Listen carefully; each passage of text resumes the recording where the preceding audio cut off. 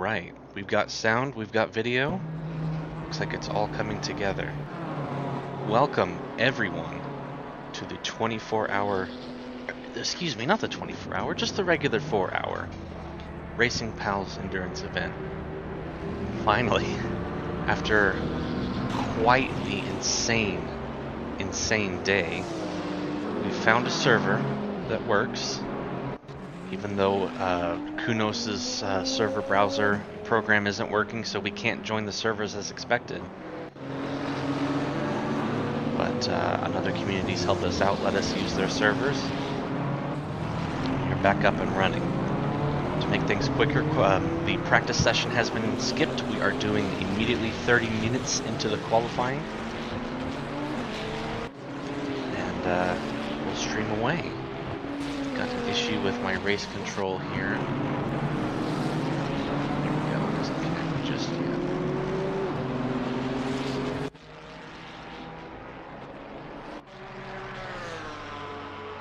So we are in for a very interesting, very crazy, very wild event today. Not only is this the biggest grid that Racing Pals has ever hosted, this is the most number of classes that we've ever had in an endurance race. So, today you'll be seeing GT2, GT3, GT4, and we also have Ferrari Challenge, Super Trofeo, and the BMW M2 CS classes, all available for drivers to pick today, all with signups. Now, granted, we are starting later than expected, so I wouldn't be surprised if there's a team or two that wasn't able to stay with us and start at the expected time. But hopefully everyone that did sign up can race. I'd love to see all 6 classes have their cars running, having a great time, and me running all over the place trying to figure out exactly what class is running, which one we're looking at, and what all the colors indicate. So drivers are able to skip the whole ring and do a shortcut, a joker lap, if you will, to get their quali lap started. We're following a group right up at the front here, and we're focused on Schroeder on the Marlboro team. Looks like they had a custom livery submitted that may not have loaded correctly.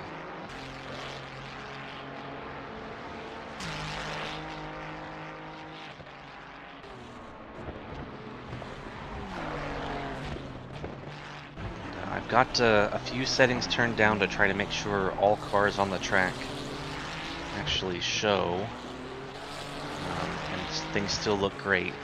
And that may mean a few frame drops here and there, hopefully nothing too crazy.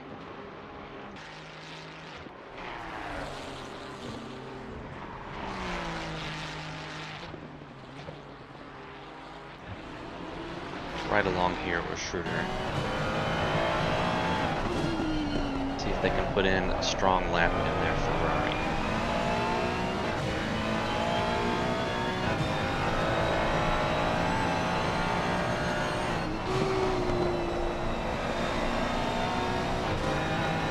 Looks like we have 75 teams on the server as of now. So hopefully everybody can get in and get a few laps in for quali. Make the best of their day today.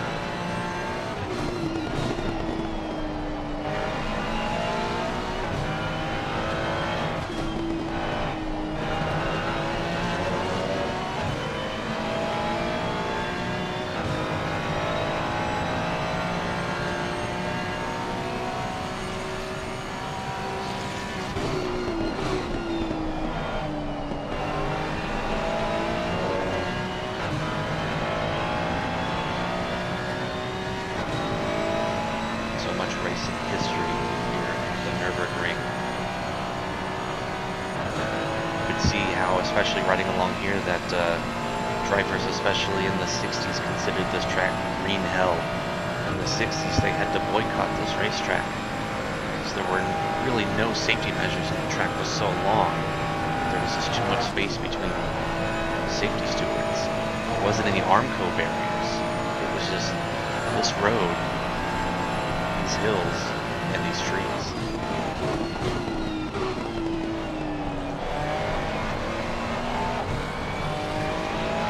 So Schroeder's caught up with the 910 car ahead. Hopefully that won't hold him up in the Quali here. Got a long list of cars to go through to find out exactly who that is.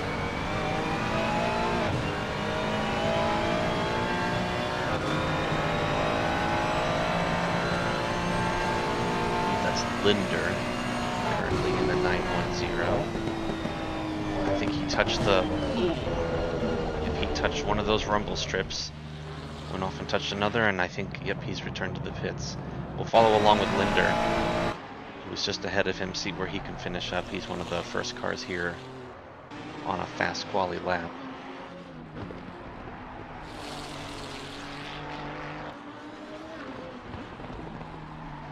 Elias Linder with Lindy Racing. The red, pink, and black actually looking pretty solid on that Ferrari, number 910.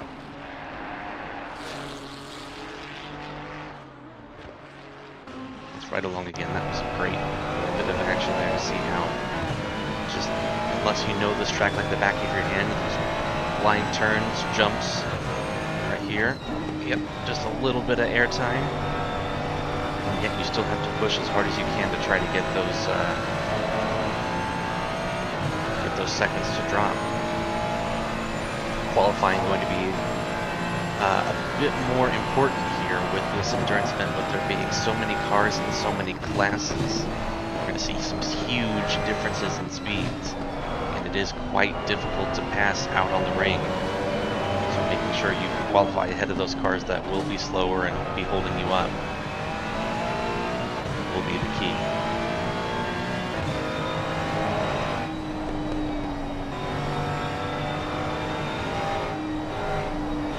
They're approaching the end of the lap here.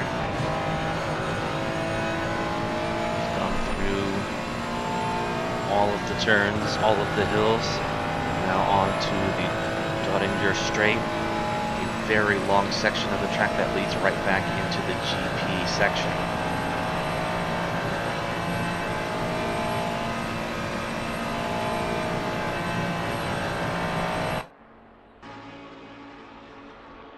These cars fly through here.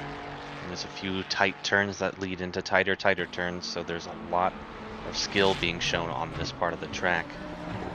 Oh! Yep, and that's the most difficult part of the track right there, I think. Trying to get the braking down just right as you enter in those high-speed turns. Linder's front end's pretty strongly damaged. Oh! And a near collision there as he hops into the pits. And we've got cars coming out of their joker laps, essentially out of the pits. Is that going to put in a time that counts with that contact? I'm not sure if it will. We'll follow along real quick here to see if any times do come in. But I do not believe that that is the case.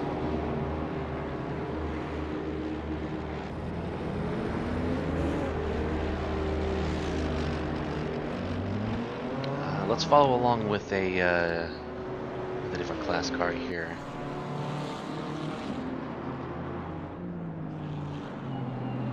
What's going on here? Car's off on the track, okay.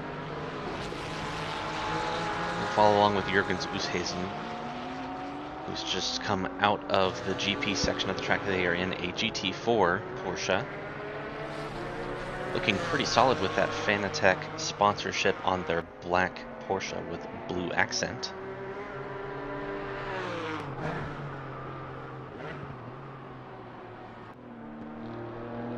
Typically you'll see Jürgens in a bright green and pink car.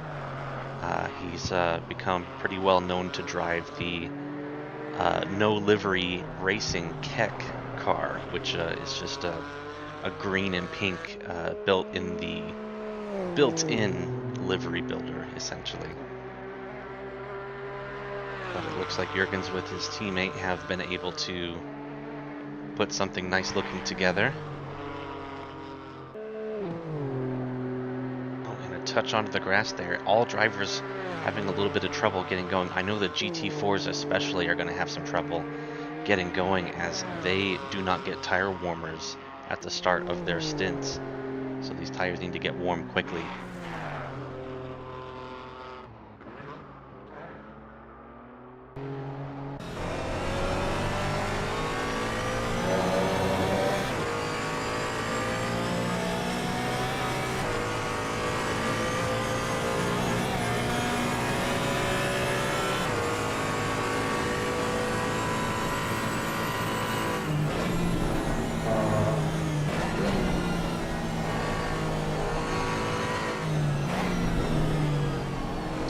Across one of the BMW class cars ahead.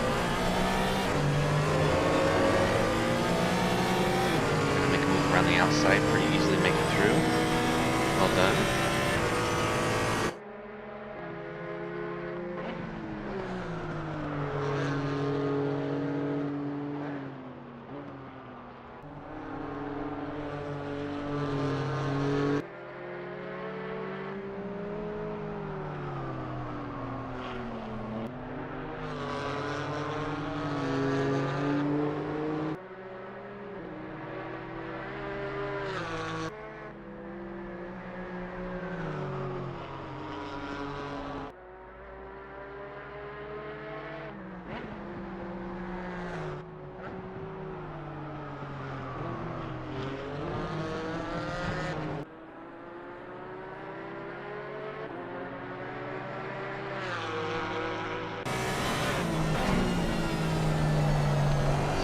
Doing quite the job of wrangling this car around the track, making sure to use up as much space as he can.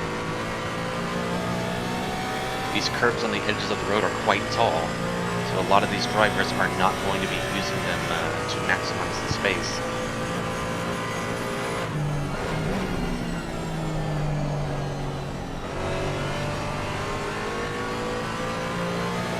Getting two wheels up on these curbs is not detrimental to lap time, but they can certainly upset the car if you hit them hard. So you see most drivers trying to avoid these, especially when it means driving safely for 4 entire hours for dirt's bent. My mic is very low. Sure, I can turn that up here. Thank you for letting me know. Test, test. Oh, I'm clipping a bit.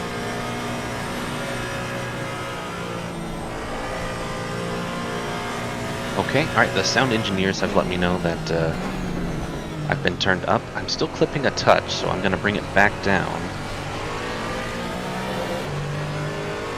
How about here? That's not too bad. If I get shouty, I'll probably clip, but it won't be too bad. Thank you again, Bulldog Kongan. Hopefully I can be heard over the ACC sound a little bit. I'll turn that down just a touch too, just to make sure.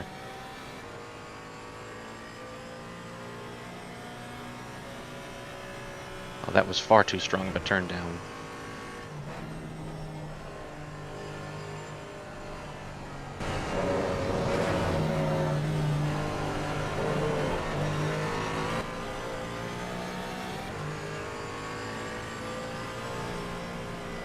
Okay. That should take care of that. Thank you again. Let's see, where are we on the track now? There's so many turns, so many twists in this track that you can easily lose your place if you're not paying close attention. And while I was playing with the settings there, didn't quite understand that. It would probably be a little easier if I was on the track there. Alright, thank you again, commenters, on helping me get that audio level fixed. Make the race even better for everybody. Let's see. Oh, I know what that is. That's our jump. There we go. Oh, yep, that's definitely some airtime there for Jurgens. Oh, that's got to make the stomach drop out of your virtual driver's body right there. There's one of the Ferraris getting by. No drama there. Once Jurgens finishes up his lap, we will go over the current standings for qualifying. We do have several laps that have come in. but we still have another just under 13 minutes for everybody to put into time. A little bit of oversteer coming out of that turn, a bit of a wiggle. Nothing this expert driver can't handle. All right, coming to the final group of turns here before Dottinger Straight.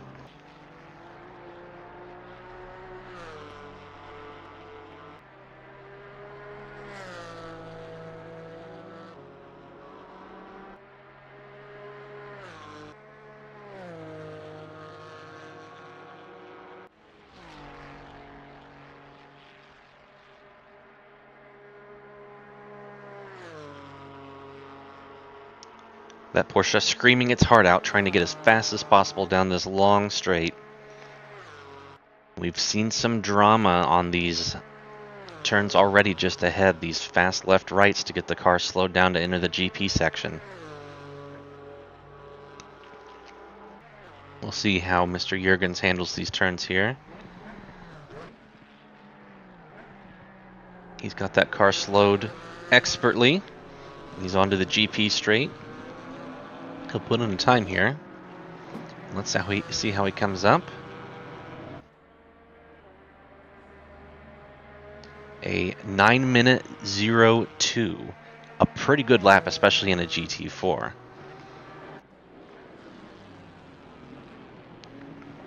Alright, so let's go through what we've got so far. For the longest time,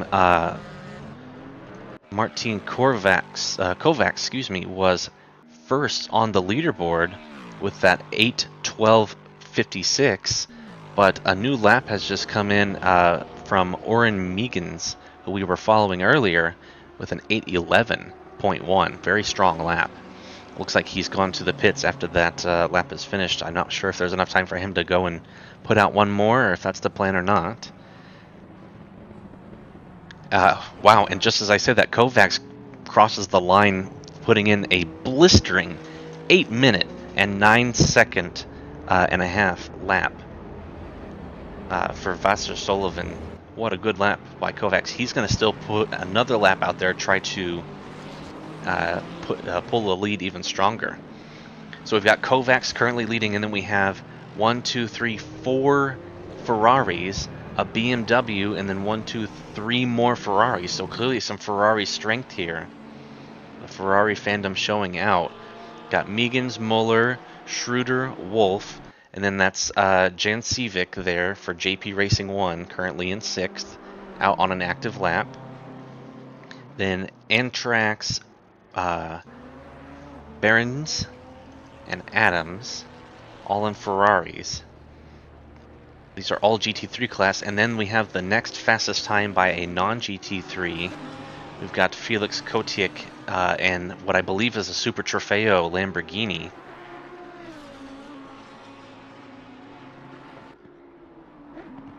Those guys are looking strong. We've got Englert here in the number 3 Porsche, currently in 12th. A lot of these times are very close. Let's see if I can get it to show the times here.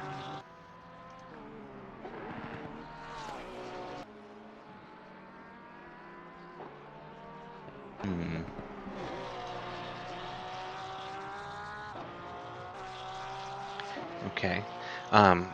So Englert's currently got an 8-minute 20.5, and then we have Michael Randall here in his Honda, also an 820 but a 0.7. And then we have our top GT4 time of an 8. I'm sorry, is this GT4 or is this GT2? This has got to be GT2. There may not be enough colors to symbolize all of the classes. That might be why I'm having some trouble. But Holtz in the KTM, number 307, currently top of his class. And Mancomer in a BMW, and Flores in a Porsche. We have Eidson currently in 822.1.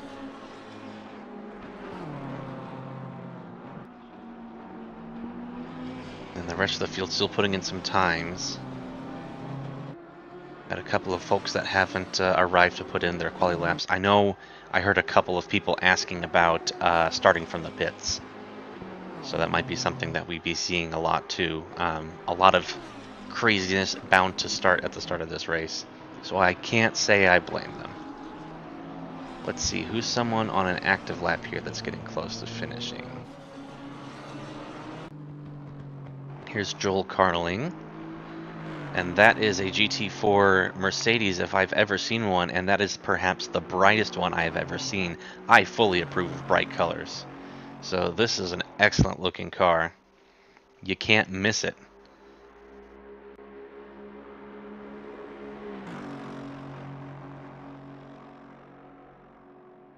Husky, thanks for checking in. Sad you can't be here either. But we'll bring you the best of the race here. I know we definitely started late, so there's been lots of stress from the leadership team of Racing Pals to get this going. But the fact that it's going at all, we can attribute to them and another racing community whose name has escaped me. That basically lent their big beefy server for us to direct connect to. Okay, here comes Joel to the start-finish line. Let's see how his lap comes in. A 9-minute 11.9. Okay. And I'm getting about 1 frame a second here all of a sudden. That's no good. See if we can get that figured out.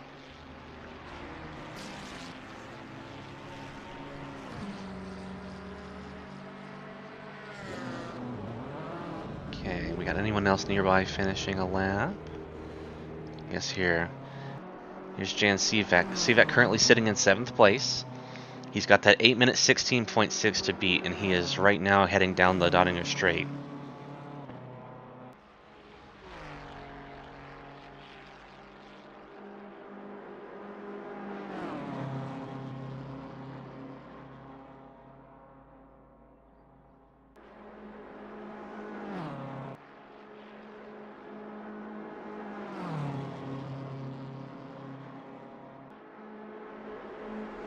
Go into these tricky turns here at the end of the straight.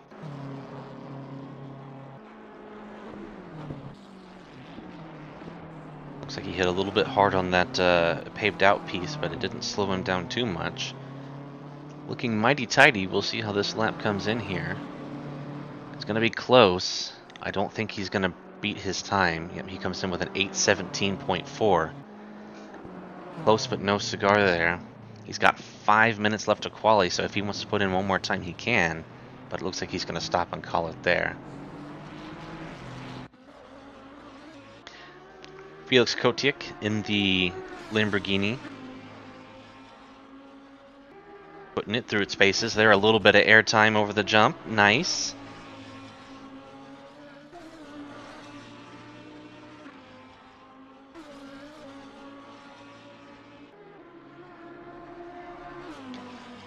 As far as I can tell, he might be the only Super Trofeo that has made it to the grid so far. But that won't mean he... Oh, man, look at him send it through these turns. That won't mean he won't join us and have a great time. Especially with some of these times, he might be here in the mid-pack of the GT3s. Oh, a little bit of the rear end sticking out, coming out of that cambered turn. But he's coming to the final turn before the straight. We'll see what kind of time he can put in here.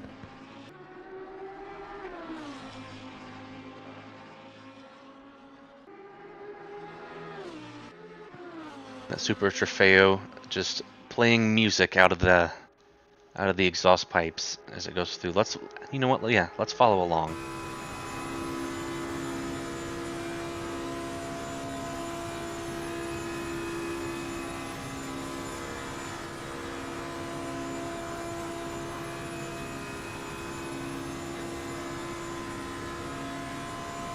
Holding that high note there in the top of Top Gear. Just look at the speed that this car can carry through these turns here. Hard onto the brakes for these turns into the GP section. That car a little bit squirmy, but still lots of power. He's got an 8-minute 20.3 to beat. It's going to be close. He puts in an 8:19.7. Well done. That's going to bump him up to 11th place overall, up a few positions. Excellent driving. Got 3 minutes left in Quali, so anybody that's left that hasn't started a lap here in the next 3 minutes is doomed to finish with what they've put in so far. Let's hop over to, let's see, we've got Silvio Slama in V8 Racing's Camaro GT4, another great sounding car, finishing up a lap here soon. They have got an 8-minute 58-second .1 to try to beat here. Very solid looking paint as well. That dark blue and light blue is really great on the contrast. Looking good. Definitely adds a few seconds to your car, so they've definitely got that speed boost.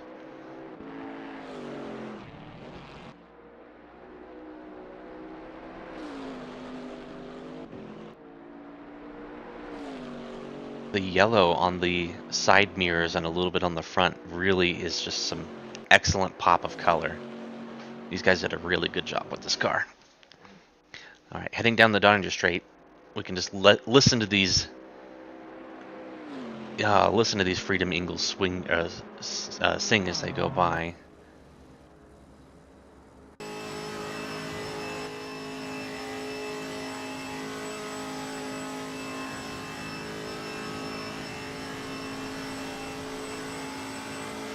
can hear those straight cut gears as well. Alright, they're going to send it into these tight turns here just before. Whoa, yeah, alright, a little bit of excitement coming onto the brakes, but nothing that this driver can't handle. Alright, coming in, they've got that 8:58 to beat. That timer clock looks like they're probably going to beat it if they can get to the line quickly here. And they do, an 8:56.8. Pretty solid lap there. They're going to call it there. They could have put in another lap if they wished, but they've decided that's their last one. 40 seconds left for anyone to cross the line that hasn't. We'll go to Hildebrand here.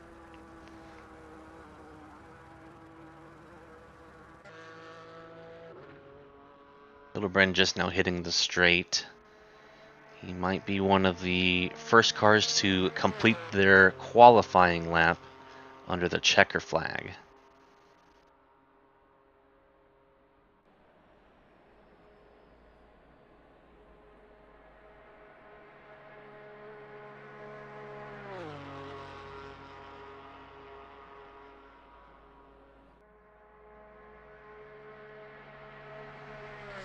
Hildebrand competing in today's event as a solo driver in the GT4 class. Best of luck to him. This is a heck of a racetrack to be racing by yourself. Oh, he goes off just a little bit there, really pushing to get those last moments. And I think that's ruined his ride there for Quali, so he's going to finish up there. Alright, so the timer for qualifying has ended, but that only means that drivers cannot start a new lap. We have several cars still out on the track. Let's see, who is someone that's a good chunk of the way through their lap. We'll go here to David Kraft, the Jamaican bobsled team. That looks like a GT2 Porsche that he is racing in. So look at the yellow, green, and black. Yep, that is definitely the Jamaican bobsled team racing, if there ever was such a such a team. He's come upon some slower traffic here on the straight. Hopefully they don't play a part in adding some time onto Kraft's lap here. It looks like it might be a few GT4s as well. I think they're just going to be enough ahead that pulling into the GP section he won't have to struggle with them. Looks like that's the case. An 8:36.3 to beat. This looks like an actually very strong lap here. Yes, an 8:30.6. He drops several seconds there. That bumps him up to 31st overall. Well done there.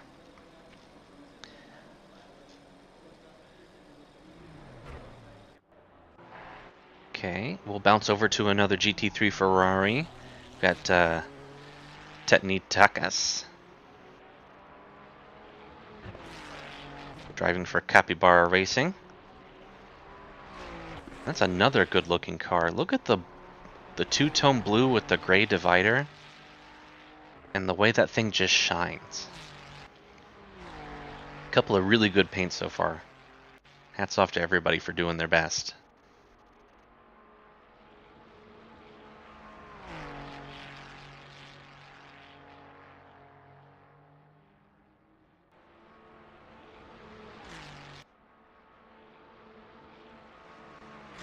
Capybara Racing is a two-driver operation, excuse me. Got Mr. Takas and then Mr. Sebastian. They'll be taking turns driving this wonderful Ferrari 296 around Nürburgring. All right, they're coming in to put in their final qualifying lap. They've got an 8:24.9 currently best up on the scoreboard, and this one's definitely going to be an improvement. Yes, an 8:22.3. Pretty solid, bumps them up several positions up to 19th. Well done to those to that team.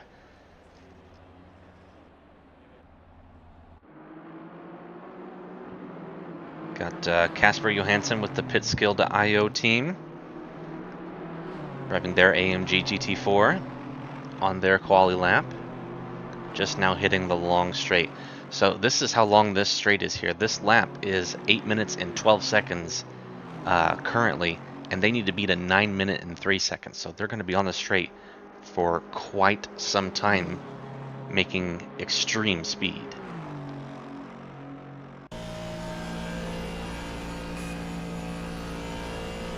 Looks like they have maxed that wonderful German car out down this straight. 8 minute 37, 8 minute 38. The time ticks. They can't go any faster.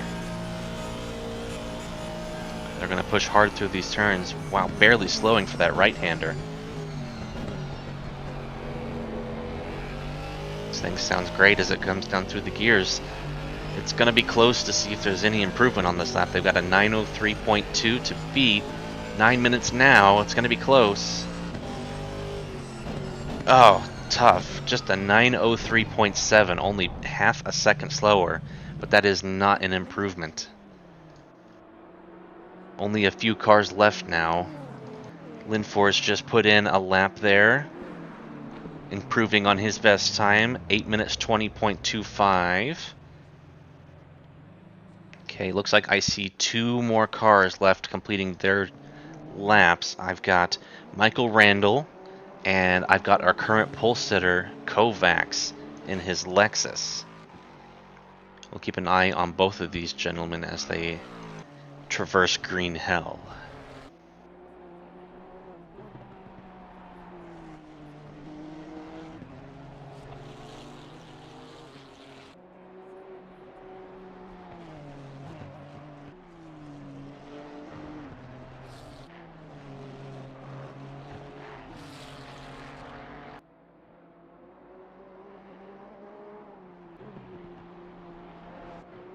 Curb Crew Shortcake, a two-driver operation today in their Honda GT3. Michael and Liam Hinman are your drivers for the number 18 today.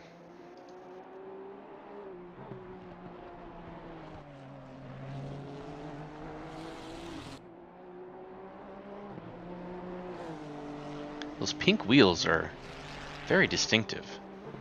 No airtime over the jump. But a lot of those GT3s are running so much downforce that even if they go over the crest of the hill, they don't really catch much air.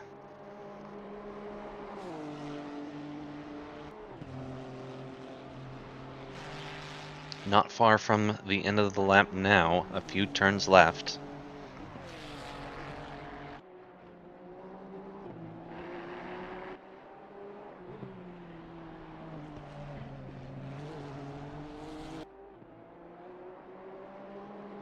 I believe that is the Kleines carousel there, that banked left-hander.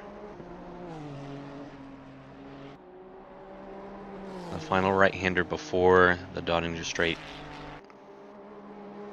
Let's see if Michael Randall can put this number 18 higher than 20th overall for qualifying.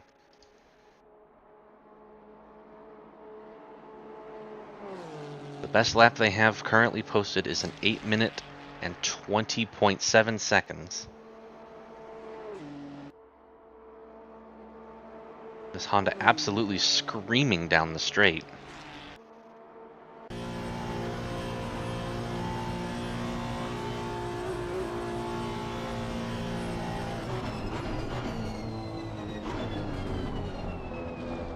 Aggressive over that curb, not bad. Aggressive over the left-hand curb.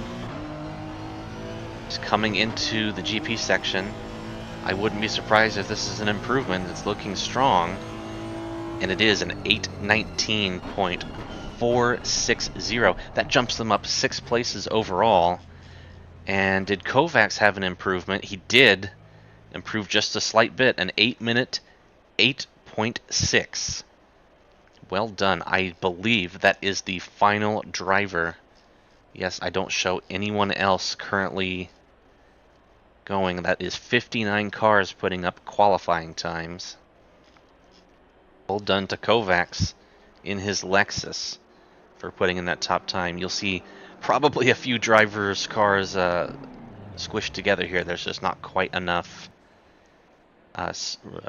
pit stalls for everybody.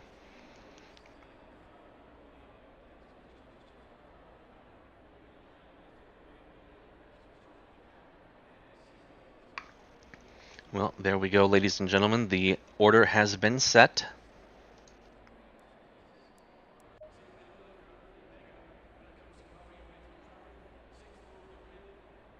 Alright, so let's go through the field while we have the time here. Kovacs takes the pole for Vassar Sullivan. Then it's Infelix Racing's Oren Meegans. Team Eurocamp X-CAF. Then we've got Marcel Muller. Downshift Dynamics, Manuel Entrax. Lots of Ferraris up front. We got Ferry Schroeder from Marlboro. We've got Whatever Team, currently being driven by Jay Wolf. We've got Lucas Capera. That's a very good looking car. I'm surprised we didn't catch that one on stream so far. And then we've got Tim Holtz there in the GT2 KTM. Robin Hoogland for Infelix Racing. Mike Pitawad-Meyer for CRL Racing. Dominic Englert, number 3. The Argentina Racing Team, currently driven by Leonardo Oscar. We've got the Curb Crew Shortcake, still manned by Mr. Randall. Felix Kotick in the Agile Works Racing. Yes, this is the Super Trofeo. Then we've got a beautiful Aston, HVML Esports Team, Daniel Dohanos. David Adams with Moose Racings. The big Sniffa BMW Buddy Burnouts, Oscar Lindfors. Enzo Parker with Big PP Esports, love the name. Got Osaka Bachi Racing, currently being driven by Son Angel. Christian Sipos, currently driving the HVML Esports team. Jose Flores, Autocompetencia. Apologies, that was poorly said. Number 12, Noah Macomber with Big Bird Surveillance. I like that team name, that's good. Cars are starting to pull away now. 24th, QRT Esports. 25th, the Gravy Seals. 26th, Capybara Racing. 27th, German Performance GT3. 28th, BMW Sim Racing. 29th, Lindy Racing. Uh-oh. That's not good. Did I have a disconnect? Oh dear. How's the stream? Stream appears to be up.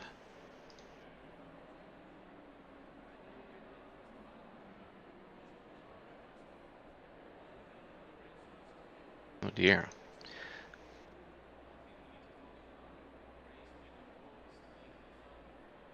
Okay, the chat is alive. I am seeing... Oh! Interesting. Okay. Well, thanks a lot, Kunos. The servers are back up. The Kunos servers are back up. Not just the ones that we had to... the ones that we had to borrow from another community. So I believe we might be going back to the expected server. This one was at least being restarted.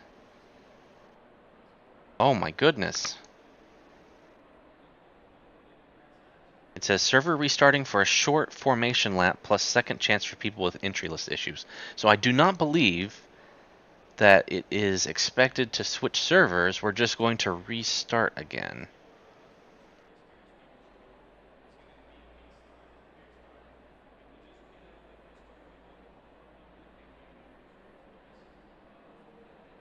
Brother.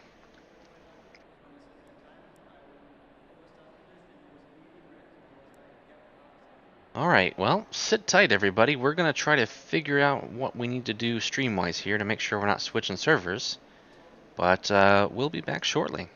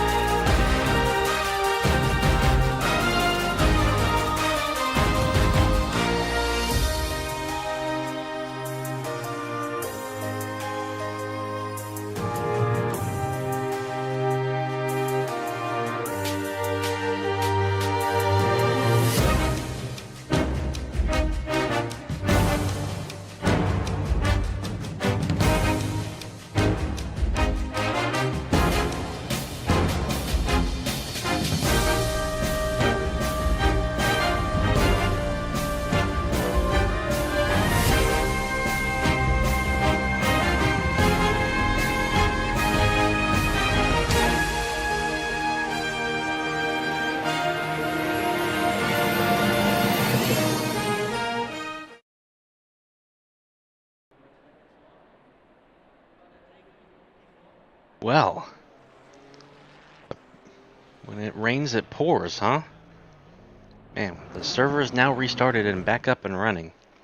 If you're watching along and waiting to join back into the server, please do so now. They set up a 5-minute free practice before the race event, so everybody could get in.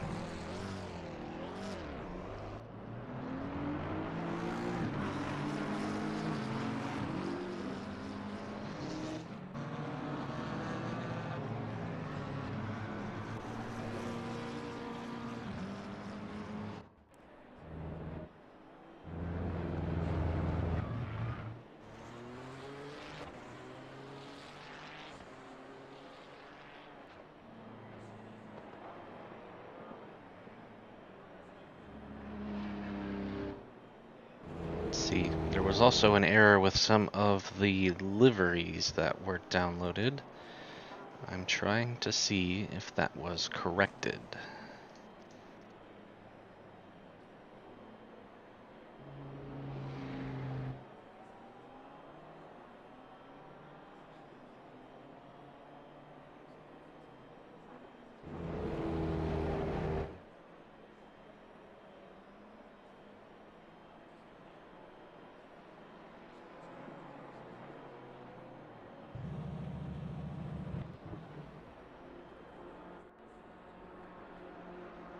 Huh.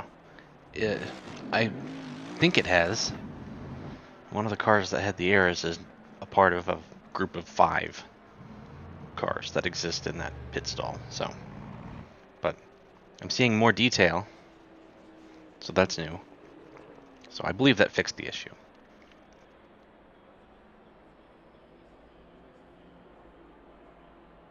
Alright, well, thank you for your patience. The race should start here in about 5 minutes. Oh, there's a car back there that's all carbon fiber. So it may not have worked for everybody, but it worked for most, it seems.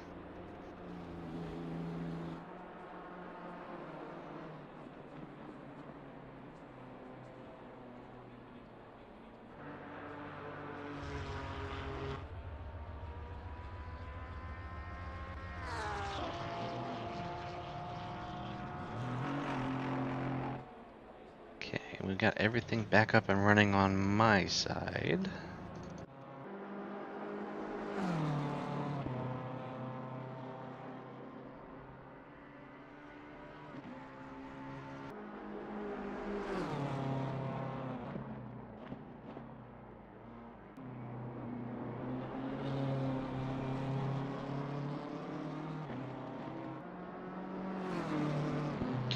Qualifying results from the previous session were saved and should be ported over. So there should be no troubles there. I believe the qualifying times themselves may not be ported over, but the order is still saved.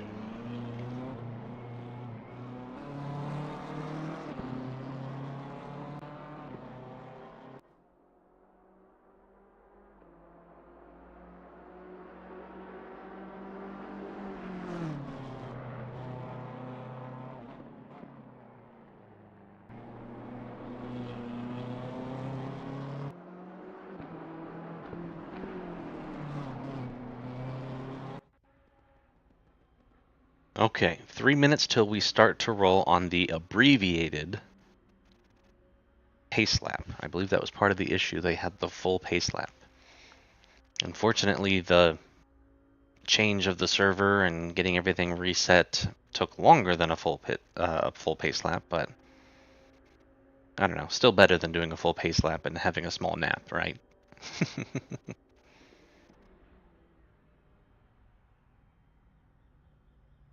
Right, we are fully up and running.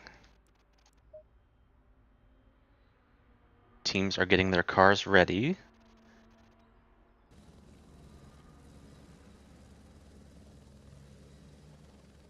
Ah, yeah, that Marlboro Ferrari is also looking good now. There we go. So that did work on most of the cars.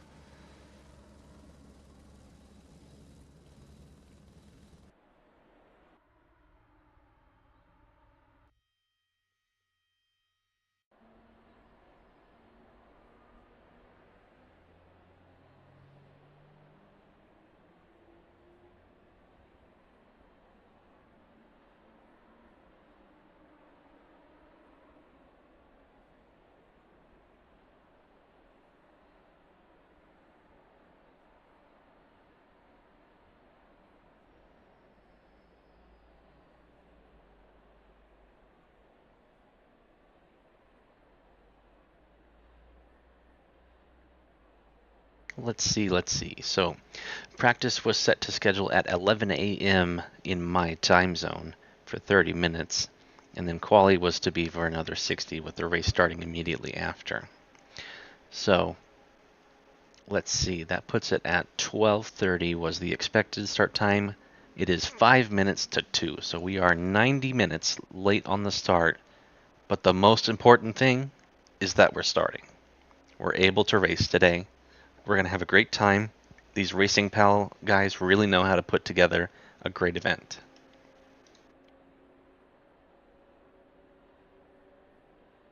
A lot of the drivers kept themselves occupied during the server reconfiguration by posting a bunch of silly GIFs in our Racing Pals Discord.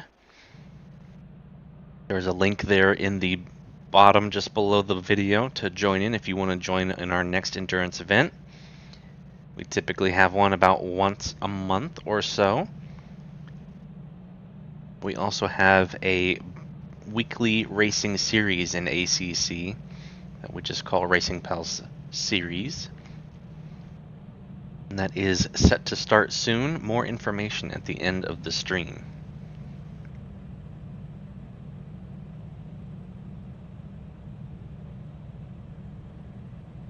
Sounds like the drivers have started their engines. They should be starting to roll off the grid here shortly and begin this wonderful 4-hour endurance racing experience here at NORDSCHLEIFE.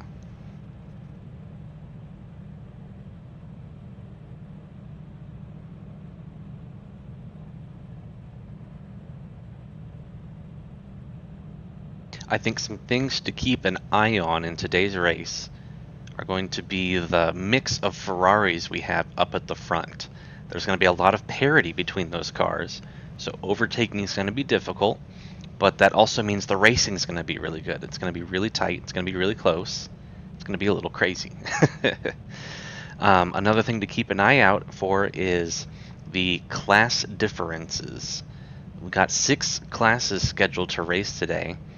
I think maybe only 5 of them have arrived, but 6 classes have shown up, all with different levels of speed, different levels of power, different levels of aerodynamic downforce.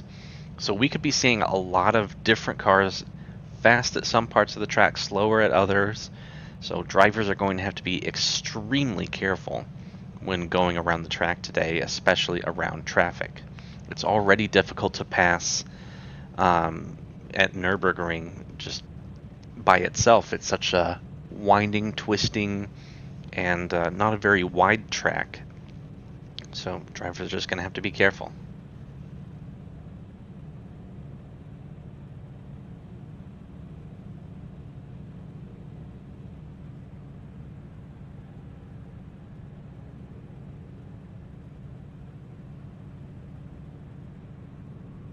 Looks like we have put in for a red flag.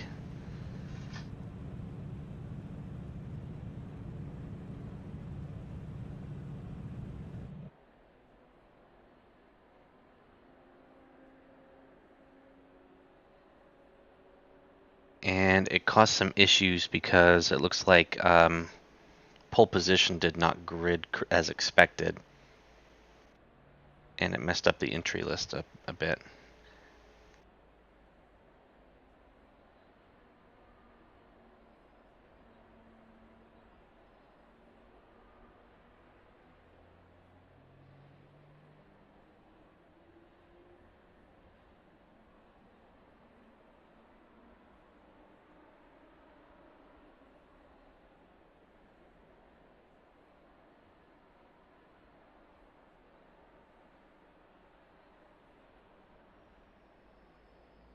Okay, note from the admin team, yep, it looks like there was an issue with the starting sequence, so they restarted the session to try to correct it.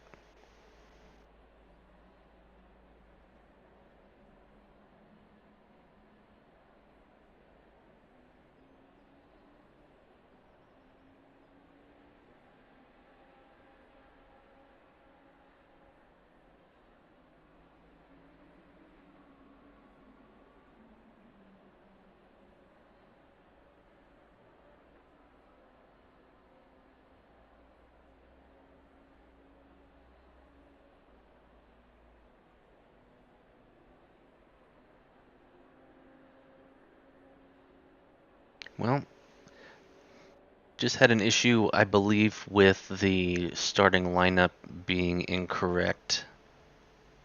So we did have to restart the session. I believe they are happy with the results of that and are looking to start as expected.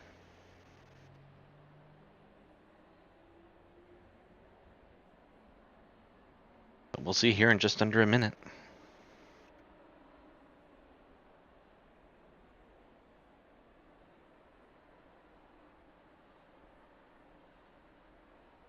A big hats off and thank you to the admin team working so hard trying to get this working.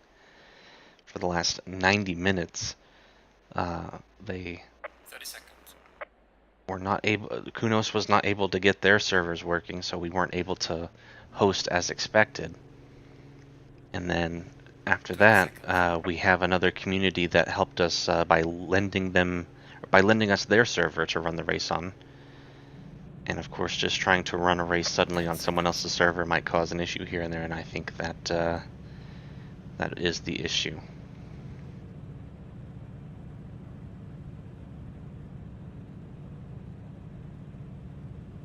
Okay, we should hopefully be seeing the cars pull off here.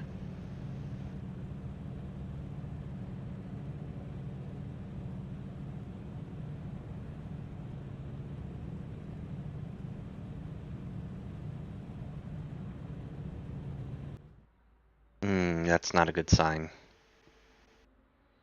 It looks like the same bug occurred there again, where for some reason the cars are not in the correct order according to the game, even though the starting lineup is correct. They're going to do one small server restart.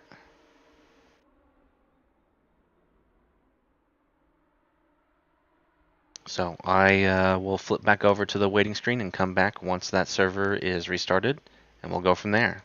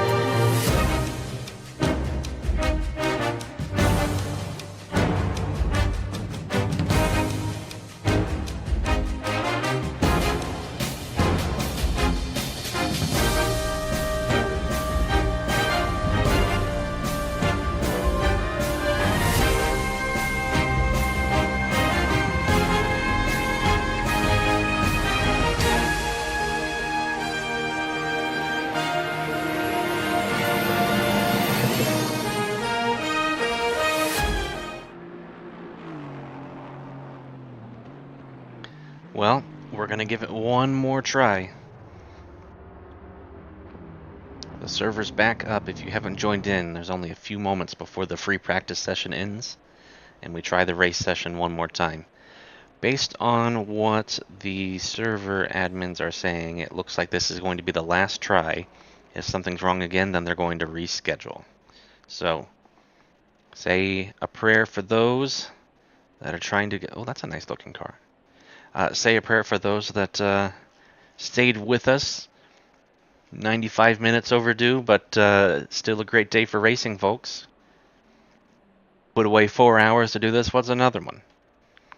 Surely after 4 hours of racing, you feel a little sweaty and you need an hour-long shower. So maybe we can just skip that and throw on some extra deodorant.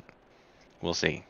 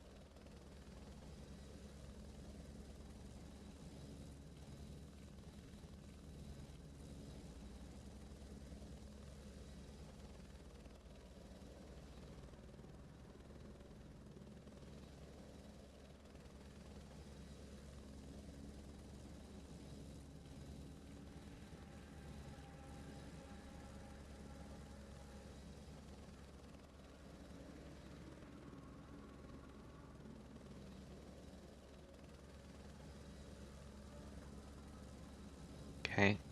I'm seeing in the chat that a few folks were having trouble with driver swaps and getting back into the car as expected. Hopefully this bumpy start does not prevent us from getting going off the line here.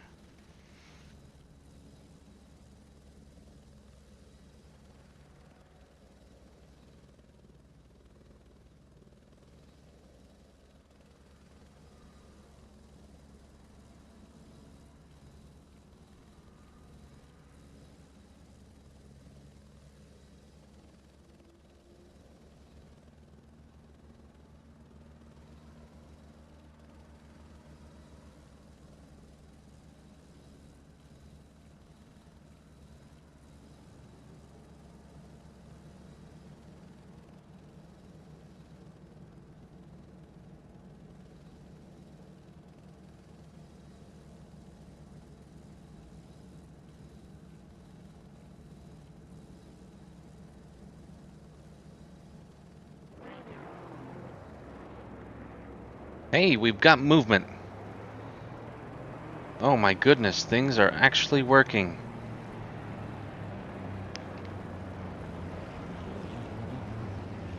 Wow. Well, congrats to the admin team for having 95 minutes straight of headaches. We can finally get this race started and going.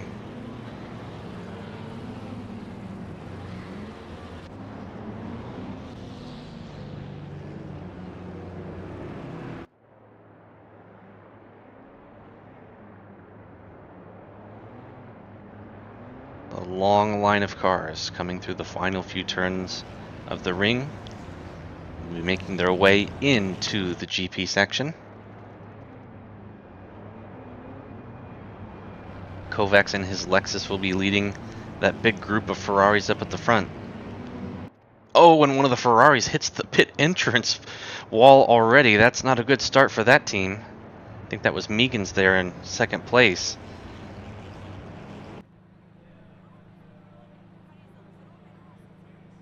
Good thing that cars are ghosted right before the start. That could have been really bad. There's the green flag, and we have started the 4 hours of Nürburgring after a 95-minute delay. Here we go into the first turn. Lots of cars coming through, A bump here and there, nothing too serious. The second turn, someone does get a half spin, but pointed the right direction. I don't see any major issues for any cars. There's a car off into the grass, and a car sideways there. No major pileups so far.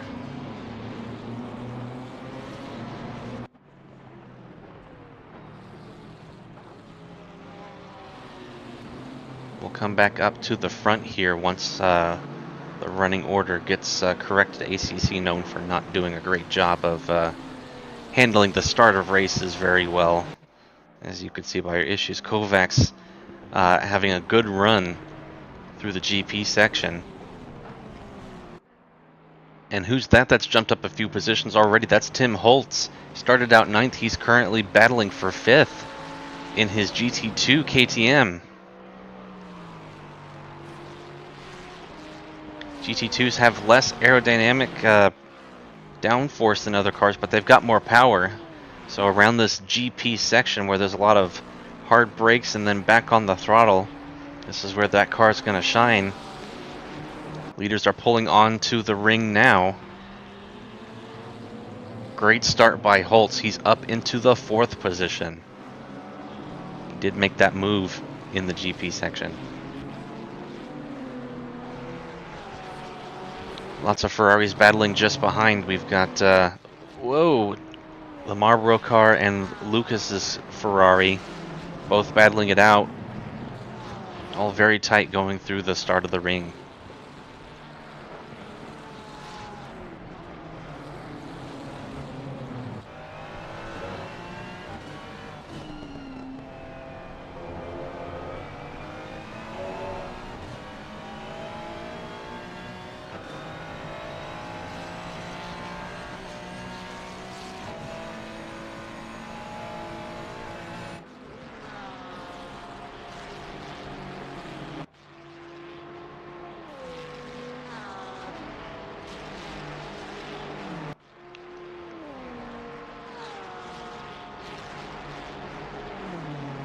So that's Schroeder just behind Capera, right on the back end.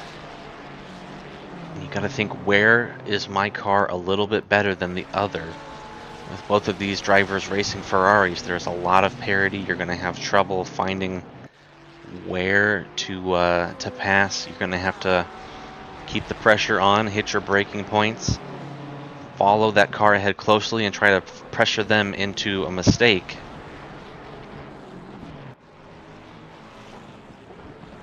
But Capera doing a great job of holding on. In fact, actually catching a bit to the Ferrari ahead of Sainog.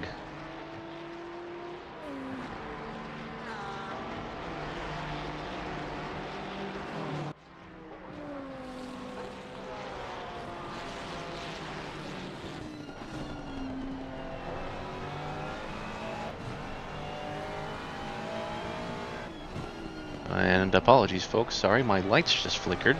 So if the stream suddenly dies, that's on me, not the servers this time. My goodness, just when you think you've had it all.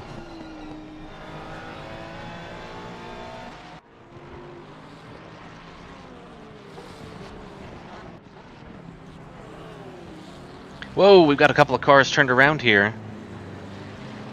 That's the whatever team. Are they going to find a place to turn that car around? I do not believe they are. They're going to have to hold into that position for a little bit. They've got a small break here. Are they going to try to turn? No, they're just going to have to wait. What a terrible outcome there. Let's see if we can see what happened. And pull a replay up here.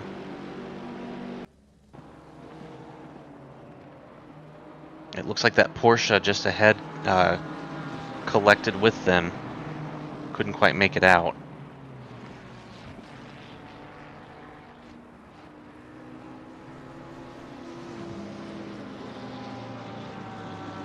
Apologies, I can't skip ahead on these replays here, so another 7 seconds we'll be back in the action.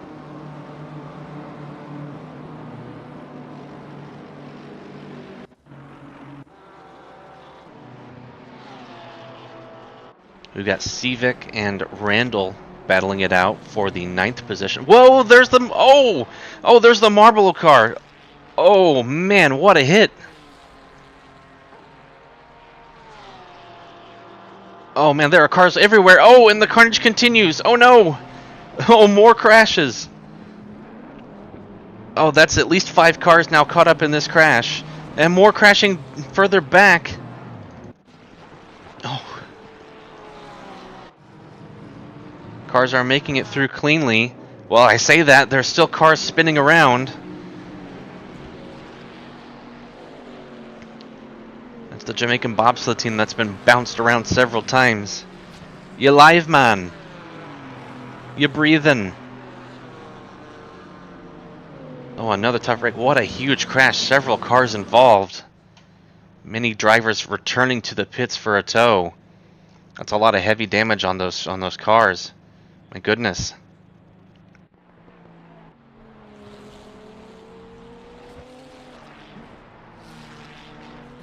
The scoreboard's having a bit of a fit there with so many cars bouncing around, going back and forth. There goes seat post, and there's a car spun up ahead again. That's Niels Kradenborg. He gets the car going again, but is slow over a blind turn. Here come some cars behind him. They're able to slow and get back going again.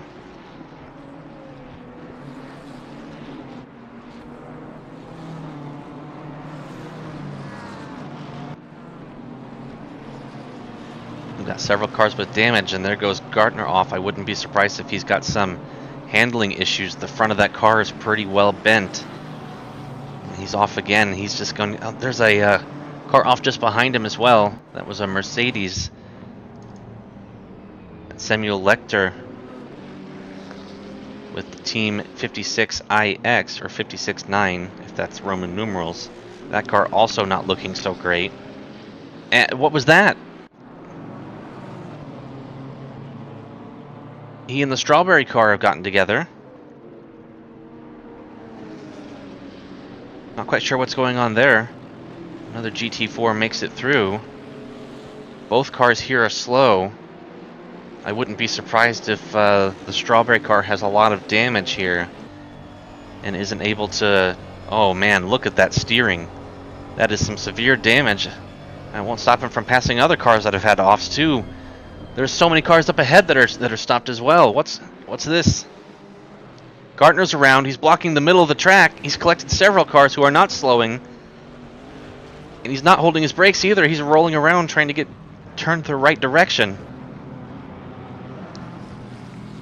He's back onto the track the right way. He's got to have some severe damage. He can't control his car. He's caused another accident.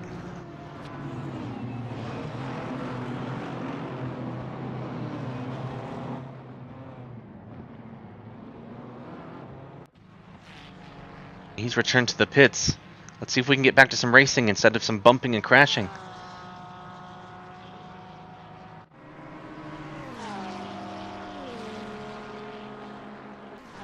We got the MT Racing Porsche right on the back of the McLaren. We're going to see how many of these guys are coming into the pits. We've got several cars that have damage, but how bad is it? There's one car that's peeled off into the pit lane. We're going to see a lot of updates for positions here. That has been an absolutely insane first lap. We made it through the first couple of turns rather smoothly, and then a couple of folks really having trouble through the ring. They don't call it green hell for nothing, folks. Got Maximilian Sievert heading into the pits, several cars into the pits. Andreas Rogel able to take advantage of keeping his car relatively clean. There's some bending on the front, but the damage doesn't look very severe. Looks like someone also bumped him in the rear, but he's able to pull ahead. I think he jumped about 12 places. They're just avoiding the pits and avoiding major issues.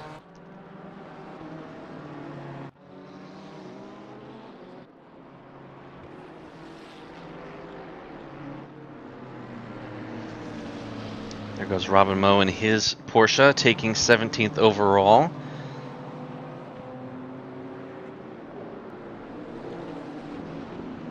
And there is Mario Alves in a Ferrari challenge, I believe. Looking to make the same move on car 115.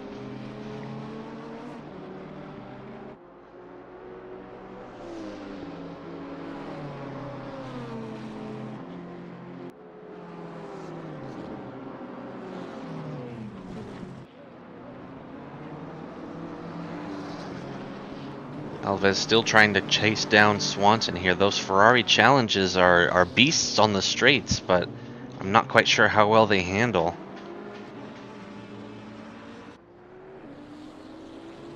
I'm glad to see this livery is building or showing correctly as well. Lots of detail all over this car. If you're not a huge fan of what some people might call the waifu cars, you might want to look away.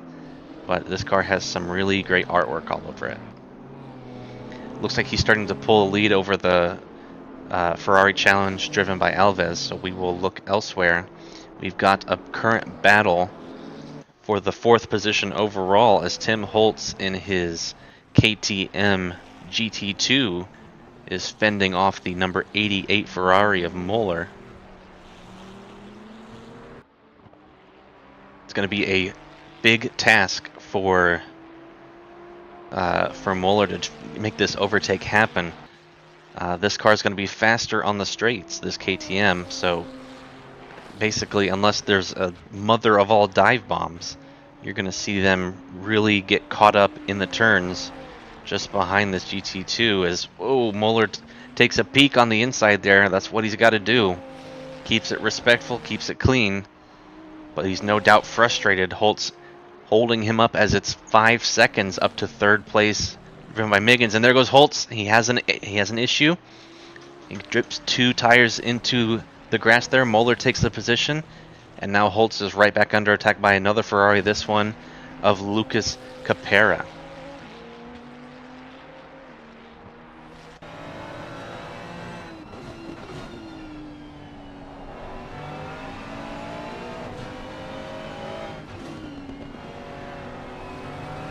You see the GT3s have no issues holding their own against GT2s in the curves, but right when they hit that straight, look at that GT2 start to pull away. There's nothing you can do. There's no replacement for displacement and power.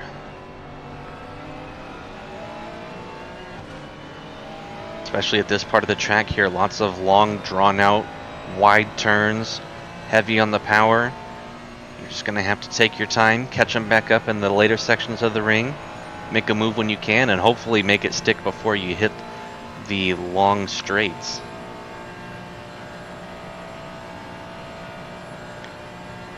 That gap has opened up to almost an entire second now, and they were right together just a few turns ago.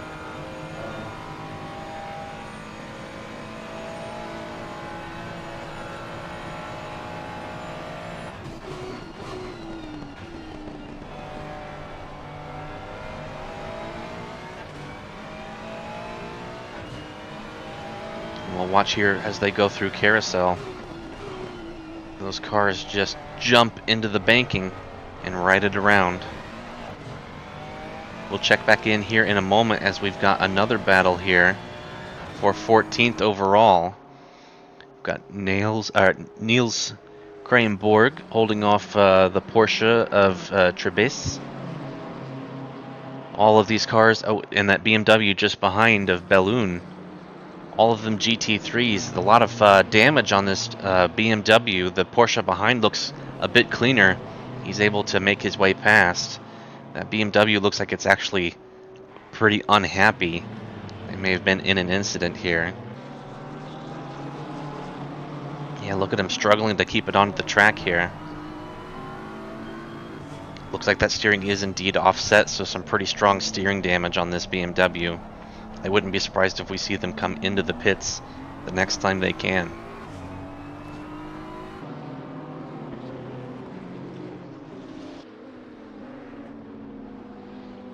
The GT2 Maserati of Peter Van Lishout LP Racing just dropped an overall position to the the 277 of Marco Robb. Positions are changing hands rather quickly. I think drivers have come to their senses after a very rough and tumble first lap.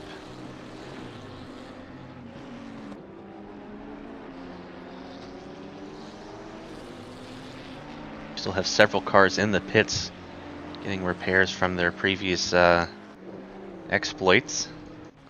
We'll come back up to the battle for 5th. Tim Holtz in the HK KTM GT2 still gathering up the space ahead. It's 5 seconds now up to Holtz coming down to the Dottinger Straight. Let's see how much time is made up on this long straight where the GT2 can stretch its legs.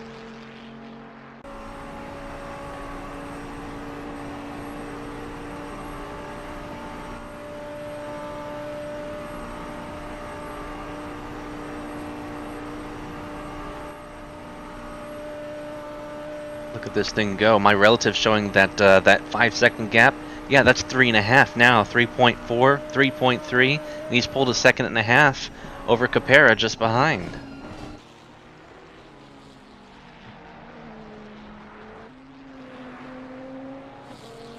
Just a few tight turns and then onto the GP straight. Some more time to be made up by Holtz.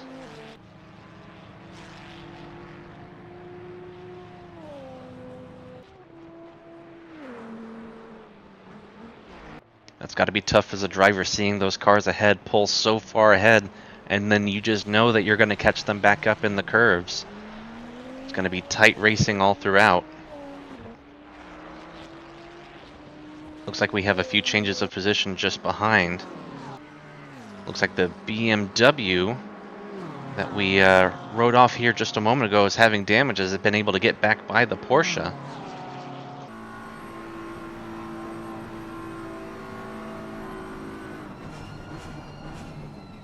Couple of cars with damage here. Will they be keeping out on the track, or will they be diving in to get repaired? They have to keep this car clean for another 3 hours and 42 minutes. Both drivers are going to stay out on the track and keep pushing. Do what they can. Got some action in the GT4 pack. Got Daniel Steiner under pressure from another Porsche of Mach. Both of these cars appear to have some pretty solid damage. It's been a rough day for a lot of these drivers already. We have a couple of penalties that have been issued out. It's a stop-go 30 for the 910 and a drive-through for the 727.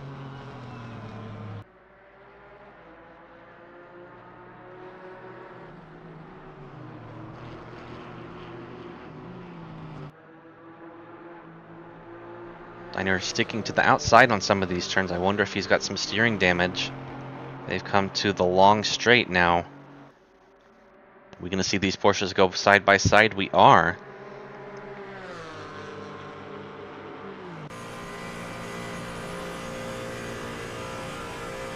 Steiner does yield the position to Mach. I'm guessing Steiner's got... Oh, look at how sideways that wheel is. He's got some very bad damage there. And that's got to be affecting his straight line speed, and not just aerodynamically, but just the tire scrub of having to turn the wheel to make things right and straight down the track. It's just got to be killer. Meanwhile, while saying that, the relatively clean Mercedes of NOR3 driven by Goto is able to blow by both of these Porsches down the straight. Gain a few positions.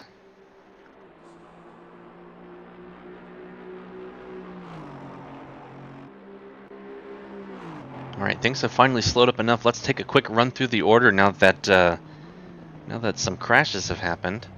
We've still got Kovacs up at the lead. He's got a near 9-second lead already over second place, and that is the 296 Ferrari of Team Eurocamp. And then Meegans in Felix Racing holding down third position, 10 seconds behind. 2 seconds behind them, we've got Marcel Muller. And then in fifth, we still have Tim Holtz in the KTM GT2 for HK Racing.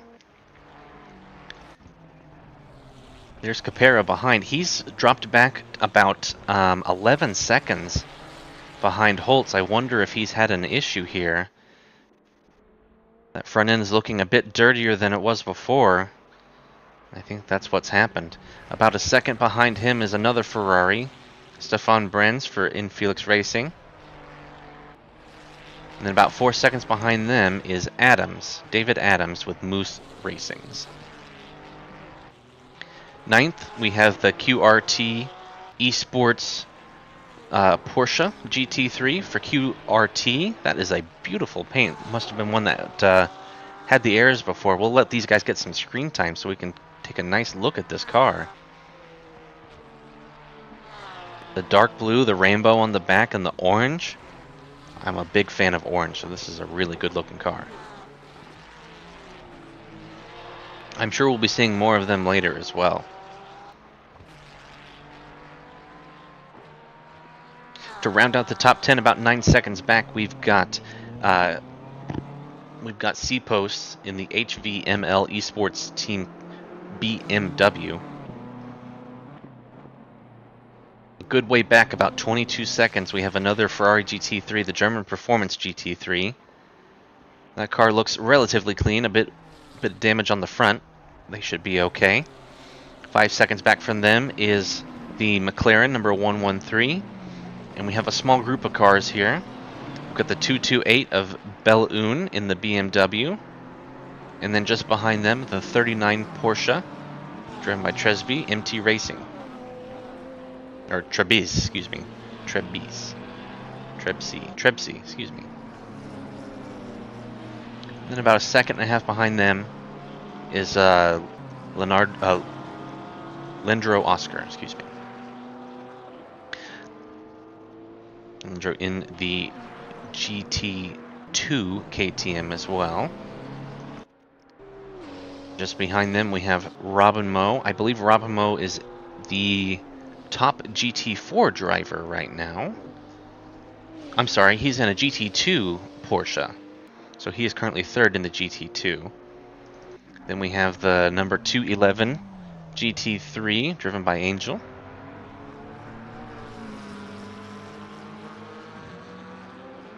And then we've got a Ferrari Challenge behind them, car number 400. And then a GT3 Roy Keller 277. That car looking a bit worse for wear, but nothing major. It's just got scrapes on almost all sides of it. This car has seen it all today. Another GT2 behind them. Weishout driving for their car, their team. Car 100. And here's Max Junk with a Mercedes that's got some front end damage there. That bonnet's sticking up. That's definitely going to be affecting the the top end speed. 22nd, we've got another GT2, another KTM, number 66. Just behind them, a GT4 of Rogel, number 26. Then we have number 3, Englert, a Porsche GT3. And apologies, I skipped right over our GT4 leader. That's Rogel. He's currently ahead. Then second in GT4 we have Hildebrand in a Porsche, which is another great looking car. We'll give this car some screen time. Look at that design all over the car. That bright blue and bright pink kind of reminds me of like a children's show from the 90s in the best way possible. Really like it.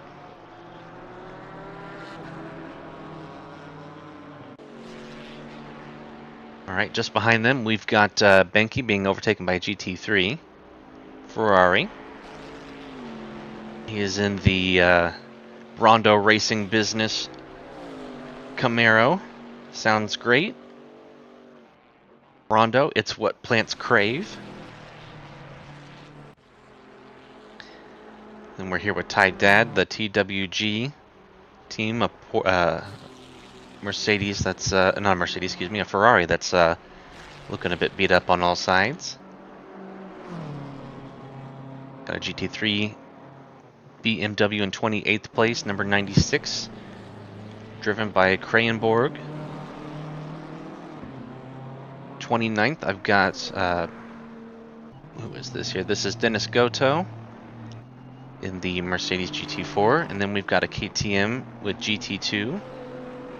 Might be off a position or two here. I'm just reading off of perhaps some out-of-date information. Let me update this.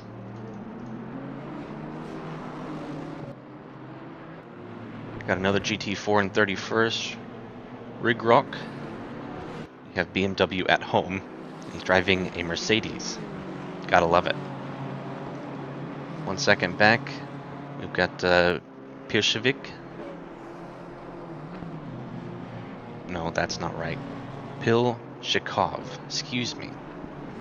Car number 700 GT3 BMW, and about 2 seconds back from him is another BMW, driven by Katsi at Walkenhorst Motorsports. Good looking car. Let's give that car some airtime here.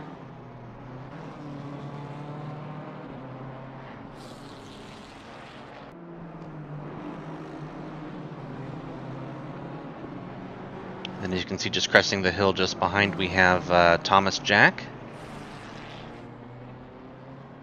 driving the number 69 Ferrari. Whoa, nearly having an off there, really pushing to get caught back up. About 6 seconds back, we've got another GT4.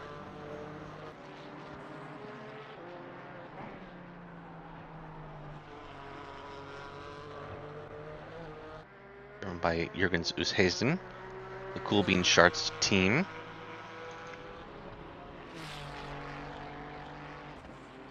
And we have Nathan Lacron driving a very similar looking car to Thomas Jack.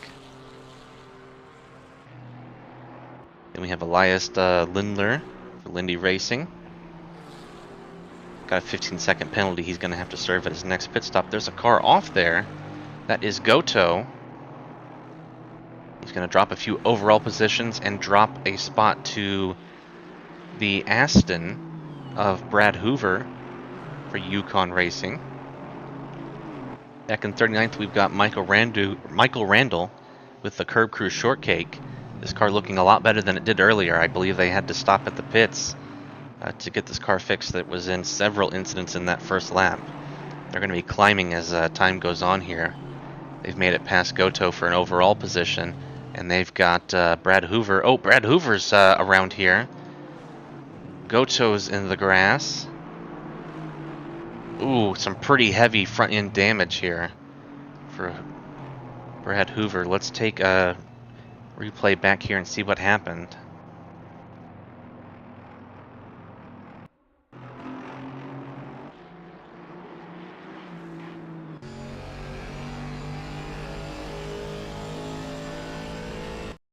I didn't quite catch it, I guess.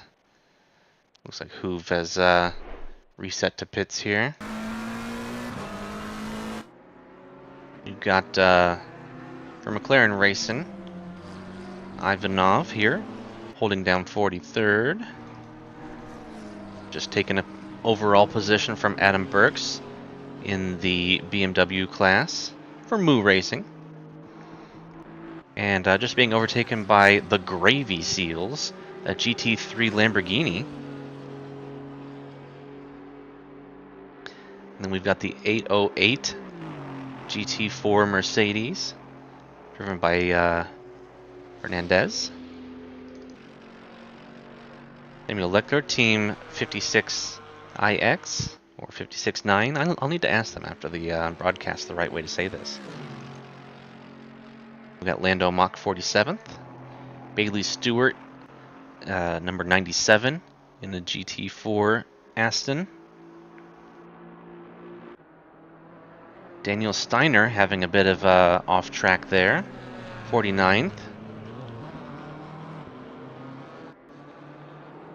The next overall position, we've got James Thompson with BMW Sim Racing. That's a very handsome BMW. Then we've got Jose Flores in the 119 GT4 Porsche. Or sorry, that's the GT2 Porsche, isn't it? How do I not know the difference between these two? It is the GT2.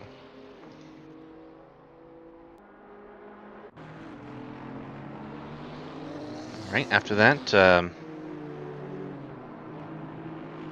hang on here. There we go.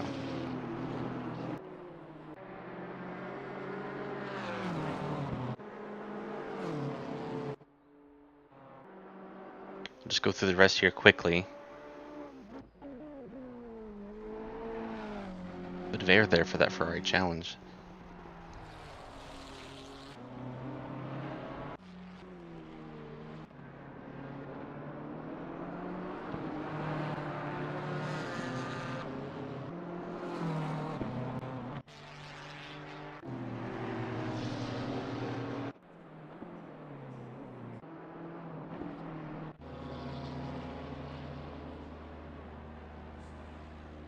Oh, it looks like this car has been disqualified. Oh my. Alright, I'll look through the field here. We've got a battle here for 13th. These guys were together here the last time we went through the field. So we'll watch as the BMW takes a look to the left of the McLaren. Can't quite make it stick. That opens the door for the Porsche, who takes a peek on the outside. Nothing going there.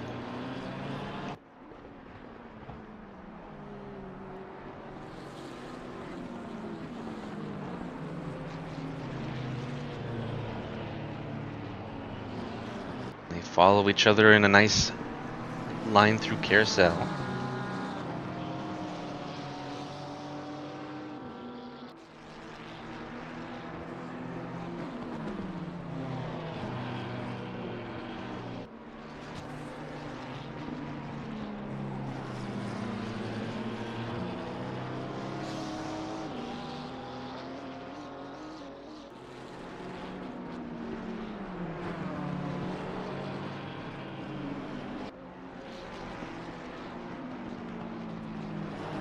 Hey Solom, you joined in the T6 class, but it was just ruining your PC. I get it. Yeah, I really had to tone back my stuff, and yeah, I'm pretty frequently having issues with frames too. So, it's a really popular event, but that also comes with its detriments. Hopefully you can join for the next event here as Balloon takes a peek inside of the McLaren there, gets a little bit squirrely on the exit, and then touches the grass. And he's going to give up that position to Tresby in the Porsche.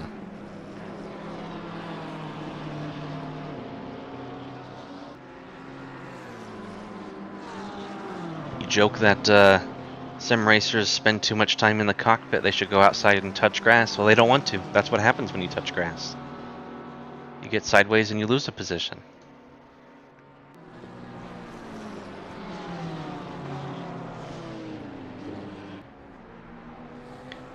Oh, and Balloon has another issue.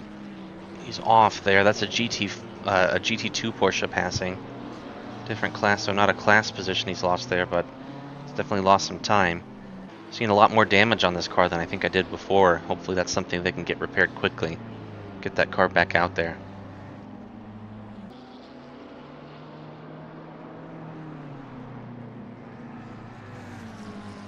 Oh, they're just still struggling. As long as they can stay out of everyone's way on that long straight, we should be okay. Got some action in the GT4 section here. Rigrock and Benke were battling there, it looks like, for position. And then Thomas Jack in his GT3 has come and split up the party.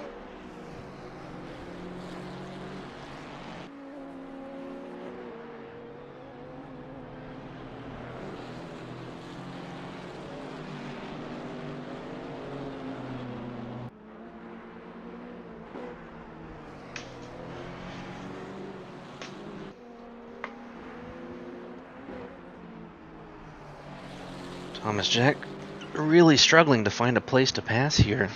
These cars are a class slower, but such is how you drive the Nürburgring. There's just so little time to hop on the accelerator.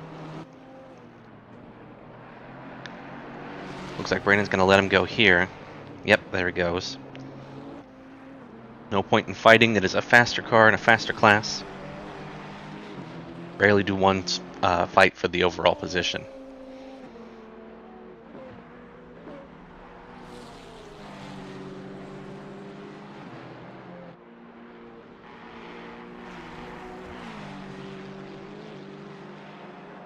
Let's see, things are starting to spread out again.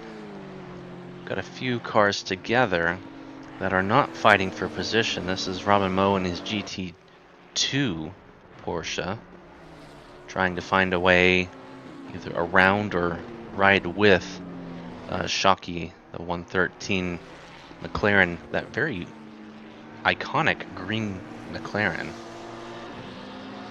And if I'm not mistaken, I think that's a Rust Ease logo on the inside there. So clearly a Cars fan. I'm really digging that green. It's really difficult to get designs like this to work well on these cars, as when you paint these cars, if you use Photoshop and use like a flat image file, all of the body panels are separated. So it's difficult to get one design to flow well from one body panel to another. You can sort of see a little bit of the body panels splitting up the design on the doors there. But with how flowy that design is, I think it actually works in its favor. So hats off to them for finding a good way around that.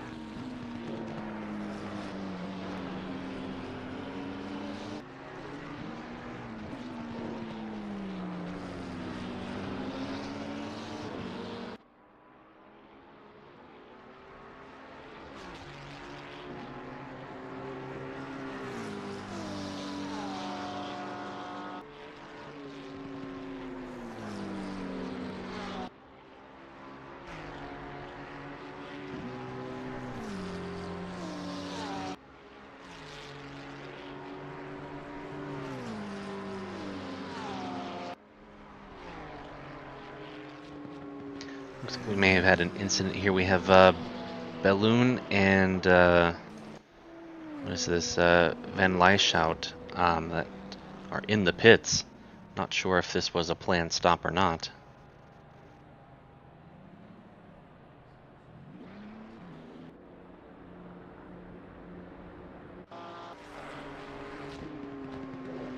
We'll keep an eye on this group here, battling for 13th overall, as they are the closest, keeping things the most interesting for us.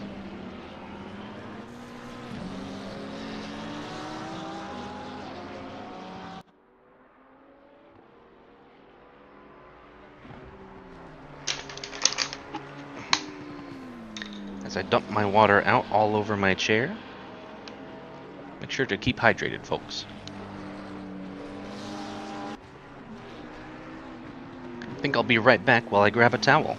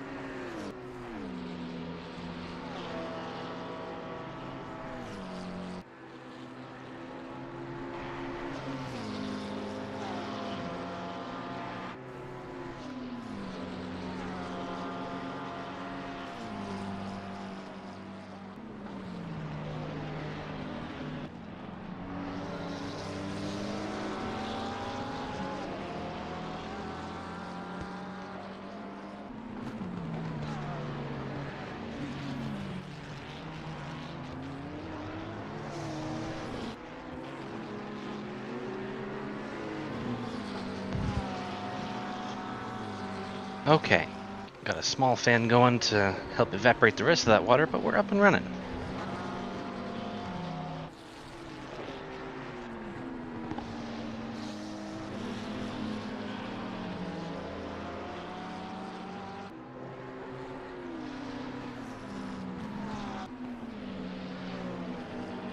Let's see, this battle for 13th is remained a close one. It looks like Robin Moe was able to sneak by Shoki LP here. And now Shoki, Trebsy, and Angel are all battling for position as GT3s here.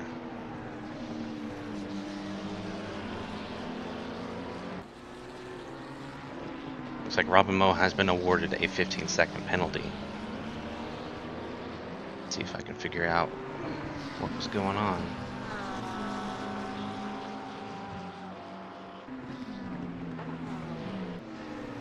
Looks like he was given a 15-second penalty for causing a collision.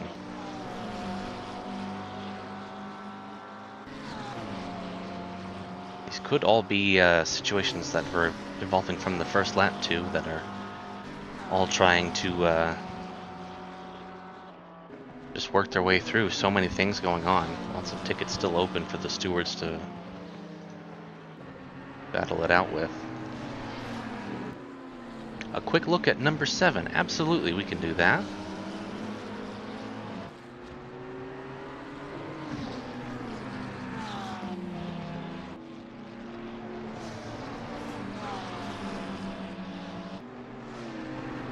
I do not see a car number 7. If you mean 7th place, we can take a quick peek here at Moose Racing's David Adams. He's about 7 seconds back from 6th and 3 seconds behind him for 8th place.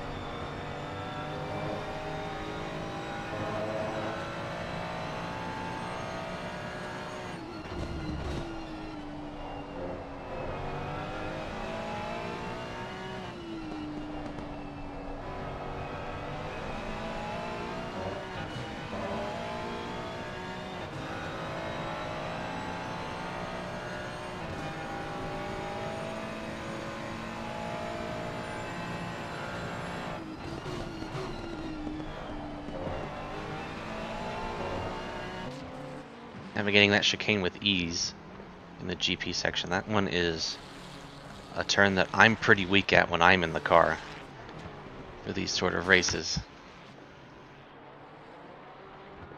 So it's a tough turn that really gets my respect when drivers get through it there quickly.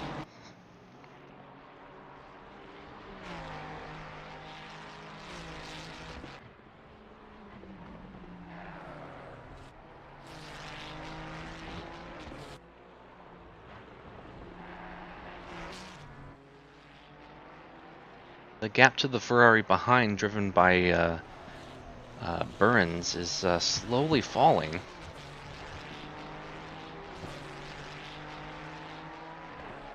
Looks like the previous lap Adams was quicker, but Burns must be putting in a couple of good turns here. Still not quite within sight yet. They're just under 2.5 seconds behind. But it's definitely a battle that we may see sooner rather than later.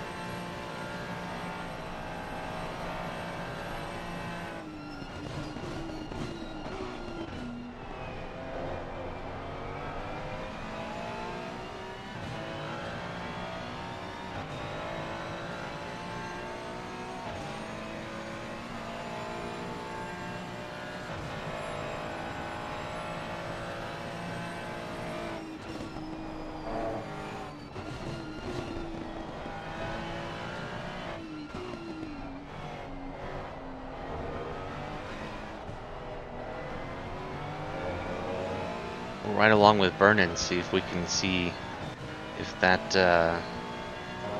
gap seems to be rising or falling here.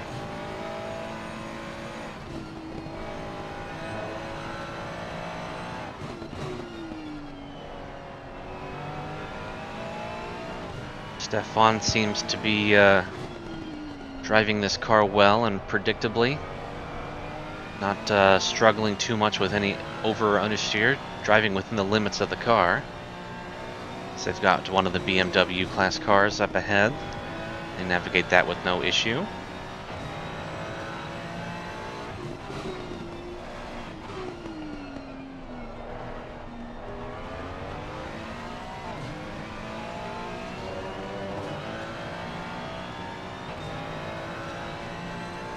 The gap to the car ahead staying very stable, still 2.3 to 2.4 seconds.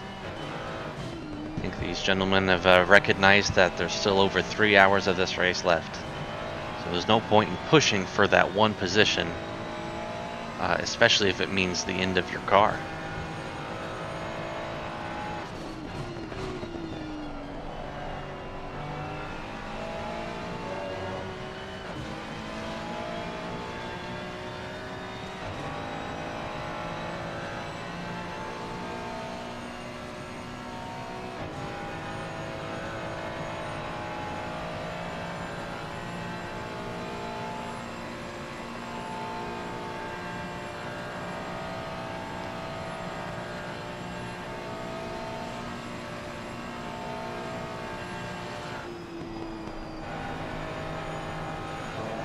Oh man, the bravery to push the car through there and just trust that the car is going to stick and that that rumble strip is going to be grippy enough for the car to stay on the track. Really something.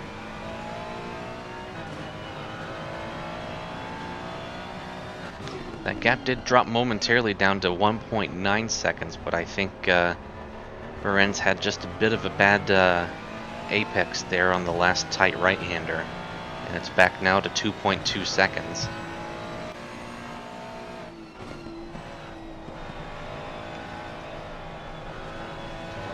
You'd like to say out of sight, out of mind. These two guys are not quite far enough away to fully put each other out of each other's sight lines.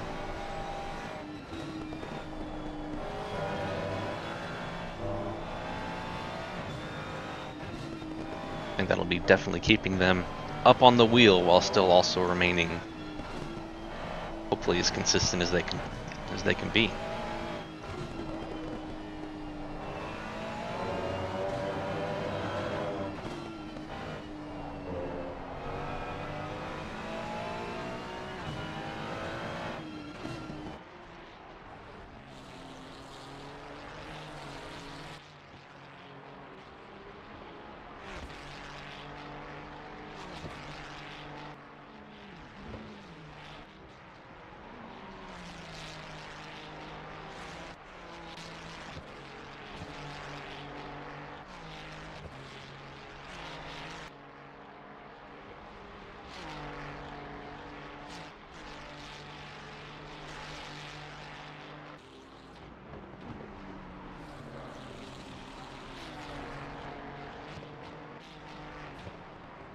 No major changes in standings or running order in the top 10 in the last 15 or so minutes. The field has spread out in a pretty wide margin. The gap from first to second is over 28 seconds. Martin Kovacs putting on an absolute clinic on that extremely fast Lexus.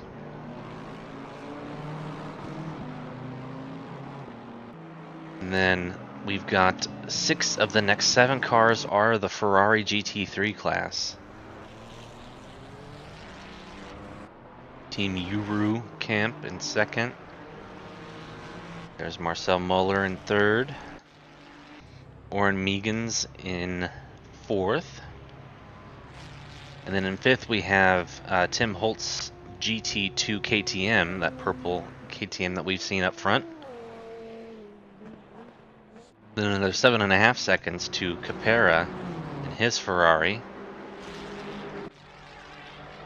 Then Adams and Moose Racing. We've been keeping an eye on Adams and in Burin's battle, which is back up to 2.5 seconds. Number 9, we've got the Porsche QRT Esports, still driven by Horman.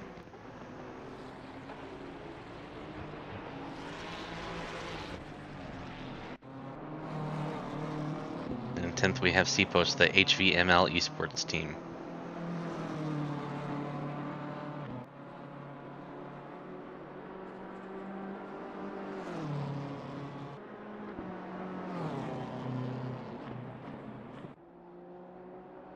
Oh, it looks like we have a car off. That's Gil Silver in ALDS. That's a Ferrari challenge car. They're immediately back into the pits. That must have been a bad incident there. Let's run this replay back and see if we can see what happened. Oh, looks like they just misplaced where they were on the track. Missed their braking point and hard in the left-hand wall. That steering is absolutely destroyed. Luckily, no other cars caught up in the issue. And they are... Yep, and they have reset into the pits. Tough break there for those guys. Bet it won't be the end of their race, but it might be a bit before we see him again.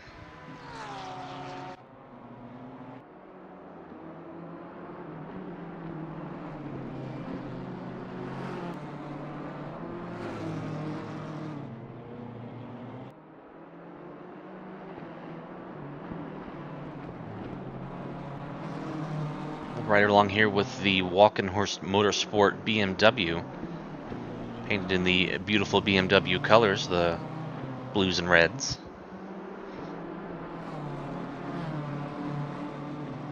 He's coming upon Pilshikov in the number 700 BMW quite quickly. Wonder if they've got a little bit of damage slowing them up.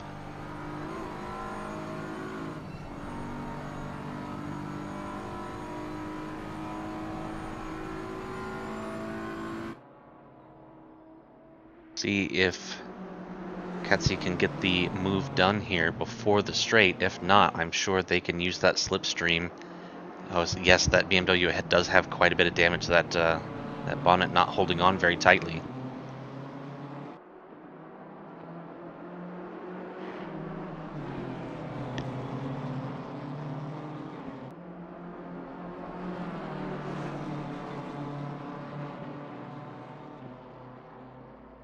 Right, here we go down the straight.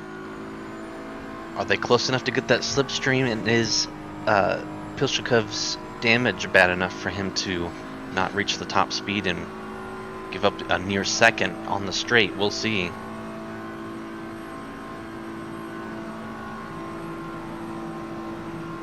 Getting close. He's going to make the move inside, and that's going to be a pretty clean overtake.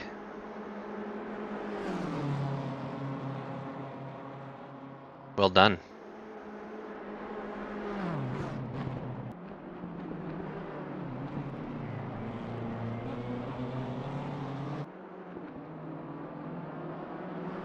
That's going to promote Katsi up to 21st as they pass through one of the cars that has towed to the front there in the scoreboard updates. But yes, 21st.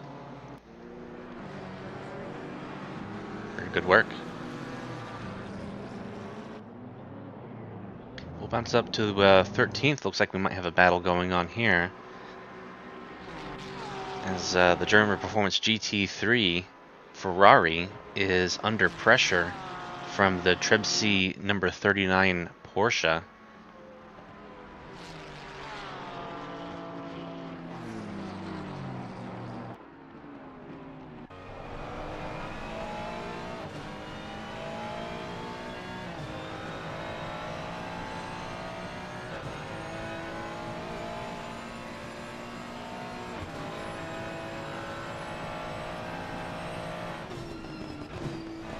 That McLaren seems to have a bit more on the top end compared to this Porsche.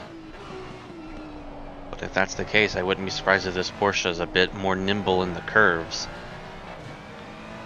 Looked like it definitely gained a little bit of time there, but then it had a bump off of one of those tall curbs, and that set it back for about a half second.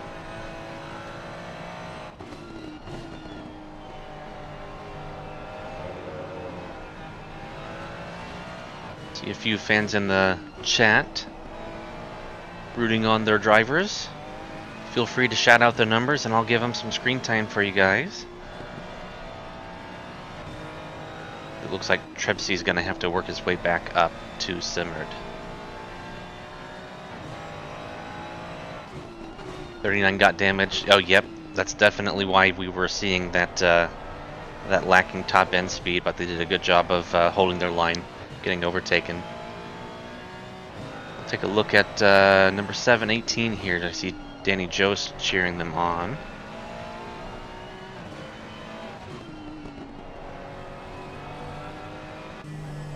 And that is Lorenz Hildebrand currently. I'm going to try to say the team name and probably mess it up. I think that's Billig Beer Racing.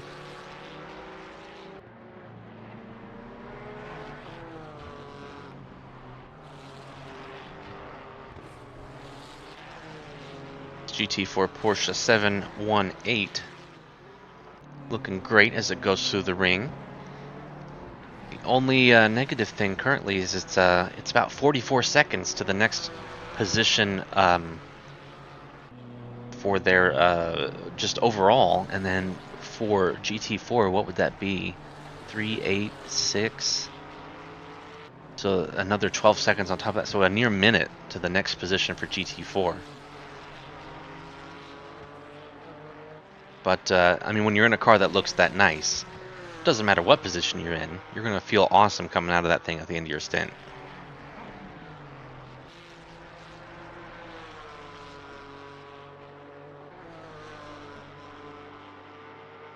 Alright, let's look at car 369 here. Got some cheering on them. That's Fabian Gartner in Miroku Racing. It's probably not the day that they were hoping for so far, as they are down in the order and currently assigned a stop-go 30 penalty. At the very least, their car looks pretty clean and damage-free. So while they might be down near the bottom for now, I wouldn't be surprised if they continued their way up.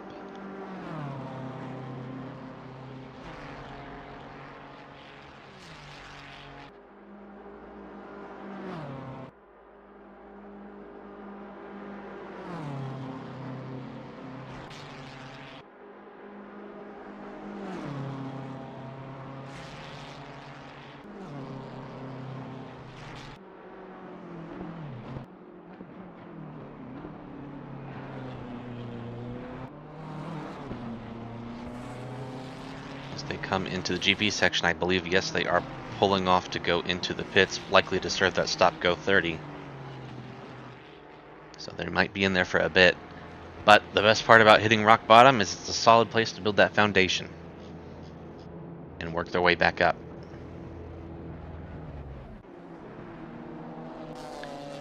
We'll come up here to 25th place. We've got number 26, GT4 BMW. And it looks like Randall there in the strawberry shortcake machine, getting by with no issues.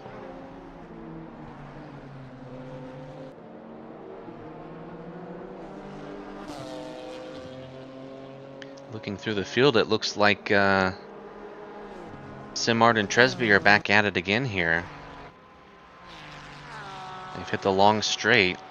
If there's any sort of troubles for Tresby on the top speed side of things, he's got close enough to be in that slipstream, but Simard's not taking a conventional line, trying to break that slipstream.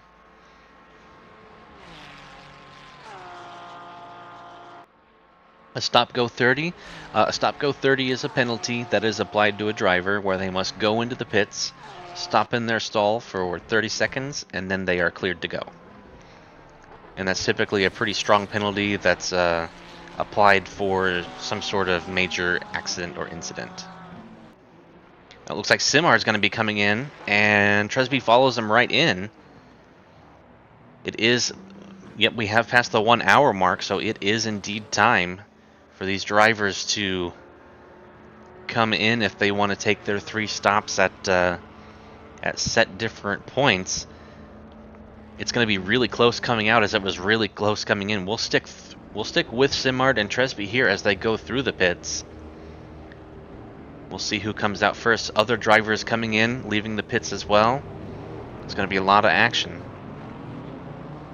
Looks like Simard comes to a stop in his stall. There goes a GT.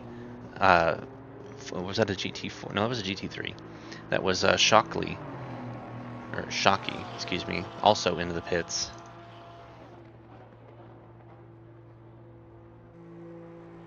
Tresby had the pit stall furthest back, so he will likely be one of the first to go out of this group that we followed in.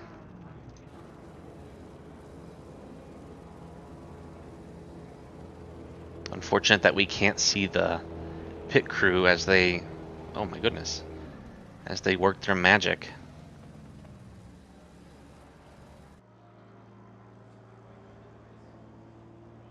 They've got the number 23 Aston just ahead as well. Was that the jack dropping?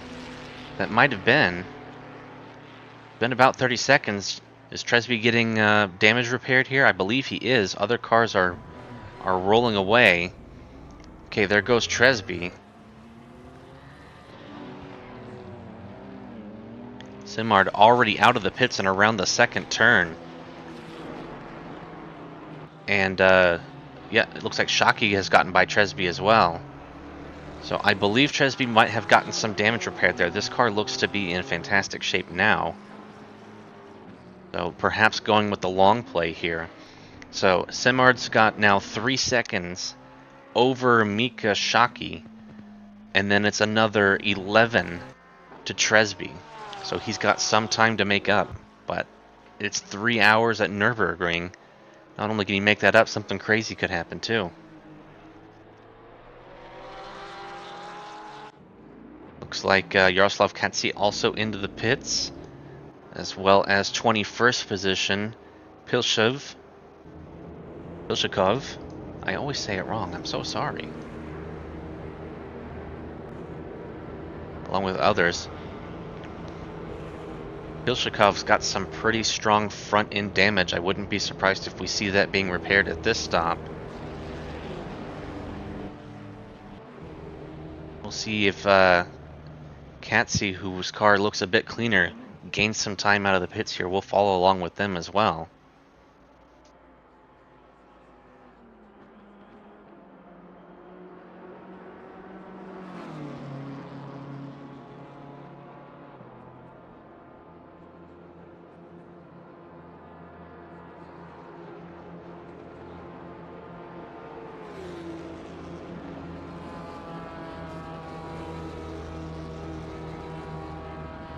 Okay, there goes the drop of the jack. They are still holding. Katsi does have some damage that needs to be repaired. How much is that going to be in comparison to Pilshakov? There goes Katsi. That McLaren that followed them in also rolling out. Pilshakov still getting that damage repaired. It's likely all going to be a long wait there, and there's a lot of damage on that car. Meanwhile, Katsi gets away.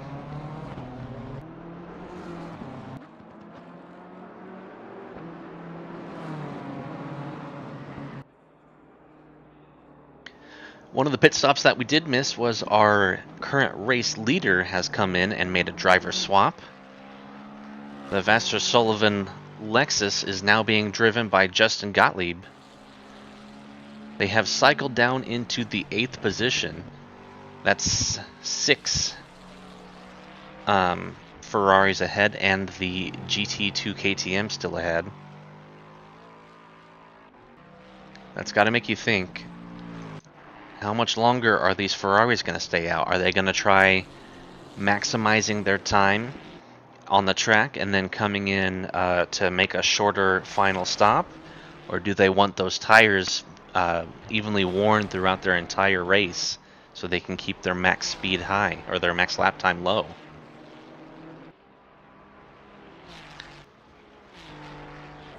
And Chico currently leading the race in it's either a full carbon fiber car or the paint just did not load, unfortunately. They've got a GT4 up ahead. We'll follow along here, see if they pit in.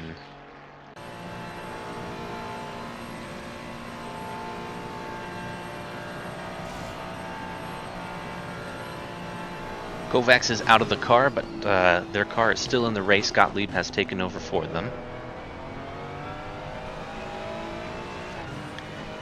Okay, there goes Nechiko into the pits. Oh, that sounded like a very strong upshift down into the pits. The car's still rolling. I don't see any issues with the car, so they should be okay. About 8 seconds to second place Muller.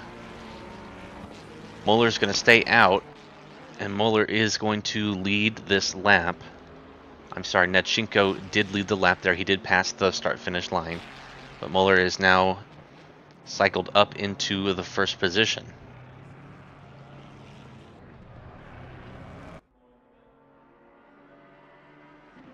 Nechiko looks to be very clean. The car overall, we'll see if they can keep from falling too much down, as most other cars behind have come into the pits. There's Meegans in third, Holtz in fourth into the pits, Capera in fifth into the pits, and Adams in sixth into the pits. Yep, and Brent seventh. So all the Ferraris coming in now. And there goes Justin Gottlieb. That was our race leader's car. They are not pitting. They have already pit, and they have cycled up into third position. The fourth place car, Holtz and Adams, have not even left the pits yet. It's going to be some time, so Gottlieb still, the Vaster Sullivan car still has that strong lead that was built earlier by our leader Kovacs.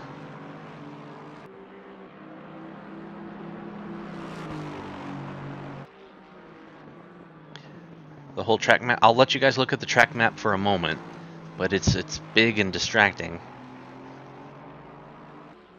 See where everybody's at.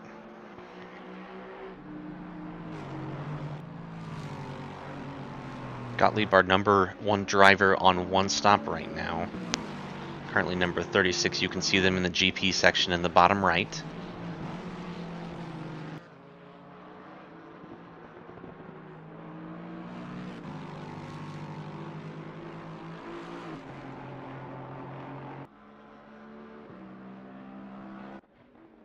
Coming out of the pits, it looks like Capera and Holtz are close.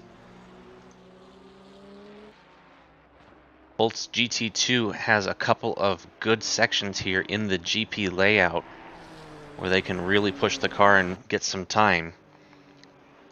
Will they be looking to make an overtake before they hit the ring?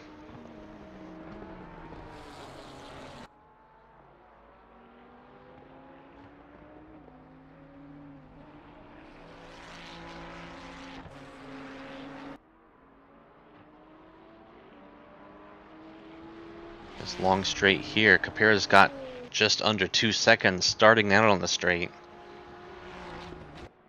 Coming into the braking zone for the chicane, that is down to 1.7.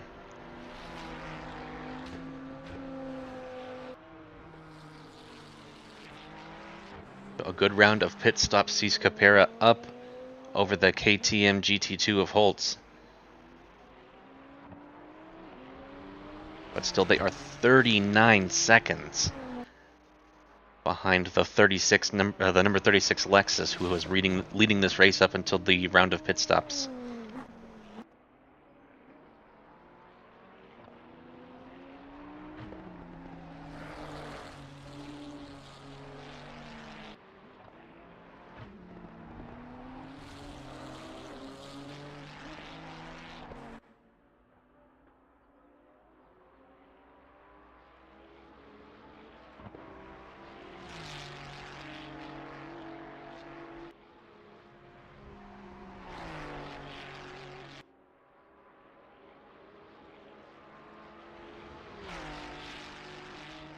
look back at our leader here, Marcel Muller, still leading this race. It appears to be about the only car on the track who has not done a pit stop yet. Kept his car clean and up front, started third. I think doing this overcut here might be a bit bad for the lap times, but the amount of time being saved at the final pit stop may make it worth it. Pit stops are a minimum of 30 seconds if there's a tire change. If he can extend these runs and have only a 20-minute or so sprint at the end, he may not need to take tires and may need to only take enough fuel to make it to the end, which could be a 5 to 10 second stop. So there's a lot of time to be had there.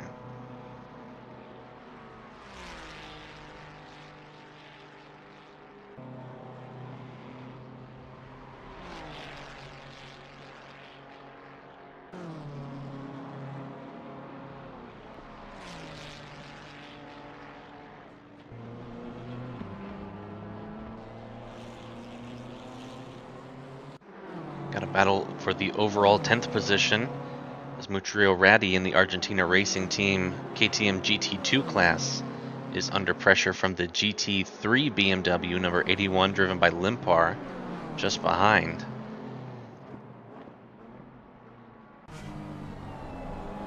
That GT2 is going to struggle in the turns compared to this GT3, but then the GT2 can just explode out of those corners with that extra power they've got.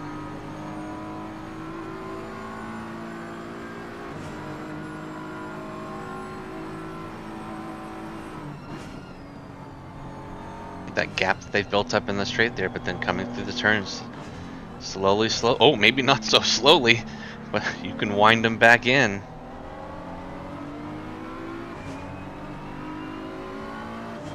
Then you catch them up in the corners and they're on the apex. What can you do?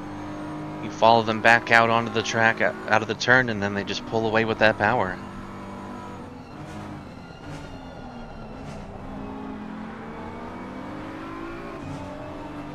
I think you could even hear it there. Berthold had to brake hard and stay off the throttle on the apex for a little bit to avoid running into the back of that GT2.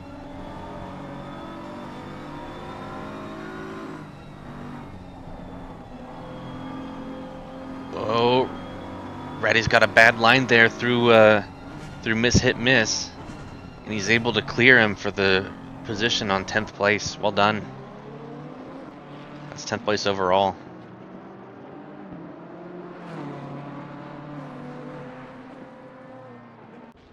Oh, it looks like we may have had an issue here. 7th place in Felix Racing, slow and damaged. They've lost a position to Adams. Let's roll back here and look at the replay. It looks like they may have just had a spin there by themselves. Got caught up in the Armco. They had enough time behind to pull around, but there's just so little width on this track that they had to do a multi-point turn to get going again. That's where they lost that position.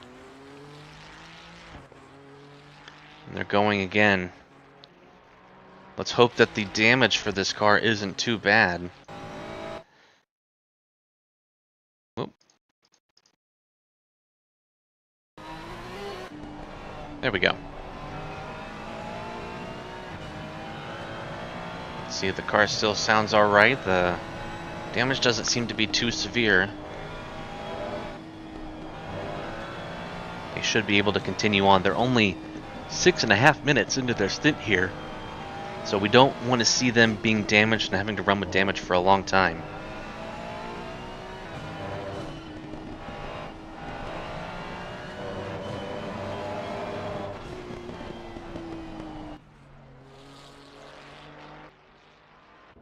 Up at the front, we've got Marcel Muller. His stint time has just hit 75 minutes, and he has rolled into the pits for his scheduled stop.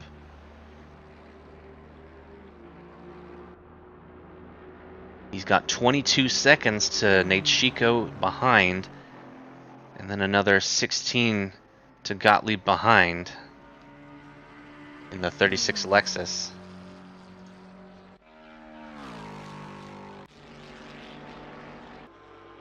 There goes Nate Chico to take the lead.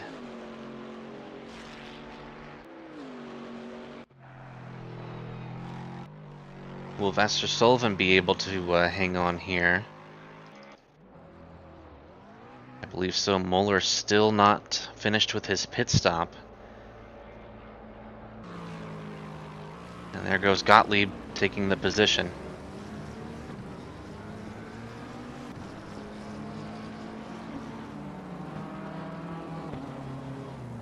Now, upon reviewing the details here, I'm showing that Nechiko has made a pit stop.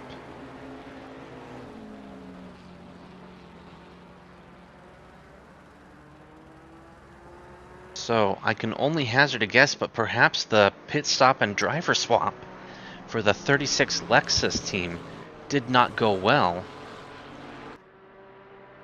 Or perhaps there was some sort of incident that forced them in. We didn't catch the leaders pitting. But now Nechiko in the Team Eurocamp leading the race has an 18.5 second gap over Vaster Sullivan. We have gone through our entire first round of pit stops. No doubt that this Lexus is fast. We might be battling for the lead here before this stint is over.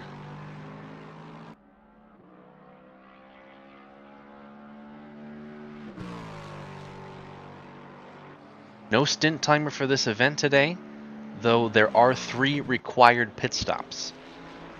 So some teams have decided to pit at the 1 hour interval, some teams have decided to go long.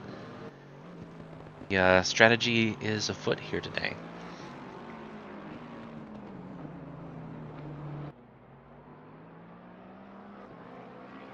Alright, a request to look at car 96, no problem. Find him on my list here. Mike Pitawad-Meyer driving the CRL Racing BMW.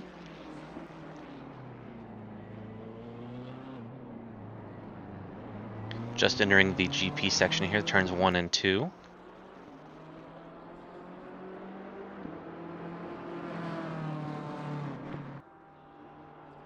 It's been a tough break for them so far. I believe they were caught up in the massive accidents early on. This team qualified very well. They started in 11th. They are down 30 spots from there. I show that they have entered the pits 4 times, and we are an hour and 20 minutes into this race. Teams have only completed 9 laps. So definitely a lot of action that these guys have seen and unfortunately been on the rough side of.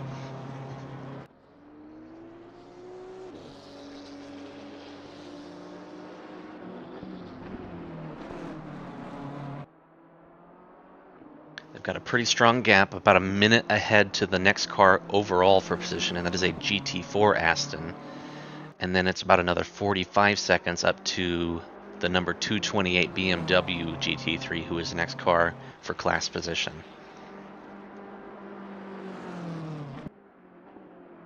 Hopefully they've gotten their troubles out of the way early.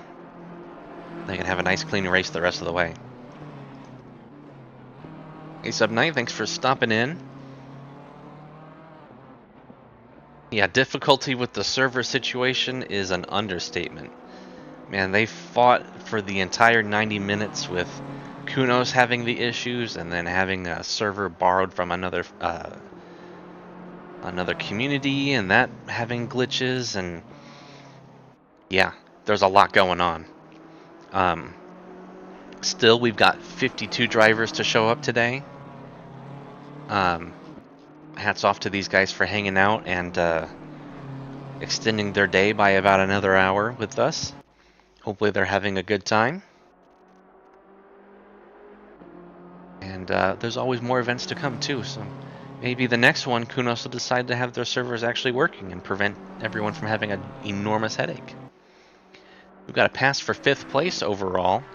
David Adams with Moose Racing, the car number 273, has gotten by Justin Gherkin in the HK Racing GT2 KTM. I saw their gap drop pretty significantly, so I think they may have had just a moment there. But they're up and going again. I see the front end of that KTM looking a little less purple than it was before. So they definitely had something going on, but they're up and going again. That gap ahead is now 4.5 seconds. They might be a little off pace.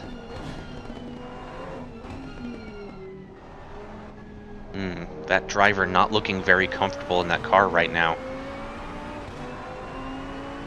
I think they might have some steering damage, it looks like, so they may have gotten turned around and into the wall there. But you can see that driver being very ginger, braking hard and early to make sure that they can navigate these curves with the new unknown of how the car is handling.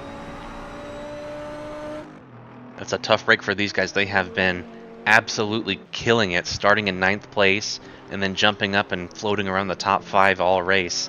They're only 13 minutes into this stint.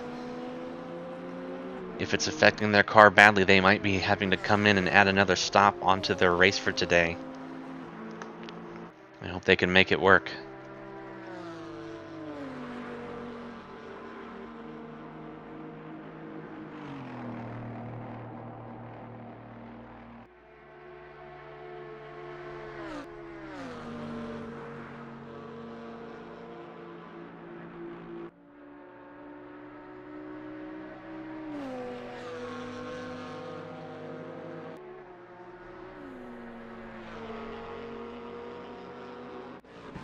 Oh dear, the gap is increasing quickly for the leader in car 36 for 2nd place, who's now under attack by car 88 of Muller, the Ferrari there.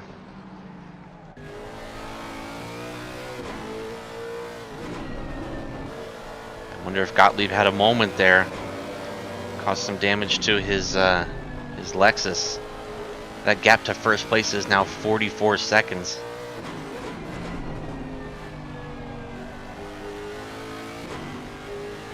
Muller is all over the back of him. They've got some traffic coming up, some GT4s it looks like. So this is definitely going to be an interesting lap. I'm looking all over this Lexus. I'm not seeing any damage anywhere. I wonder if Gottlieb just had a moment and been trying to collect himself again here. They reached the GT4 on a lucky section there where it's nice and straight. But there's more ahead.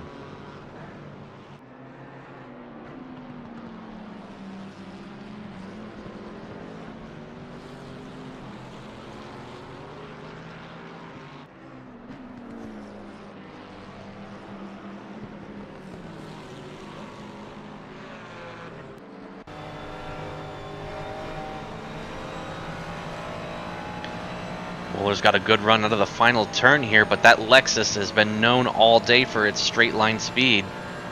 Dipping a tire into the grass there.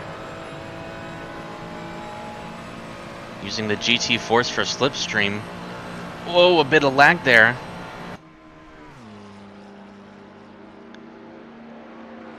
Looks like those cars are side by side now. They're 3 wide going past this GT4 Camaro. The Lexus pulls ahead again. Muller looks inside. No opening.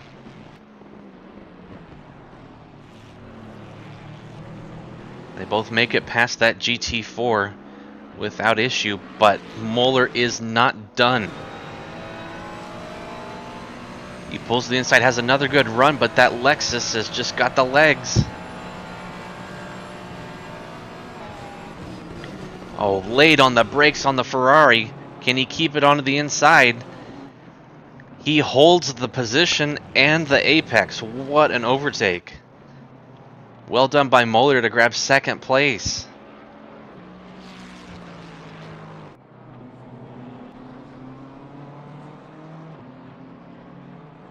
And that Lexus behind, already 1 second behind Muller. Something might be going on here. I'm not sure if Gottlieb has just got his wires crossed, trying to get back up to speed, or if maybe there's a little bit of damage on this Lexus.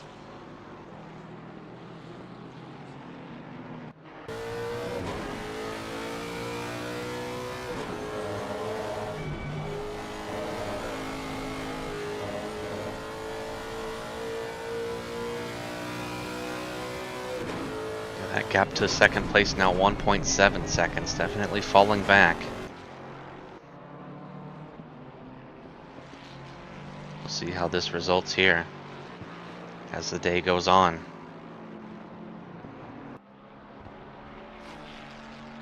The 307 KTM GT2 is into the pits to get that damage repaired. Looks like it was just too much for the driver to feel comfortable running around the track. They're going to get their car fixed. Hopefully they can keep that car in the top 10 here. As the next car for overall position, Englert, is also into the pits with his Porsche. So the next GT2, another KTM, is out on the track and is going to pass both of them here. He's going to promote himself up into 9th. An excellent livery by the Argentina racing team as well, matching their flag. Looks great.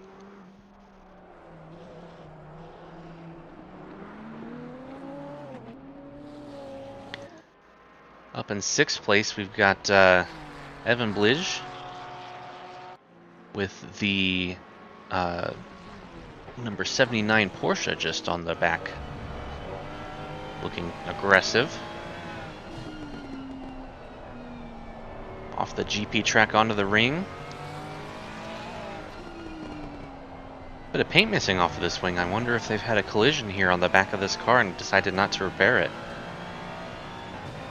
This car is still holding 6th place rather comfortably, so I can't say I blame them.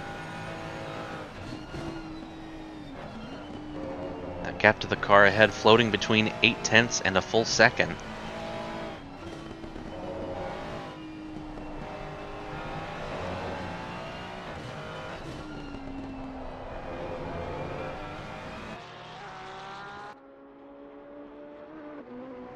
Oh, Jongen goes wide there, really pushing to get this 6th position.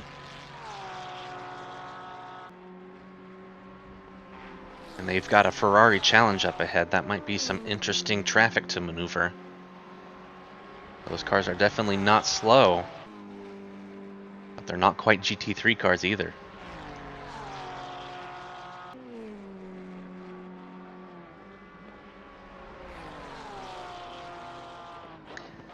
Wow, what a run through that turn there. Jongen down to 0.3 right on the bumper now of the number 8 Ferrari.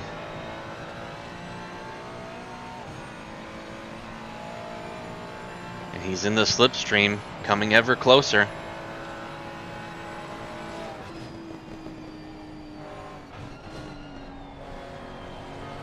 Jongen not pressing the issue. He knows it's tough to pass around here. He'll take his time. There's still 2.5 hours left in this race. No point in overdoing it now. I think he had a little bit of trouble navigating that previous turn, being so close here to this Ferrari, blocking his view. But just when he falls back, he comes right back.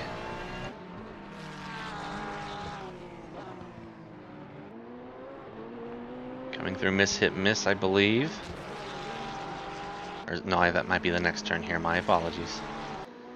A lot easier to know when you're driving it than you are commentating it, let me tell you. Yeah, that's miss, hit, miss. Yeah, they've reached the Ferrari challenge car. What are they going to do?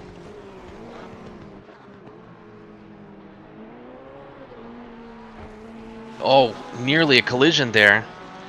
As Evan Blij needs to maneuver carefully.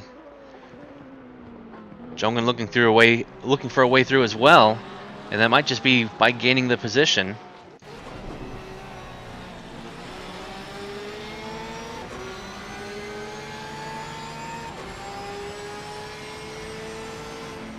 Whoa, the Ferrari challenge yields, but to the surprise of the two GT3s, is Jongen going to use this this surprise to his advantage? He's still all over the back of that Ferrari. He's in the slipstream, a nice long straight here. Though a bit tough to pass on as you're using up all of that track for these long, fast turns. He's going to make a move. I think Evan Blij may have just let him go there. Some great driving there by Jongen to put the pressure on and force that that overtake. He has moved his way up to 6th place.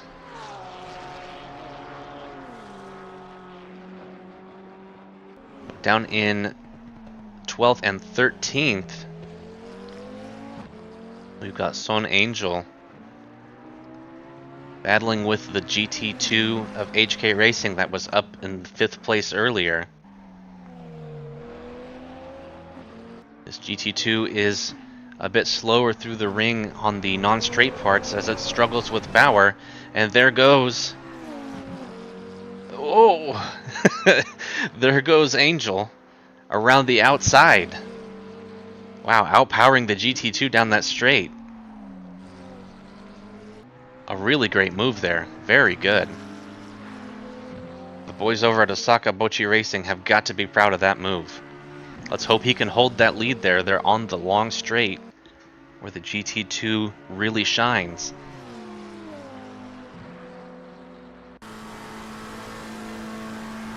Ever so quietly, it sneaks back up. But will it reach them in time to make a move into one of the turns here? I don't think so. The GT2 lets off.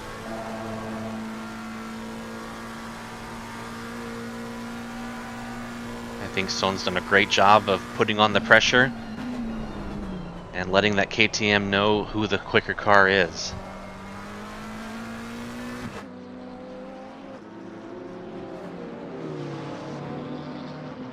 The GT2 Porsche of Pierre Moreno has gotten by Limpar here for overall 10th place and has his eyes set now on the KTM of Ratti number 5, and this is for the GT2 lead.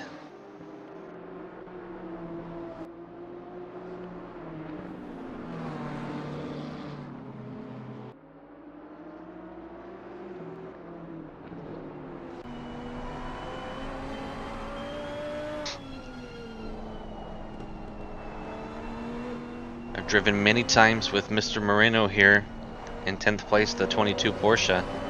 He's a man that loves his Porsches and loves putting the pressure on other drivers. And there you see Ratti just a little bit wide on the apex, and Moreno is all over him. Meanwhile, the GT3 BMW behind them is not giving up either. Oh, a little bit of air over the jump there.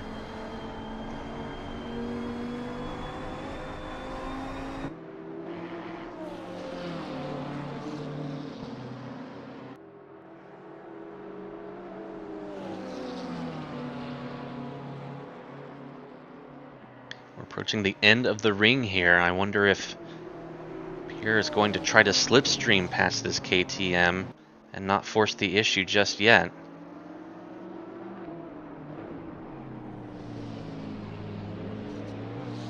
Already a bit slow through the carousel there, and he's gonna... Yep, and Moreno's gonna make the overtake. Moreno now 9th overall and 1st in the GT2 field. Limpar now all over the back of that GT2. The GT2 is going to have the power advantage here. Limpar's just going to have to wait and try to get that slipstream. He's going to be going real fast for this car down the straight with that GT2 slipstream.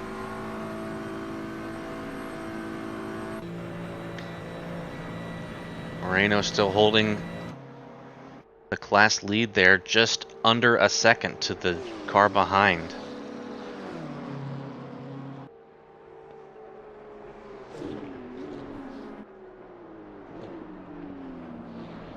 The car looks locked in, every apex hit beautifully. And he'll definitely have the lead here for this lap.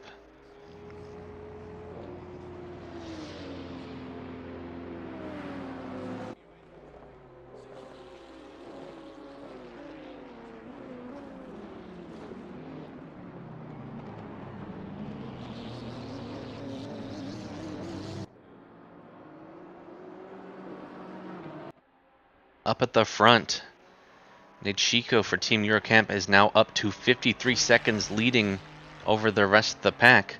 Muller, who made that great move on Gottlieb earlier, still holding second. We have a new car in third place. That's Lucas Capra. And that Lexus just behind there has fallen to fourth. Vaster Sullivan falling quickly.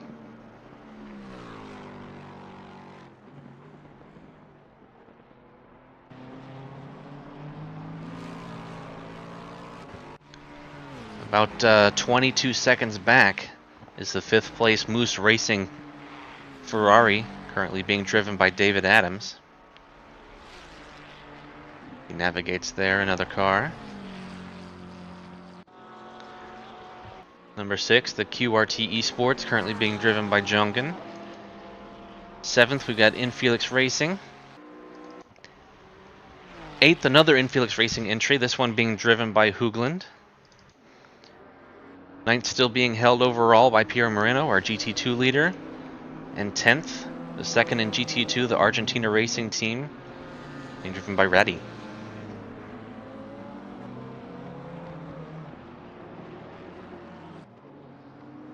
If there's anybody you'd like to see on stream specifically, feel free to shout out their name or their number and I'll find them and put them on stream. Got a lot of cars out on track, but not a whole lot battling right now.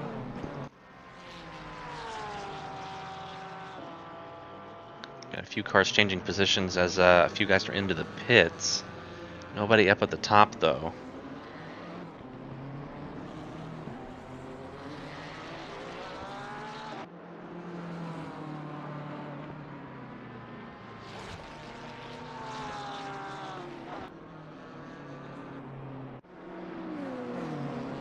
Limpar is not letting Ratty go for that overall 10th position. Oh, and Ratty has had an off. A slight brush on the wall. It's going to cost him a position, maybe two. Here comes Angel in the McLaren GT3. And he's going to take the position as well. Man, a rough mistake there on that high-speed right-hander over the top of the hill. Might need to take a moment, collect his thoughts, and push forward. It's far from over. And they're still in a good position to possibly win this event for their class.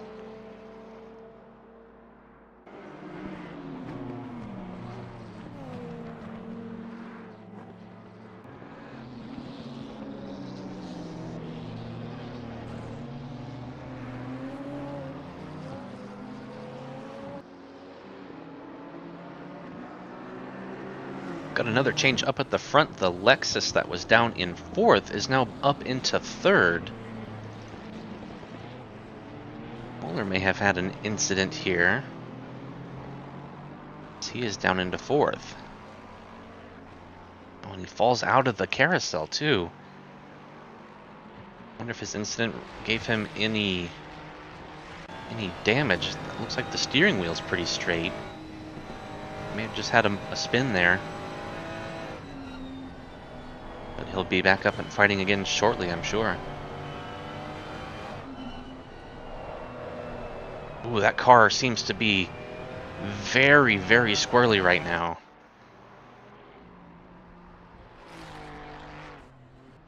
Well, the back end of that car definitely damaged. He must have looped and hit the back end, and now he's struggling for either downforce or handling. That's not a good sign for Muller, who's having a great drive so far up to this point. Go back to Limpar. Is that Angel making a move on the inside? Yes, it is. Angel now up into 10th place overall. We just watched them get by Ratty after his off there. And now they're exchanging positions themselves.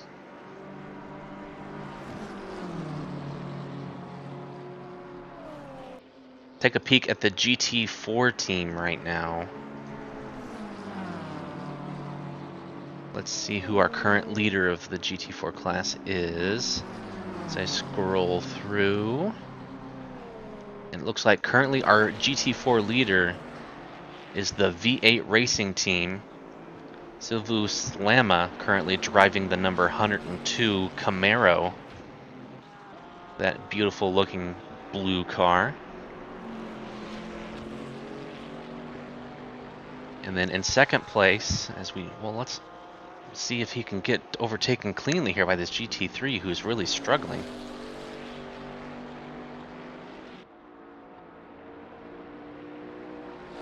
On a bit of a straight here. I wonder if the Ferrari's going to try it. No, he's going to follow.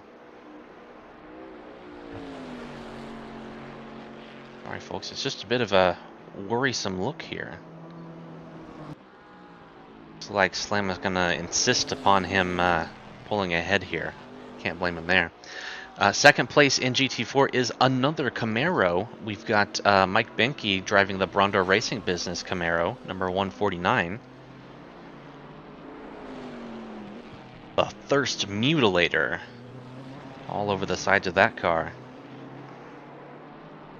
And rounding out the top three for GT4, we've got Wilson Fernandez driving for Vacuum Racing.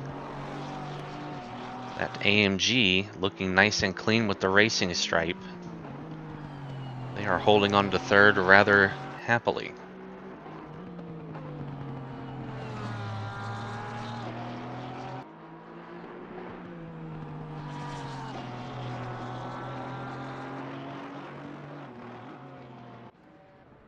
David Adams Moose Racing is coming into the pits. I doubt this is a scheduled stop. Likely due to that damage. They are only 33 minutes into their stint. They hit that back end, I believe, on a spin, and we saw them really struggling to keep that car straight around the turns. So he'll come in as well as Marcel Moeller. Some damage on that car as well. They're only 26 minutes into their stint. Two unscheduled stops for some top 10 runners in the GT3 class. This will definitely shake things up.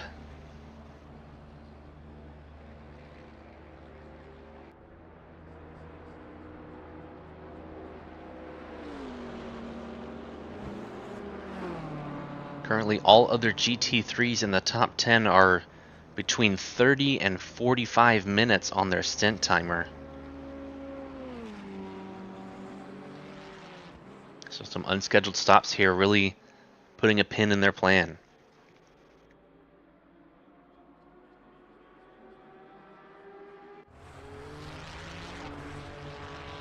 The gap just dropped quite a bit by the leader held. That's a lot of damage on the leader's car. That's not good. Let's roll back and see if we just missed something. Their car was nice and clean a moment ago. They just had an incident here. Didn't quite catch what happened. But now Nadeshiko, oh goodness, that GT4 also off. I wonder if that incident was involving them. Let's take a longer look here. I'm sure we can find the incident.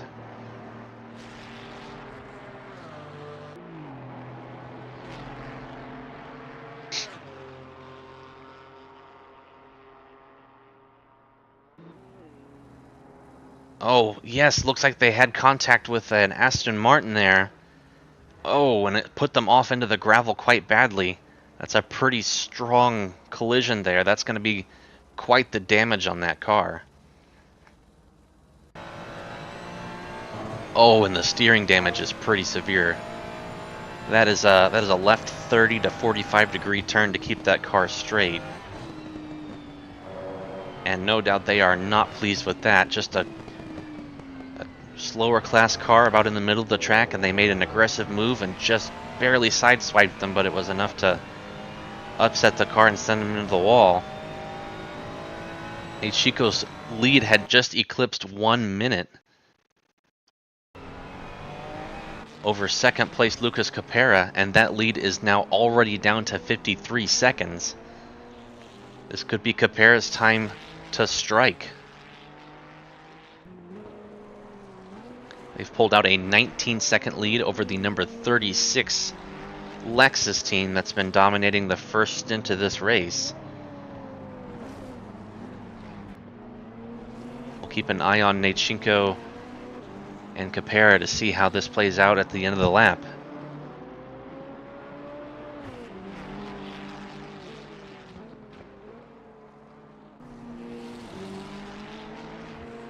got a possibly unscheduled pit stop. Oh gosh. Was that a disconnect? Or was that a driver swap?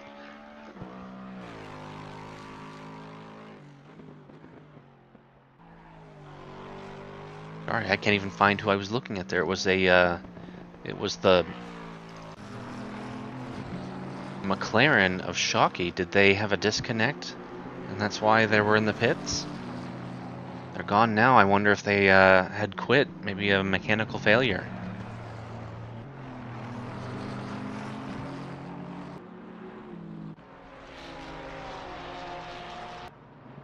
Well, we've got Marlon Lemon here in 15th overall.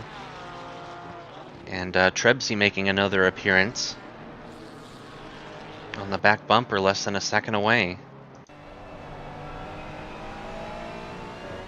Trebsy's Porsche seems to be really locked in on these tight turns in the ring, but the GP section doesn't seem to have much of an advantage, if any.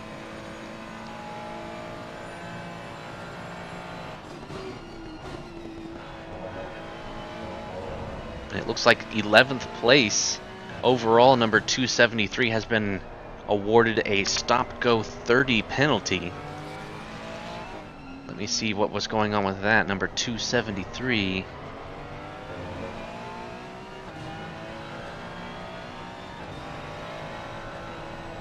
They're in the pits now serving that penalty. I can't quite find the announcement for it. But my assumption is causing a collision. That seems to be what most of these penalties are for.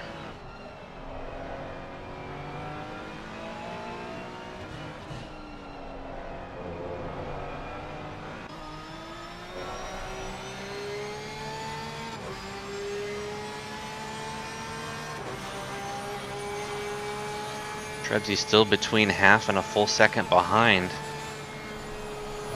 They've made it into the Reen section, though. This is where he's been pretty strong so far, very consistent.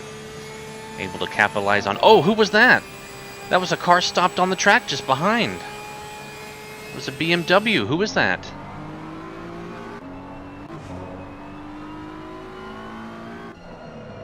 Oh, I think that's Isaac Nielsen, and EMS Racing still having trouble getting going. Looks like he stalled on the outside of this turn. Got a few cars coming up now. Hopefully he doesn't pull out here in front of them. But he's got space after this next car.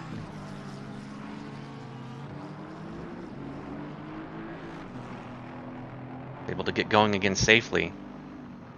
Might have to multi-point turn this one. He's just going to scrape it off the wall. Oh, he's still having trouble getting going. Tough break for Isaac there. A long wait after the spin.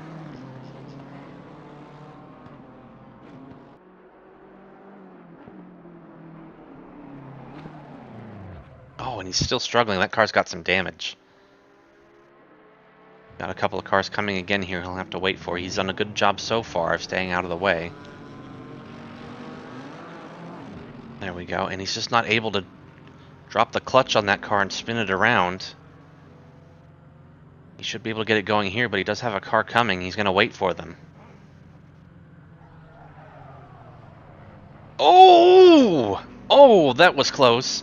You heard the tires squealing there. That Porsche did not take heed to any of the flags that were flying for a stopped car and nearly collided with them. Thank goodness that was not a collision there. That would have been detrimental to both cars.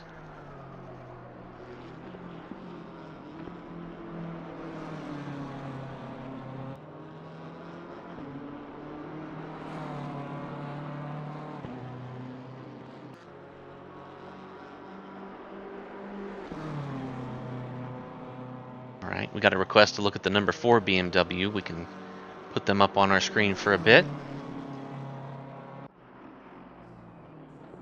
Will Thompson driving the BMW Sim Racing car.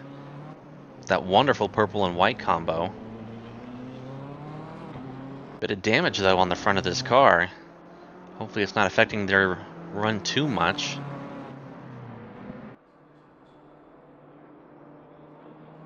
Teams pit twice so far. Their stint timer's up at about 36 minutes. They started in 26th position, so they're right around where they started. I think they might be up at 25th here after a moment.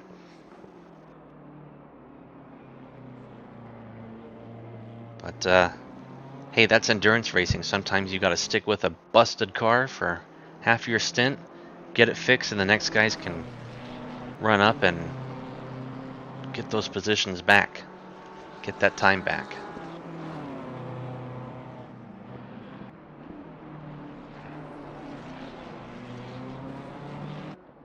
Looks like a shout-out request for Mike Pitawad Meyer to put up with Mr. Creye in the chat here for this race. Is Mike in the car right now? Let's see if I can find that name.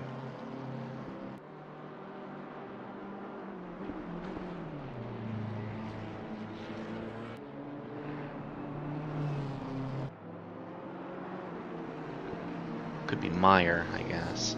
Not Pitawad.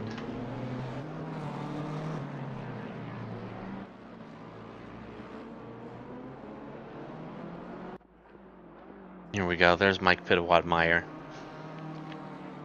These guys are not far off from the car that we were just looking at. We've got 3 BMW GT3s here, 24th, 25th, and 26th, I believe. We might be a little off on our display on the left here. But Mike's got 30 seconds over Thompson, who's got a minute over Meyer. So while it is 3 in a row for BMW, it's 3 in a row over 3 minutes. Quite a gap there.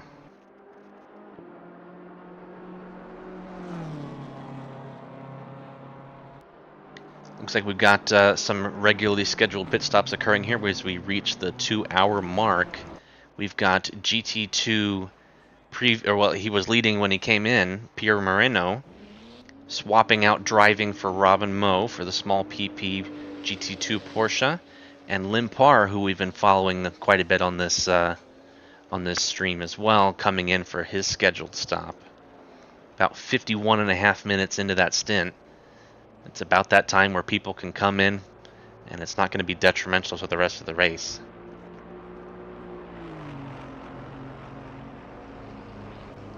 An update of the cars up front. Nade Chico did come in for a pit stop about 3 minutes ago to get that damage repaired. They have dropped down to 3rd.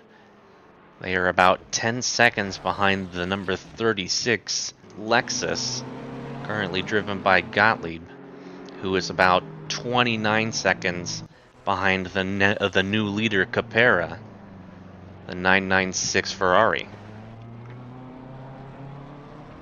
Capera's 45 minutes into his stint, Gottlieb 55. This new stint for Nechinko is only 3.5 minutes in. So we will see some strategy play out here in the next 15 to 30 minutes for our 2 leaders. It'll be interesting to see where that puts Nechinko.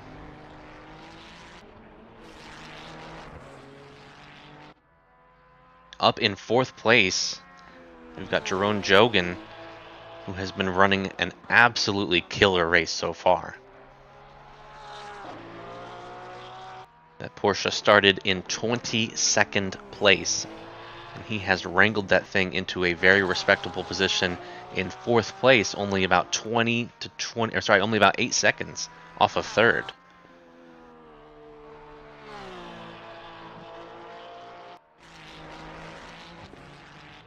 And then it's in Felix Racing, 5th and 6th, car 8 and car 12. These guys are not far off of each other, about 5 seconds separate the two.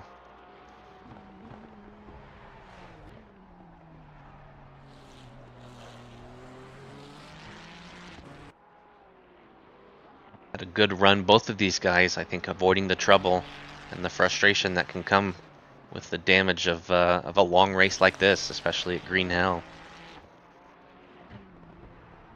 Down in 7th place, Son Angel, Osaka Bochi Racing. He's got a pretty big gap here to the car ahead, about 50 seconds, but still holding in 7th place. Up 11 places from his 18th place start. He's about 45 minutes into his stint as well. Nearly all of the top 7 are 45 to 55 minutes into their stint, sans Chico. And then the next car that is not in that same sort of strategy is our 8th place car, Dominic Englert, excuse me. He's only been in the stint for about 28 minutes. He has stopped twice already. So if he wants to make it on one more stop, he's probably going to have to extend this one and his final stop to be able to avoid losing time by taking another pit stop. Still, Dominic started in 12th, up to 4th. Not up to 4, excuse me, up 4 positions. But 2 cars that have really been having a good day are the I can't even guess on how to say this product name and this team name. Cochono. But according to my stats, they started near the back, and they're up 63 places. I know they set up the grid manually, and we lost a lot of drivers, but still, they started up near the back, and they're in 9th. They're 37 minutes into their stint. They're not off strategy. They've only stopped twice. They're doing great. Back up in the GT2 lead is Mauricio Ratti with the Argentina Racing Team. It's been a ding-dong battle with him and the regrettably named Small PP team, the GT2 Porsche, taking the lead earlier than taking their pit stop, handing over the lead.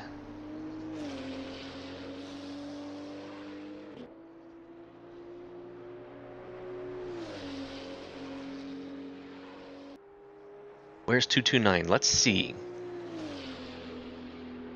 Let's see if we can find that number on the list. I don't have a 229 on my active cars list.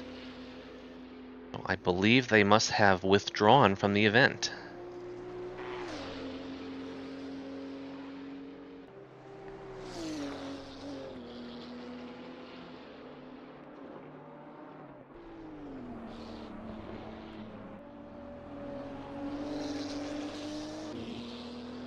Down in the GT4 section, it's still Camaro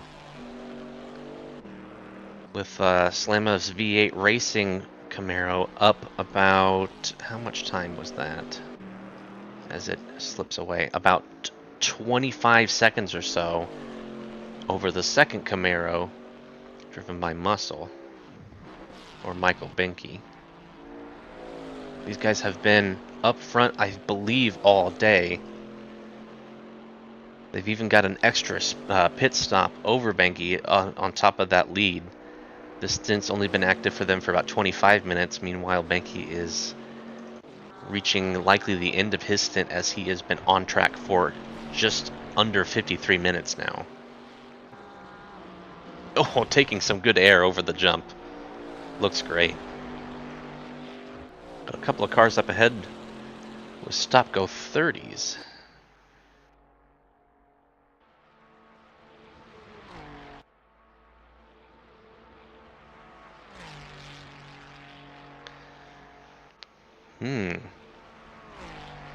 It looks like a penalty has been assessed to the 273 Ferrari for unsportsmanlike conduct. I wonder what that was about. He's pulled into the pits to serve that penalty,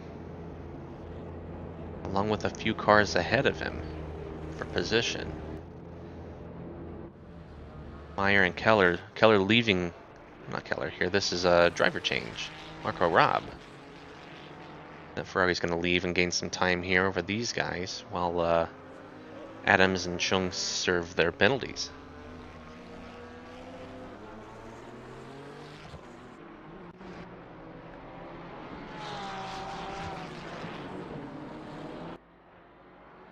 Well, we did have a battle here for 12th place, Lehman and Trebsy, but looks like Lehman went a bit wide there and brushed the wall. That gap went from under half a second to 1.2. See if Lehman can get that car re-rolled here and back happy and back after that that Porsche that Trebsey's been finding ways to put on this stream almost non-stop.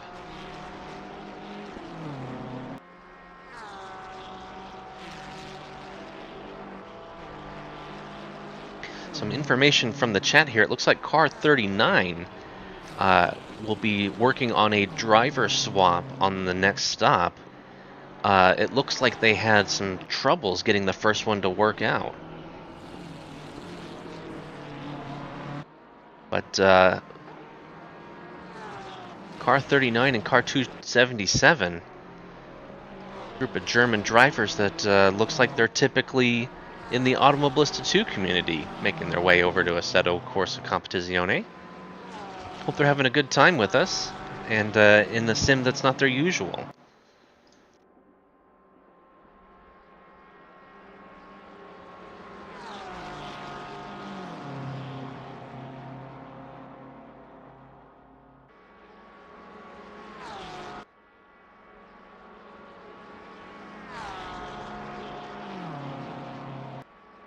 Looks like Lehman's under some pretty strong pressure by this Porsche here.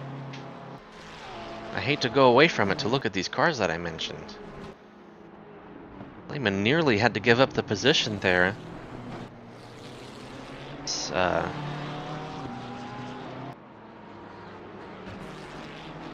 Trebsey really got a push there. Oh, hang on here. Looks like Trebsey's tired of being held up. He's going to go into the pits. His stint timer just clocking over an hour now.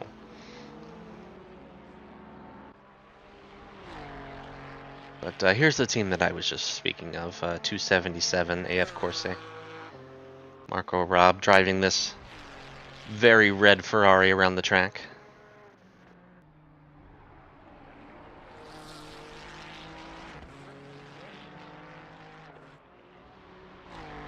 Then we have a request to look at car number 18. We'll bring them up here on the chat. So it's best to go by car number, not by position, as those can change frequently. But I believe you're wanting to look at SC Racing, Krilpishikov, that BMW. If that's not right, just let me know. We can get the right car on there.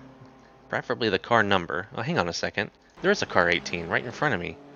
Losing my mind. They're in 17th place. Herb Crew Shortcake, currently being driven by Liam Hinman. We saw this car earlier just get into a horrible wreck on the first lap, and they have been climbing and climbing as the race goes on. They were down in the 30s last time I think we saw them position-wise, and they have just grabbed 16th place as they go through the pits, or go past the pits. Their stint timer is only 34 minutes in too, so they've got more ground to make up. And the time to do it, they've got quite a bit of time to Trebs ahead in the number 39 Porsche, but they've got that time to make it up. This car's paint was inspired by the, I don't know if it's like a doll or some sort of toy line, but it's called Strawberry Shortcake, right, is the name of the gal. And she has a bunch of little cars that are all painted in these very, very bright, vibrant colors. So they've even got a little strawberry on there. So it looks delicious, but it's also very loud and kind of crazy. So I like it, but maybe not my favorite. I'll just leave it at that. Alright, good news from the 39. They were able to complete their driver swap. They've now got Walker in the car. Let's get them on the screen.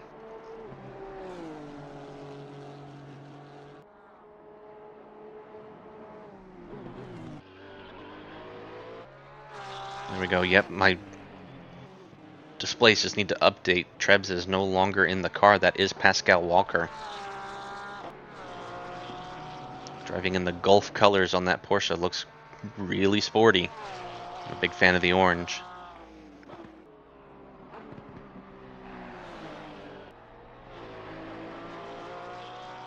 Got some battling up in 12th spot. Sipos is starting to claw his way back up to Lehman. We saw them get together earlier and have a little bit of an off.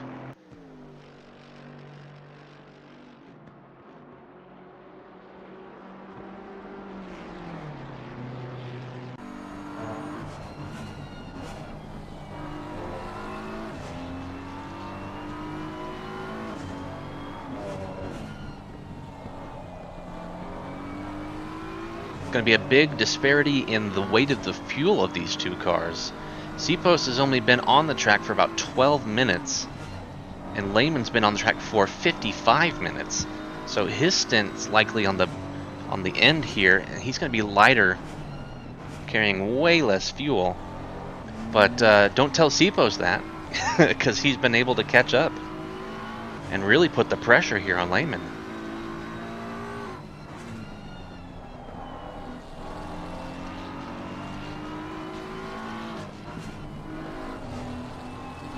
Oh, Lehman a little bit wide there. Sipos hit the turn perfectly. He's going to give way in the position here. A tight turn upcoming. No point in really risking it. But Lehman's got to be feeling the pressure and the heat now. Now a long run. This section of the track is flat out for all cars. If Sipos gets a little bit closer into that slipstream, I think this position might be his.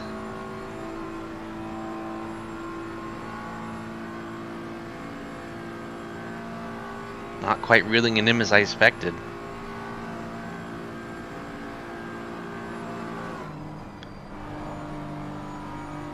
Good and aggressive through that turn. Look at the time he pulled there.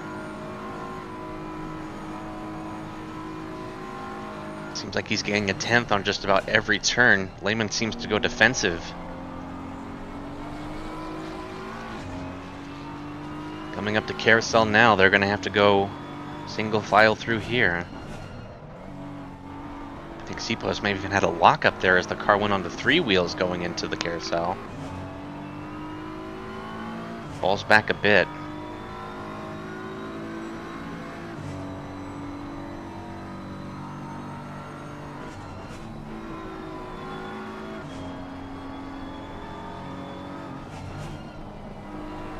Oh, Sipos and Lehman both run wide there.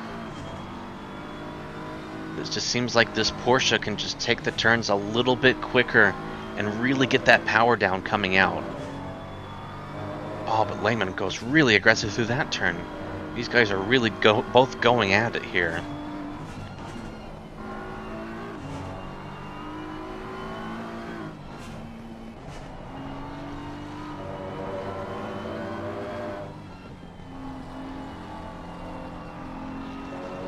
We're watching this, the number 36 Lexus makes a scheduled pit stop. They ticked over an hour mark there. Sipos really putting the pressure on. The lead now given to Nadchenko again. Capera 24 seconds back from the leader. Capera has also made his pit stop. Whoa! Oh, that green Mercedes may have hit the... Whoa, may have hit the rumble strip there and gotten sideways. Sipos able to recover gracefully. Oh, what a shame. Those guys were really battling. That contact looked kind of hard, but the contact with the wall wasn't so bad, and that can be what really ruins your race. See, I don't think there's any steering damage to this Porsche. Let's check the outside. How's it looking? I'm sorry, this isn't a Porsche. This is a BMW. Man, who let me do this?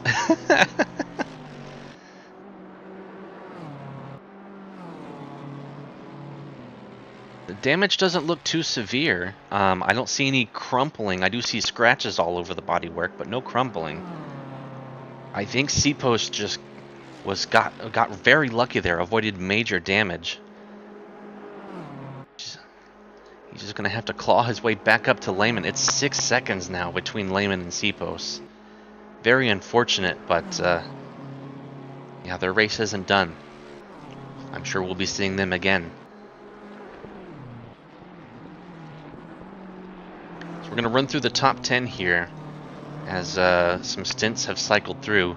Nechinko is back in first place, Team Eurocamp. They've got that damage fixed that was really affecting the back end of their car. Capera relegated back to second. He's made his second pit stop. Oh, but there's some severe damage on this car. What's happened?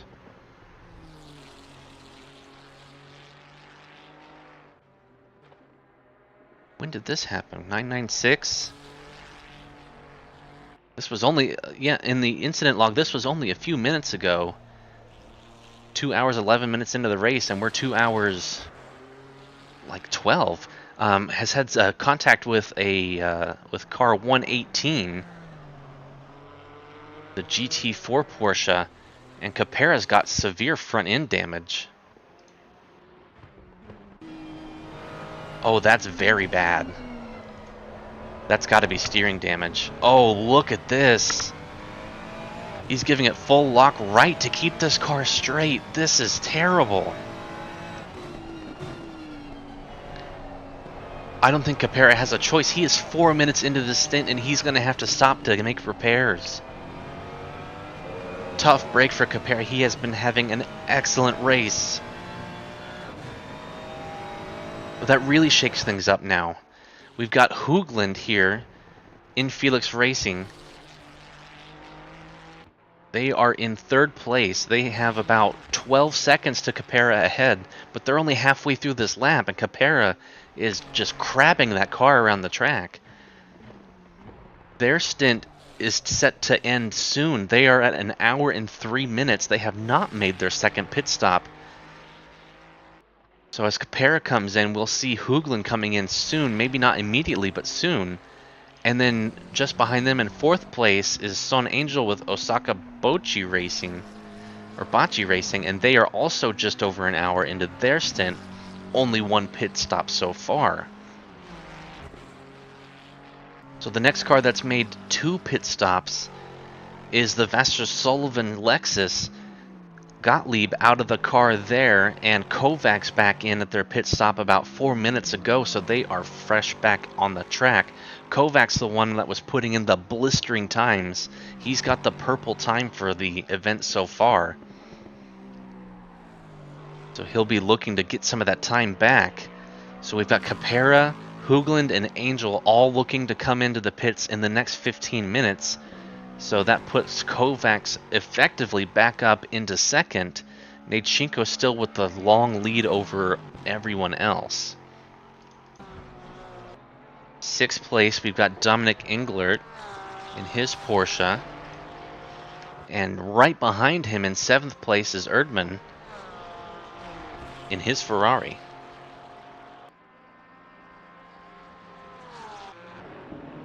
Got Oren Meegans, again another Infelix Racing entry in 8th place.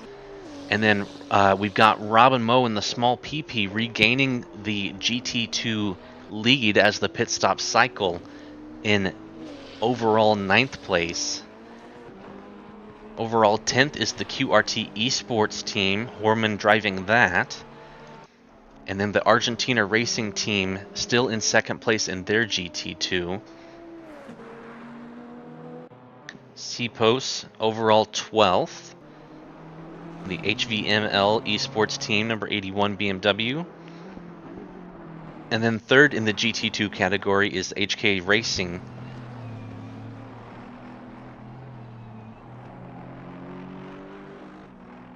We saw him up in the lead earlier before an incident. The GT2 crowd looking very competitive up at the top.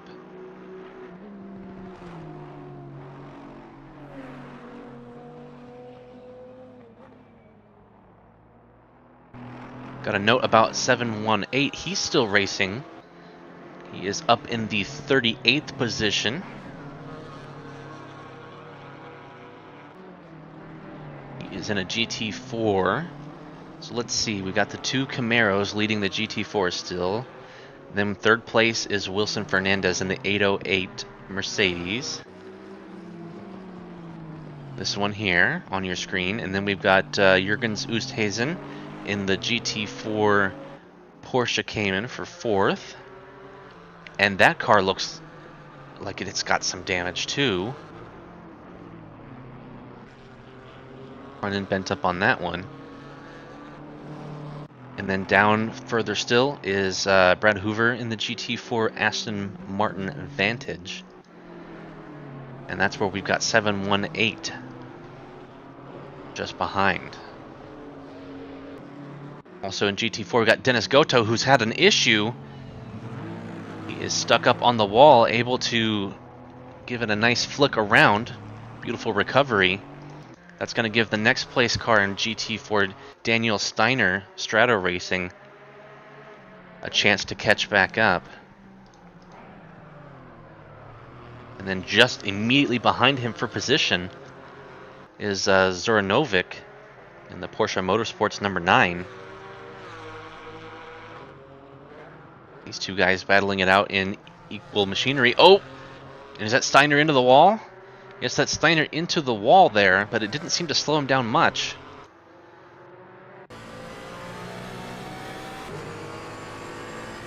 Zoranovic flashing the lights. He wants to get by. Yeah, you see your opponent go into the wall. You don't want to be anywhere near him. Zoranovic able to make the pass occur, but he goes wide into the wall as well. Both Porsches into the wall. Sort of resets the pace there. Zoranovic back behind Steiner.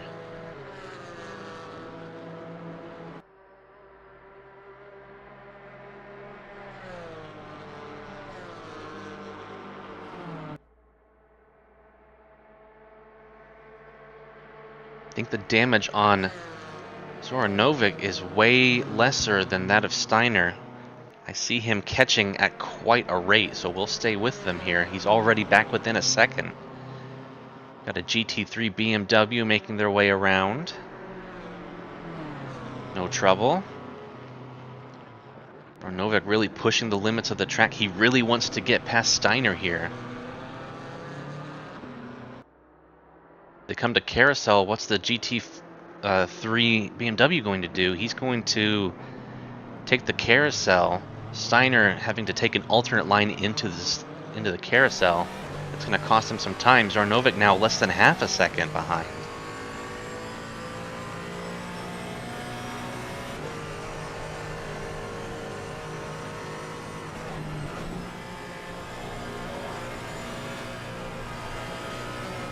Zoranovic now all over the back of Steiner. Oh, Steiner goes sideways. Oh, and he catches it.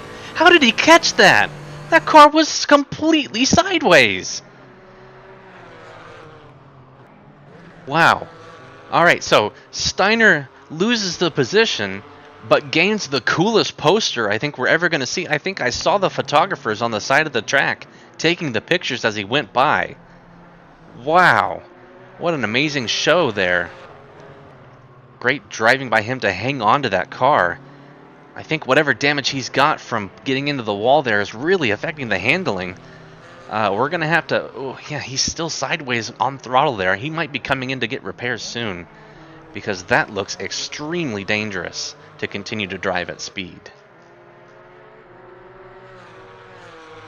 The gap opening up slowly, but it's up to over half a second now.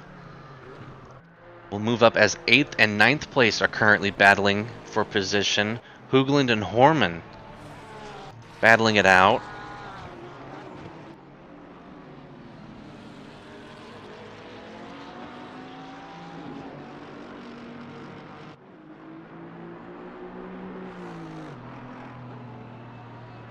Man, I keep getting different bits of information on race control versus what's actually happening on the race. So this may not be Hoogland and Horman, but Behrens and Horman battling.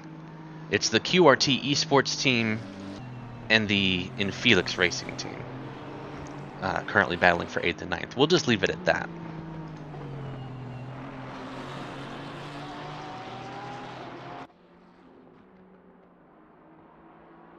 They're getting past a GT4 Aston here. The Porsche might have to follow. No, they're side by side going into the slowing zone. So that's okay. Barons hits the rumble strip there. The car not too upset by that. He's able to extend his lead there by to a full second over Horman.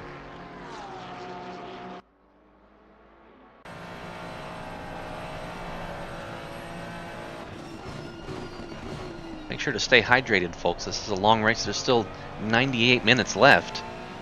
Lots of action could happen. Lots of crazy things could happen, including a penalty for our leader. Nadchenko has a 5-second penalty applied. That's going to be applied during his next pit stop. 296 given a penalty for a contact, avoidable contact with car 369.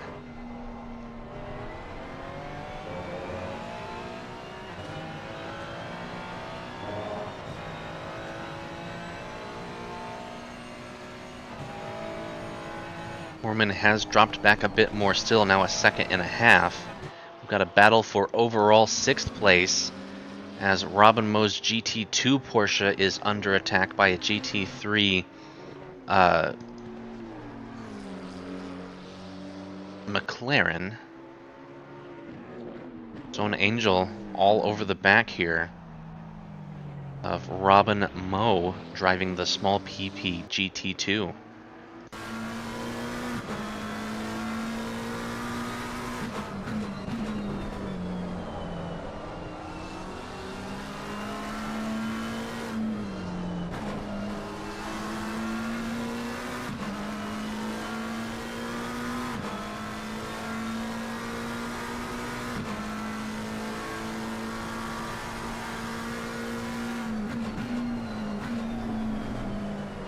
Oh, and Moe goes very wide through that turn there. But Angel's just not able to capitalize. And now the GT2 Power is going to pull that car away after the error. Tough. I know Son's got to be just punching his wheel. He's got to be able to get ahead of this guy. He's going to be holding him up in the middle of the turns, but what can he do? Just look at the way this GT3 can just fly through these fast turns with all the downforce they've got. GT2 doesn't have that level of downforce.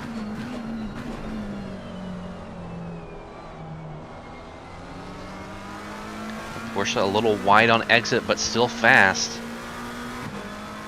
Going into the carousel. Here they go.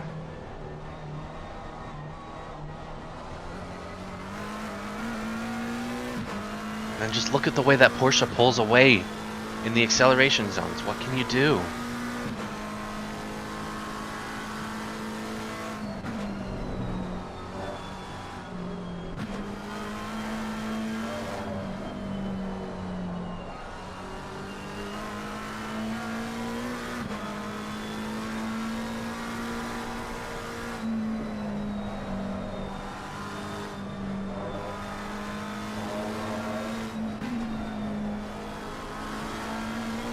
Driver is really getting into a groove now. All hitting those apexes well. Look at that GT2 struggle in the turn compared to this GT3. He's all over the back of him, but he can't pull out. On exit, that GT2 is just going to beat him. He looks to the outside. He nearly had it. Wasn't quite open. I don't think the Porsche was going to expect a move there. That would have been very brave. Son over the jump, definitely catching some air there, really sending it there. He wants this position. He wants this Porsche behind him. He's got to make it happen fast. He's running out of time before the long straight at the end of the ring. And it's all flat out. What can you do? When it's flat out, the GT2's got the advantage.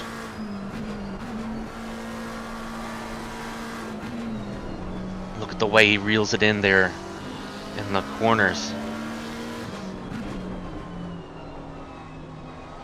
Oh, and Moe falls out of the carousel there. And that's going to cost him the position. Angel makes the move. Great driving by him. Even set up a late apex there, I could see, to try to make sure he made it. But now here comes the problem. They're coming to the long straight. The Dottinger straight. That GT2 is going to have the advantage now. And he's got the slipstream.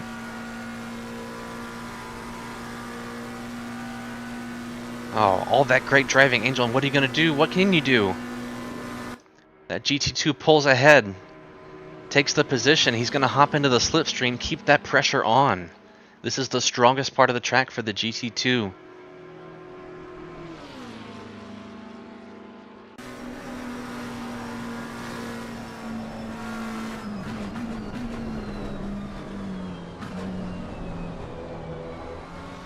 Nice and clean through the right lefts coming into the GP section.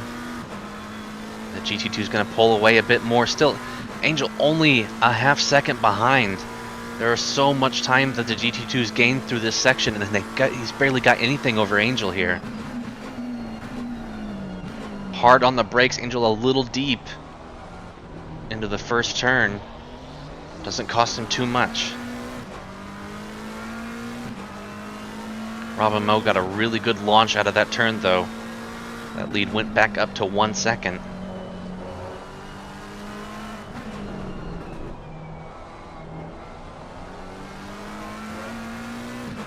And just like that, down to 6/10 through these slowed turns. The GT3's downforce really shines. Oh, Mo with a lock up there. The right front locks up. He goes wide. He's able to do a late cutback. Still in front of Angel and use that power to pull back ahead.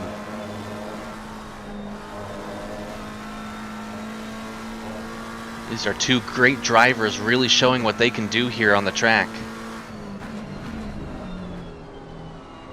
Angel cutting the turn effectively there. Gained another 10th. The late apex through this turn is optimal. Another 2/10. And then there goes the GT2 again. He's going to pull out over this long straight.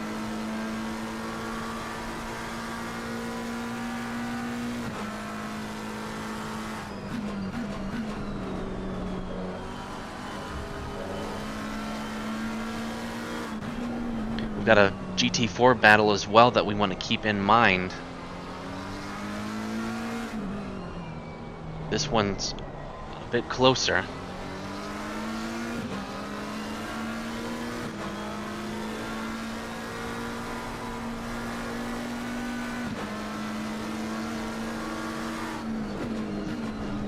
.718 of Hildebrand, about 3 seconds over Hoover.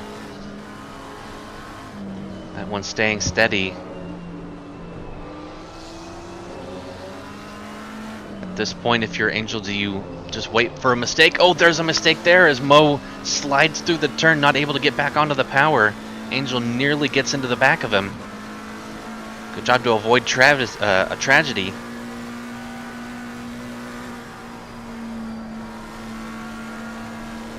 But just look at this car go, and then look at the GT2 pull.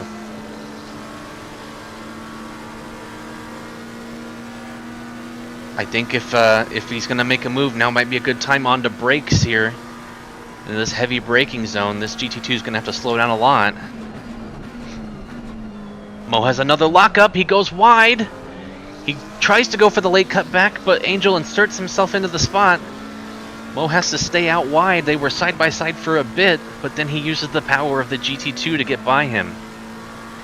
They get yellow flags. There is a car stopped ahead. I don't think they've recognized the yellow flags. They are not slowing. There's the slow car. Whoa!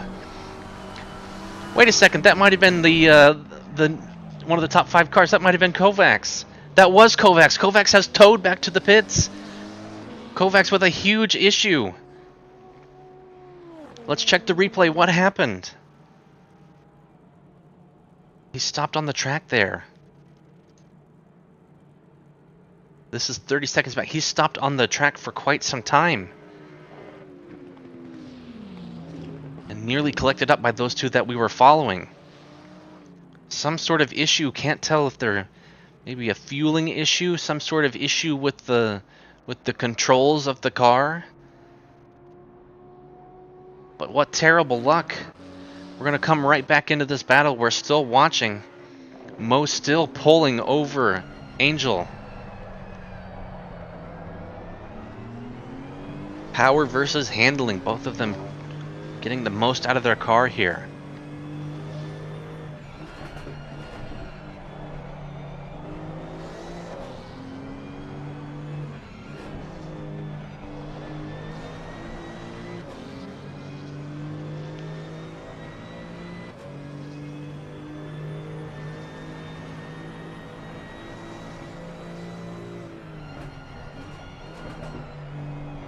We'll get to the 718 here in a bit once this calms down. That lead over Hoover has doubled to 6 seconds. Not much of a battle at this time.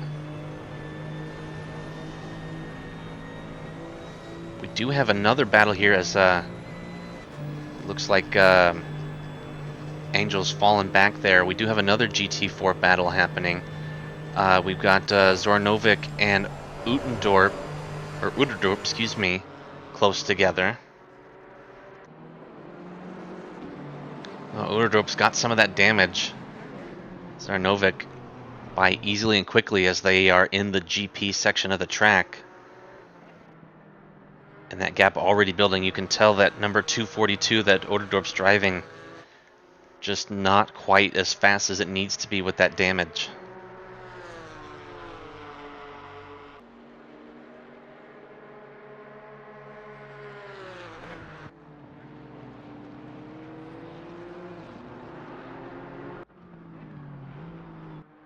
The 718 Porsche and GT4 well ahead of Hoover, now 7 seconds.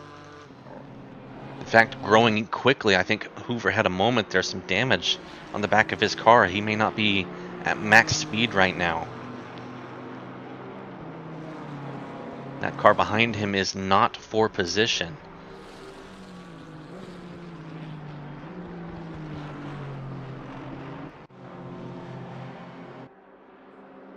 This is a pass for overall position as Rugrork. Whoa, what a slide there through the chicane. But Rugrork takes 15th overall.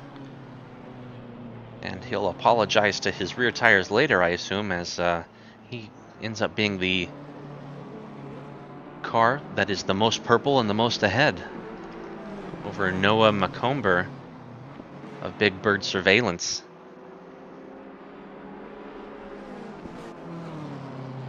Meanwhile, down in 19th place, Kovacs has gotten his car running again. Not sure what the issue was, but I say that, and now he's slowing on the track again. Some sort of issue here with the transmission. I heard that car revving for a moment. They might be having some sort of technical issue. As they do not go onto the ring, they come back into the pits. They are getting this car checked out, or maybe they're going to switch drivers as if it's a driver control issue. What a tough break for these guys.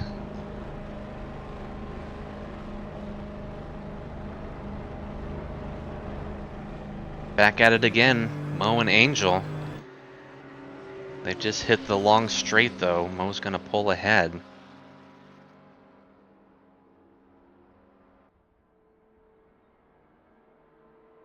Oh, and we've got an update from the Lexus garage. Kovacs pedals have been the issue. He's not able to control the car with his pedals. Something's wrong with them, and they have died. So I believe Gottlieb will be back in the car here as that car is going down the pit lane in for a driver swap. What a tough break for those guys. But hey, there's still an hour and a half left. Anything can happen. Don't give up just yet.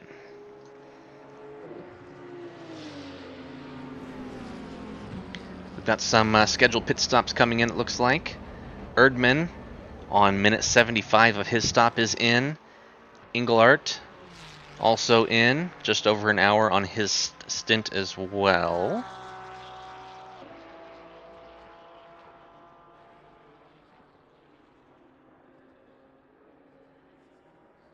Keep an eye on the top here as things cycle through. The next longest stint timer is currently the small PP GT2 Porsche, who have been out for 42 minutes. And then the 10th place number 81 BMW of HVML Esports, who have been out for 41 minutes.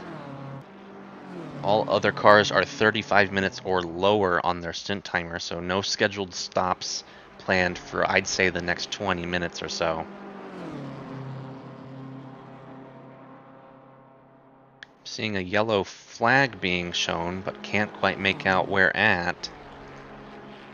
Car number 9's had an issue. Oh no, that's Zornovic again. Let's pull back the replay here, see if we can figure out what was going on. Oh dear, his car is moving very slowly. And he pulls off to the side.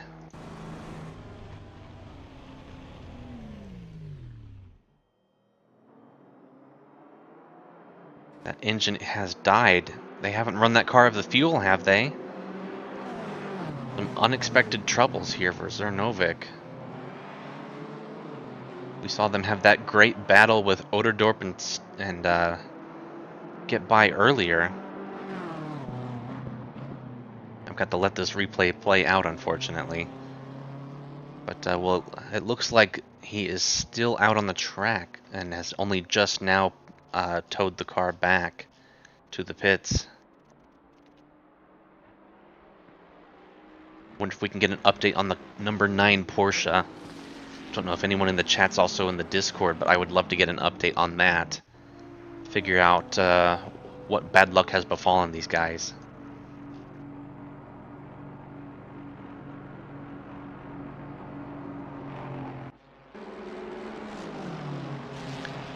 Big group of cars here. Cheng Chuk with Team Arc is currently on the back of Junkie, or Junk, this green Mercedes, for 26th overall position.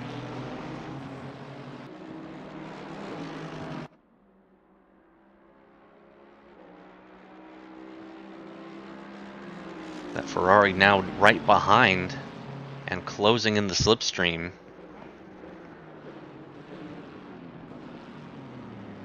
Really made up a lot of time into the braking zone there.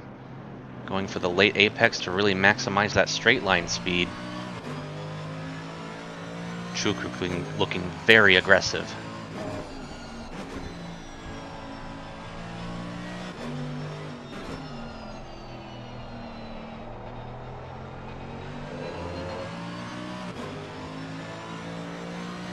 They're in the GP section, lots of room for an overtake.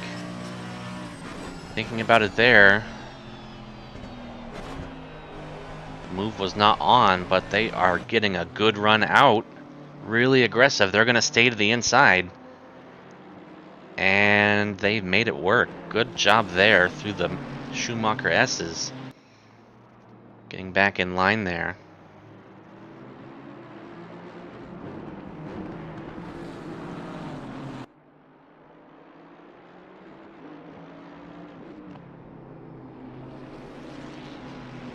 Looks like Junk is also under pressure from another car that is currently not battling them for position. Can't quite make out the number on that car. Number 40 or 46?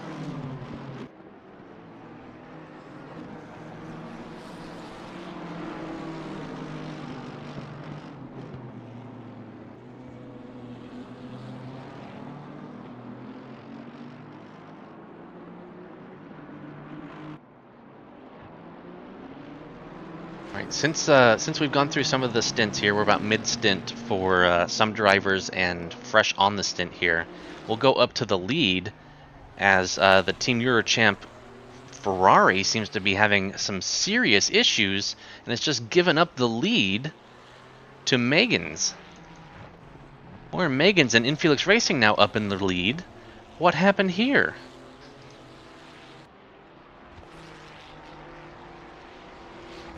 Wasn't contact with another car. Let's run back 60 seconds. Hopefully we can catch what happened. Well, they were already severely damaged. So this car really had some struggle, a lot of back end damage, some front end damage. I think they've spun and collected the Armco a couple of times.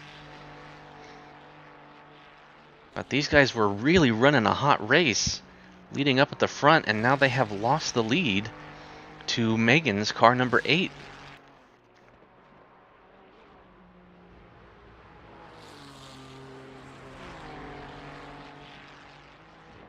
Gotta let this replay play through here. Megan's is 40 minutes into their second stint. And I'm showing that this car has now pit 3 times here, 296. And that puts currently the third place car as the GT2 of Small PP, driven by Robin Moe, who was 48 minutes into his stint. Oh, and this car really struggling with that damage. They've got to get that thing into the pits immediately. And it looks like they've been given a 5-second penalty for contact with 296. I'm sorry, with 36. 296 collided with number 36. That must have been the incident that caused the damage. Oh my goodness, that car is all sorts of undrivable.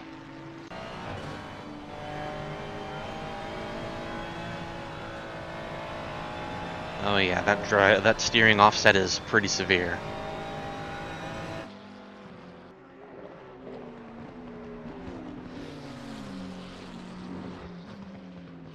And there goes another car for position as Zone Angel makes it past for net third position.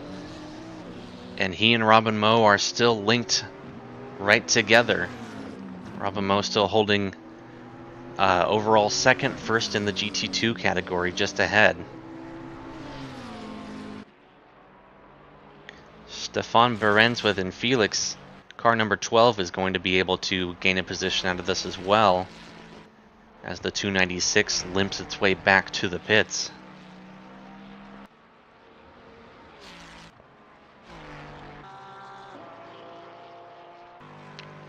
Hey, Joe Horman, QRT Esports, they are looking great in position 6. They are also going to benefit from that unscheduled pit. They are 42 minutes into their stint, the second longest stint in the top, third longest stint in the top 10. We'll be seeing some folks come in the next 15 to 30 minutes out of the top 10. We'll keep eyes on that. Another person that has been having an excellent drive is Thomas Jack. He is up into 7th place, and that includes the third pit stop that many of the folks ahead of him have not taken. He is only 7.5 minutes into the stint, and he started out in the back of this pack at the very beginning. Also new on their stint is Dominic Englert in the number 3 Porsche. He's been having a great race as well. Only 8 minutes into his stint, 3 stops. Sipos with HVML only has 2 stops and is nearly 50 minutes into his stint, so we'll be seeing a stop from them sooner rather than later.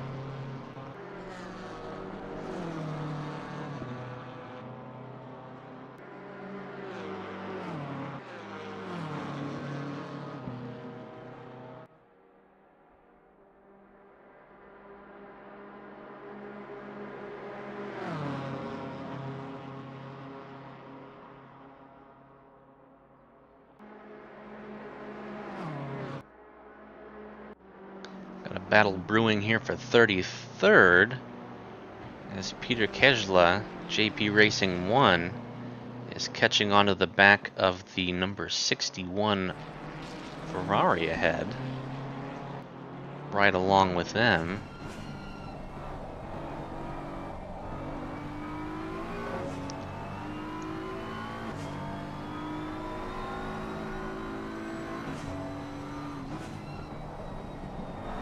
That number 2 definitely has the pace on this 61, but it's all about where you can pass here at the Nürburgring.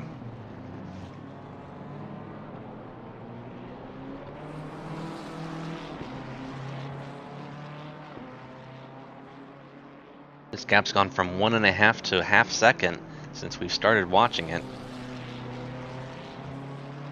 61 has got to be feeling the pressure.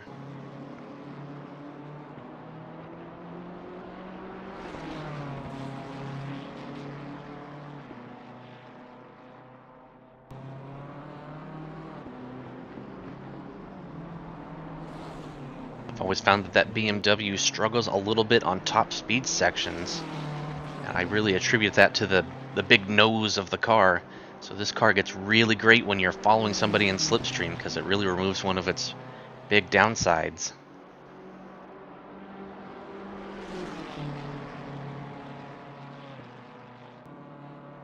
Kejla very close now looking to make this move happen.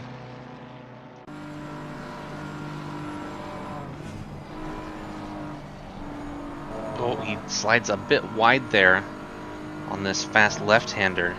Gives a bit of time back.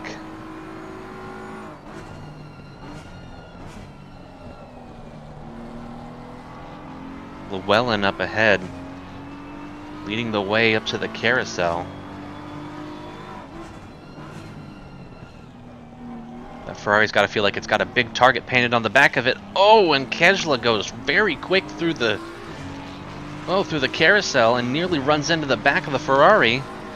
There's not enough room for the two of them, it seems like. Whoa! Whoa! Great job by Llewellyn to hold onto that Ferrari, but they went too wide, and this is just such a tight track that he had to give him the space and ended up touching on the grass and having a big wiggle. Excellent job by Peter to put the aggression on and force that move. If he can keep that up, he'll be climbing quick, as it's only about 10 seconds to the next car ahead for him. Just had a move here for 27th, as Mike Meyer has pulled ahead of Thompson. But man, does that BMW look like it's in some sorry shape. And the BMW behind looks strong.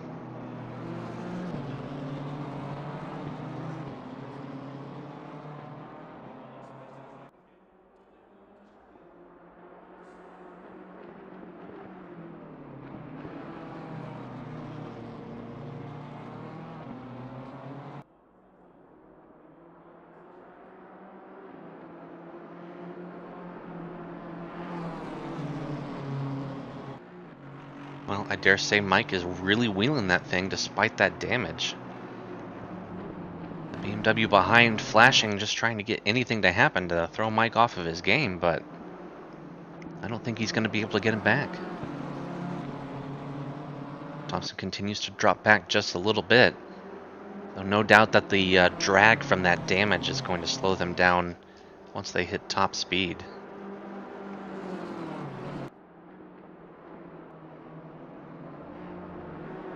Got a yellow flag showing.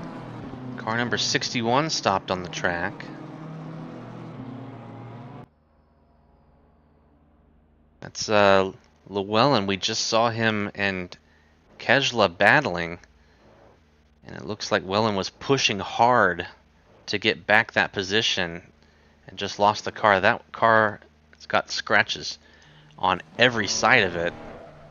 He's able to get it turned around and back going. Oh, but it is not sounding happy. And it looks like maybe a tow link in the back of this car is broken or something. Oh, that looks very difficult to handle.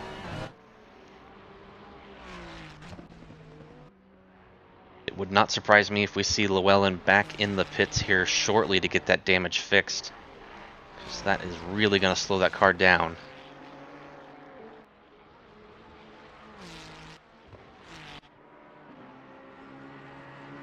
Jen Chuk currently under fire from Demai in the 99 BMW.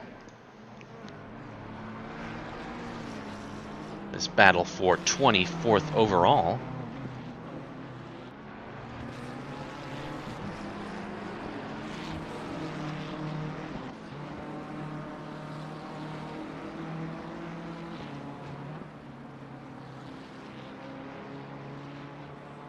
Well, Demai really had a great turn there. That gap went from about half a second to nothing.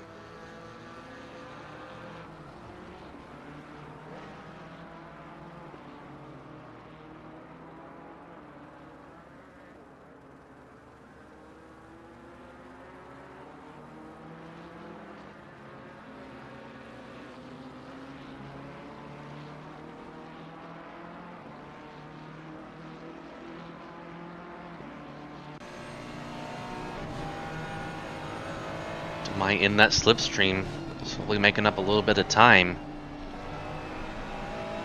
I think that BMW didn't care for the fast entry into that turn with The extra speed.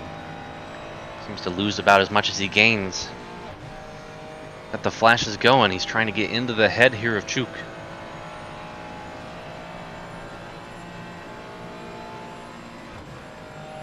And the long high-speed section here, that slipstream coming in. There's the BMW again.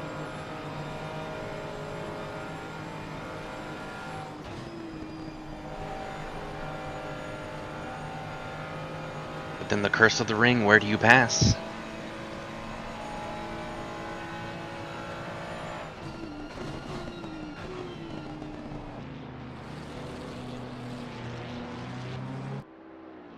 Come across a McLaren here. That car is not for position. But now Chuk needs to find a way past, while Demai is pressuring him from behind.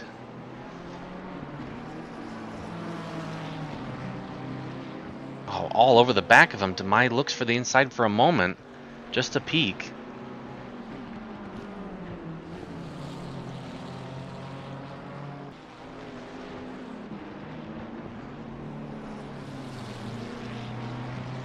He is under some intense pressure here.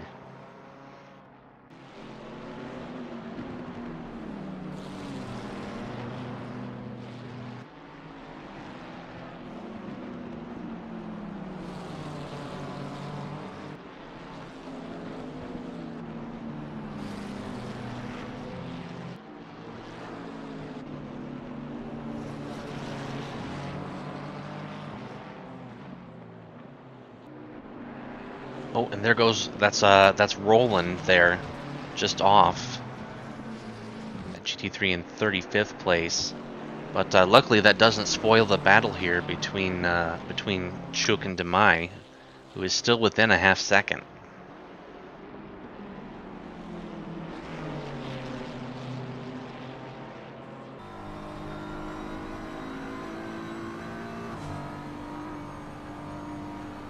Oh, they've got a GT4 Camaro up ahead. That's really going to slow them down.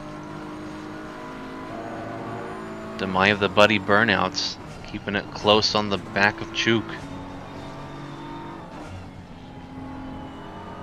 I do believe that's our GT4 leader up ahead as well, so they've got to be extra careful not to create any sort of incident. They both make it through cleanly, and I'm sure... I believe that's Slamma. I'm sure Slamma appreciates the cleanliness of that.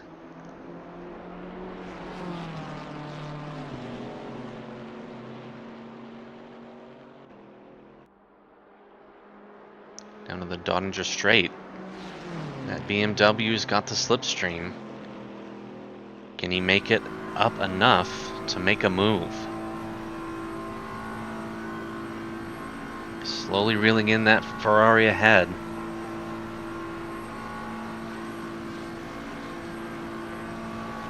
Oh, the Ferrari signals that he's going to keep right. I believe he is going to give the position up to Demai. Yes, Demai kept up the pressure enough that Chuk did not want to continue racing him. Wanted him to to go forward and lead the way. I hope Demai didn't leave his turn signal on, or that might oh, excuse me. Alright, so Chuk was going into pit. Not necessarily to end the racing, but to pit. Might be a bit of an unscheduled pit stop, as I show his stint timer only at 34 minutes. They are within the pit window, though, to make it the rest of the way. Just a bit surprised they didn't try to push it a little more. There's our GT4 leader in as well. Alright, back up at the front. Oren Meegans is still leading our race. Meegans has 33.5 seconds over second place GT2 Robin Moe with small PP, who is still being closely followed by Son Angel of Osaka Bochi Racing. We look at stint timers. Meegans is at 54 minutes. Robin Moe is at an hour and 2, so 62 minutes. Angel's only at 37. So Meegans and Moe are likely going to be pitting here within the next 15 minutes. And Angel's finally going to be able to get some of that clear air. In 4th place, we have Stefan Behrens in Felix Racing, car number 12. Their stint timer is only about 38 minutes as well. They're on the same strategy as Angel in the 211 McLaren. Then we have our first car in 5th place with 3 pit stops, and that is Horman. We've been seeing a lot of him on the stream. That QRT Esports car has been really doing a great job this whole race. Their stint timer is at 56 minutes. So they are likely going to push one more time for a stop. We got a yellow flag coming up here. Car 305.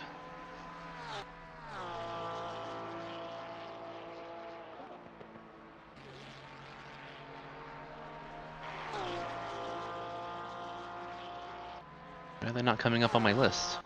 Had to reload the whole list. That was Christian Julian that got around. Looks like his car is back going as expected. But that must have been one heck of a crash or a spin, because that turn signal is still turned on as he goes through the turn there.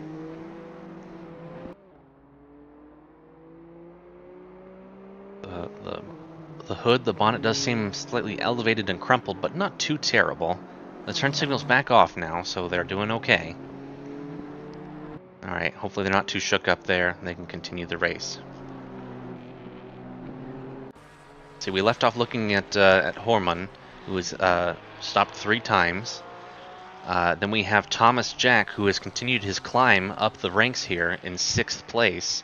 He is only 22 minutes into his 3rd stint, so he's likely going to run this pretty long. I would say maybe around the 40-minute mark. We'll see him come in and get as little fuel as needed, or maybe he'll push it even further and try to keep the fuel weight low. But it looks like he's gone with the longer stints strategy to try to shorten that final stint.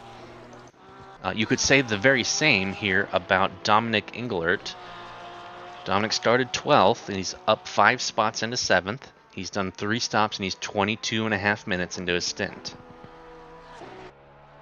Someone that's due in soon for a stop is Sipos here with the HVML Esport team. He is an hour and 5 minutes into his stint currently, but that is only his 2nd stint.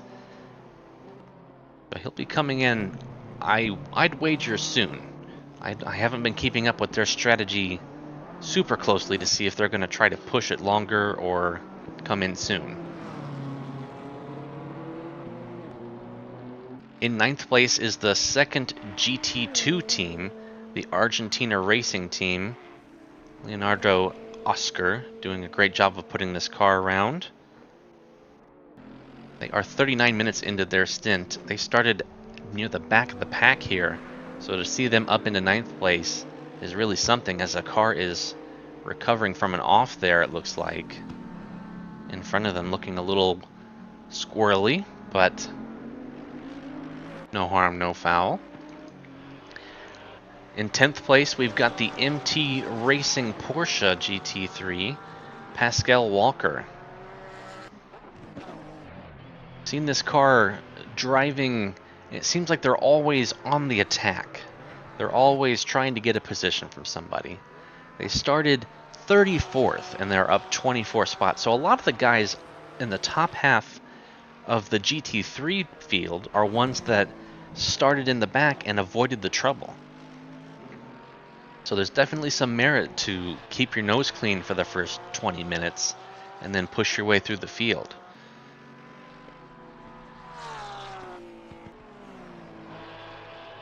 Walker is nearly an hour into his stint, so they'll likely be coming in the next 15 minutes or so. In 11th, we've got Nadeshiko with Team Yuri Camp, who at one point in this race was leading and then had a serious crash with another lapped car that took them out. They got a penalty for the incident and brought them down here into 11th. They have stopped 4 times this race. However, they are only 14 minutes into their stint. I believe that they can push it to the end of this race if they make sure to keep their fuel in check. And if they're able to do so, 11th is the absolute lowest we're going to see them. Look for them to be one of the comers instead of one of the goers as this goes forward. 12th place is third in the GT2 category, another KTM. That's Tim Holtz, HK Racing. We've seen them be very competitive today. They're down a few spots from their starting position, but they've found a little bit of trouble here in the midpoint of this race and have been able to take it with, I would say, pretty good grace. You can't win every endurance race, and you can't get lucky on every endurance race. But at least they can go home knowing that they topped out at 298 kilometers an hour in the speed trap today. Fastest car out there.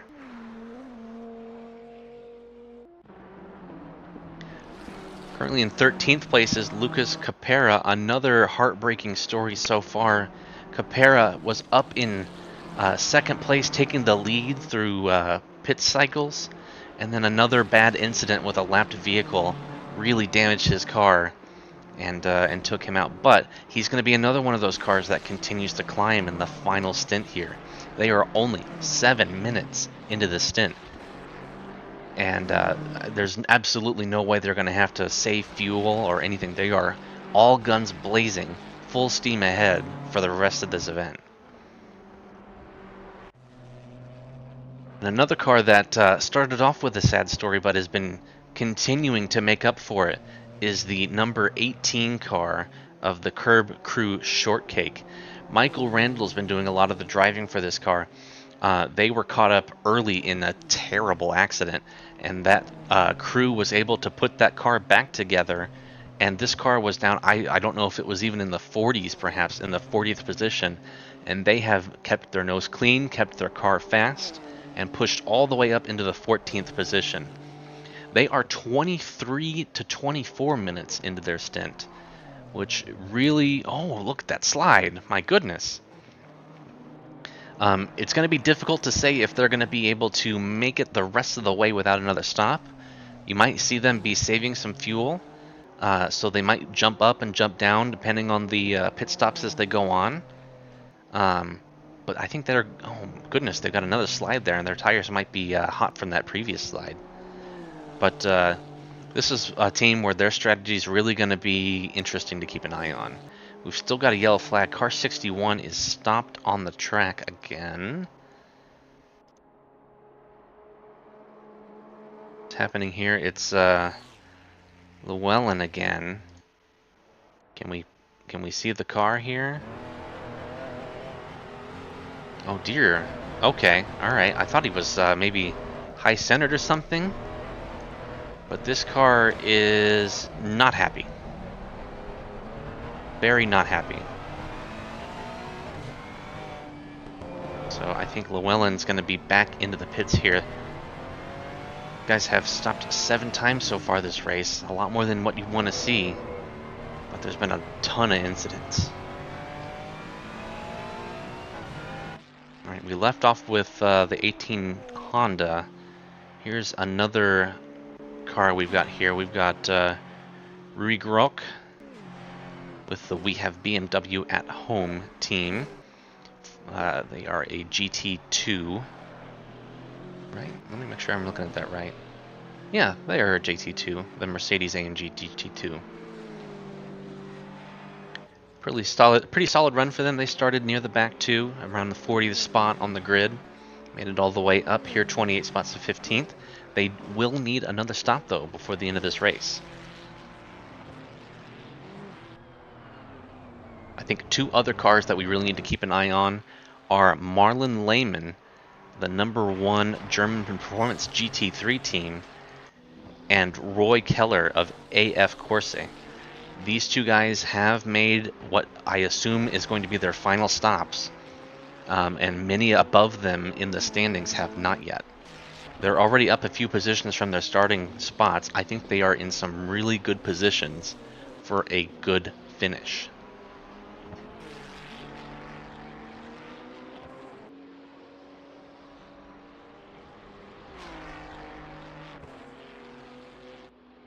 Let's see, the field is pretty spread out right now. If there's somebody that I haven't touched on here recently that you'd like to see, please let me know and I can put them on the screen here. Mr. Andy Hudson, I appreciate you coming in and checking out the stream. I know it was an extremely frustrating and troublesome start to this event with Kunos' servers being down and then us trying to hurriedly reprogram somebody else's server to run the event. I'm really impressed that we got it going. Our admin team pushed through for like an hour and a half non-stop of work trying to get this to work. It's a little heartbreaking to see that not everyone was able to stay around. We were expecting, I'd say, about maybe 105 drivers, and we've got maybe about half to 2/3 of what we were expecting. But it's still been a really great race. The first lap was absolutely insane. So it's been one for the books, one for the Racing Pal books, one for the drivers' books. Take a look at the 273 by request.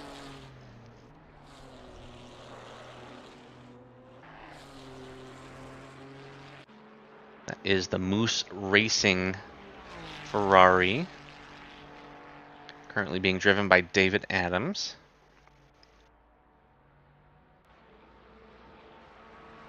It's not often you find yourself sort of on an island out here on the Nürburgring, but other than a car ahead of him here that's going slow, for standing wise, it's 15 seconds to the next car ahead and a minute to the car behind.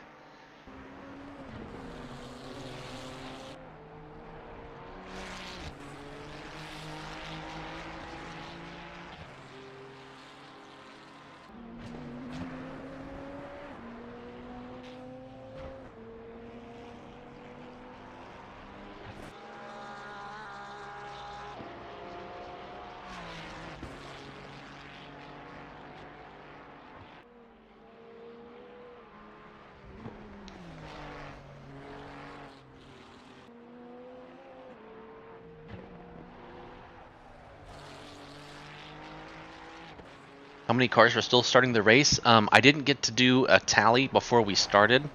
So many things kept changing with servers and everybody bouncing around. I believe it was over 50 cars across 5 classes that are racing, so still a hefty amount of cars. But yeah, just like you said, there's 102 entries registered, and not all made the final start. I mean, I can't blame it. Everybody's got their lives that they've got to do. Racing is a hobby for many, and just extending your hobby by an hour and a half on a weekend day when you're probably scheduled to do other items, that's too much to ask. But for those that were able to stay, I hope that everyone's having a wonderful time. It's been a pretty good race so far. Enough on-track action for me to be talking almost non-stop.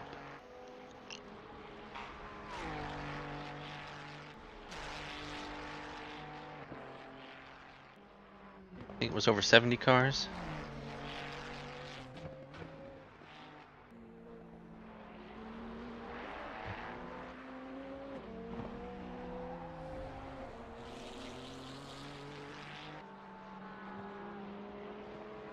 Alright, let's take a look at the Team German performance. Glucken Airflug.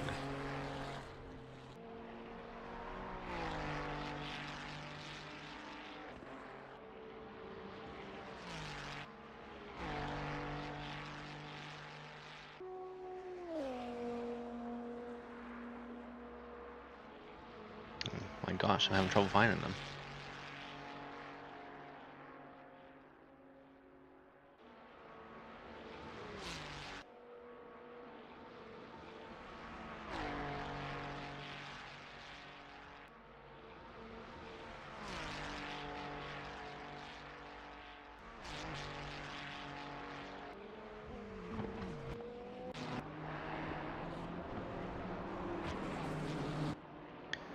Here's their GT3 entry. Marlon Lehman up here in 19th. We've seen him driving a few times, putting the pressure on some folks, getting the pressure back on him. He's got a 15-second penalty, though, that he's got to get taken care of, or it'll be applied at the end of the race.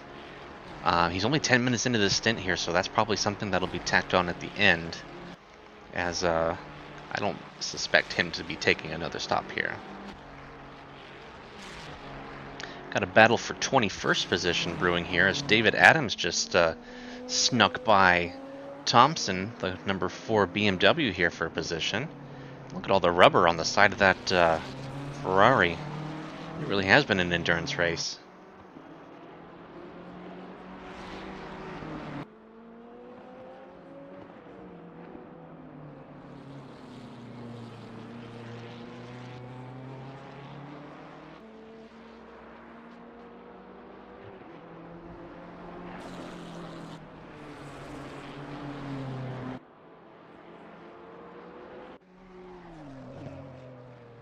Whoa! Picked the wrong time to switch over here to Michael Randall in the Curb Crew Shortcake car as he goes sideways through a turn there. He's able to keep it under wraps.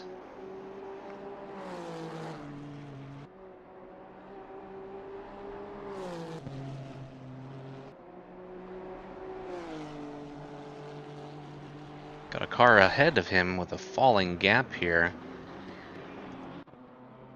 Kaperka and Holtz are approaching one another.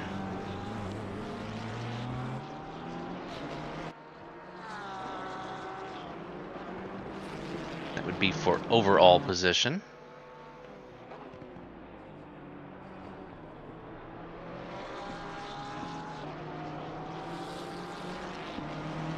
Gaps for 7:18. Yeah, sure, we can get an update on Lorenz Hildebrand with the Billig Beer Racing team.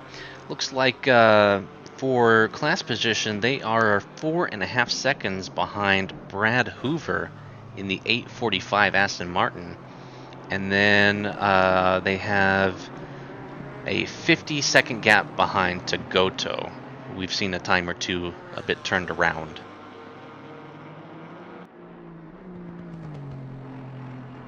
That gap from Hoover to Hildebrand is dropping rapidly, though. Everything okay with Brad Hoover here? That gap is now down to 2.5 seconds.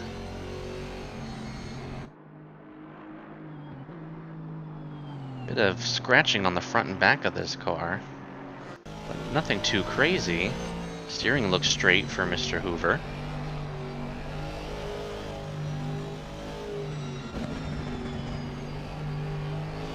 We'll be having a battle here shortly.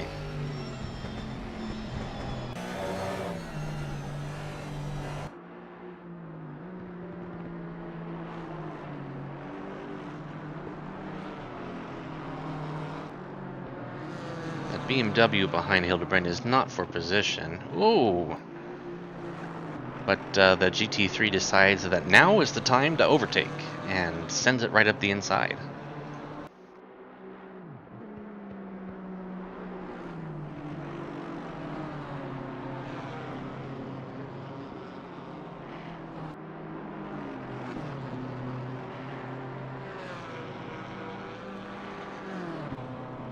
Hildebrand, that gap is down to 2 seconds and dropping. He is really putting this Porsche through its paces. Look at how aggressive he's driving this thing. The gap is down to 1 second now. Oh, he overdrove that corner slightly. That gap opened back up, but there goes a GT3 BMW. Maybe that can help him out and get Brad Hoover out of the way.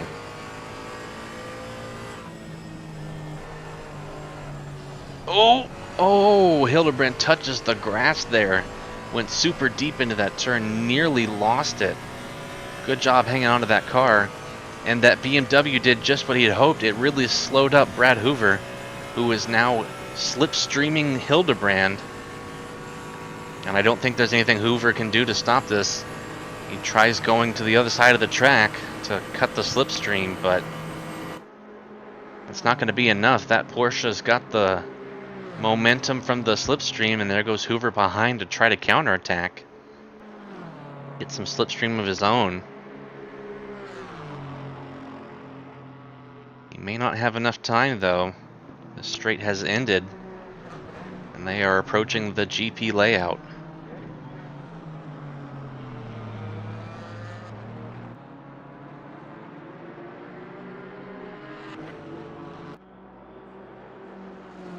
And there we have it. A nice clean overtake by Hildebrand. Not a whole lot that Hoover could have done to stop it.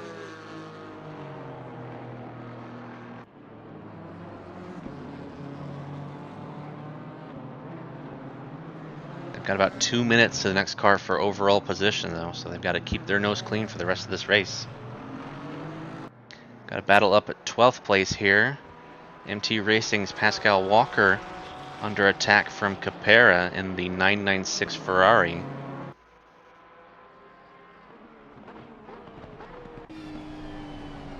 We know this Ferrari's got the pace. It's been up at the front of the field today.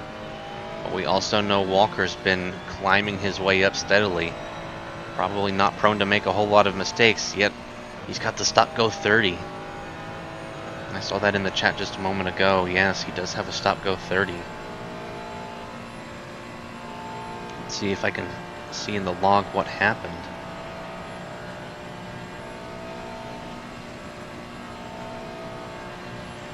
I don't see anything recent. That must be a track limits issue where he had a small penalty or something, and then his drive-through got bumped up to a stop-go 30 because of track limits. I hate to guess like that, but I really can't tell. There's nothing in the chat. But still, that doesn't mean Capera wants to sit behind him if he's going to slow him up, especially if it's position.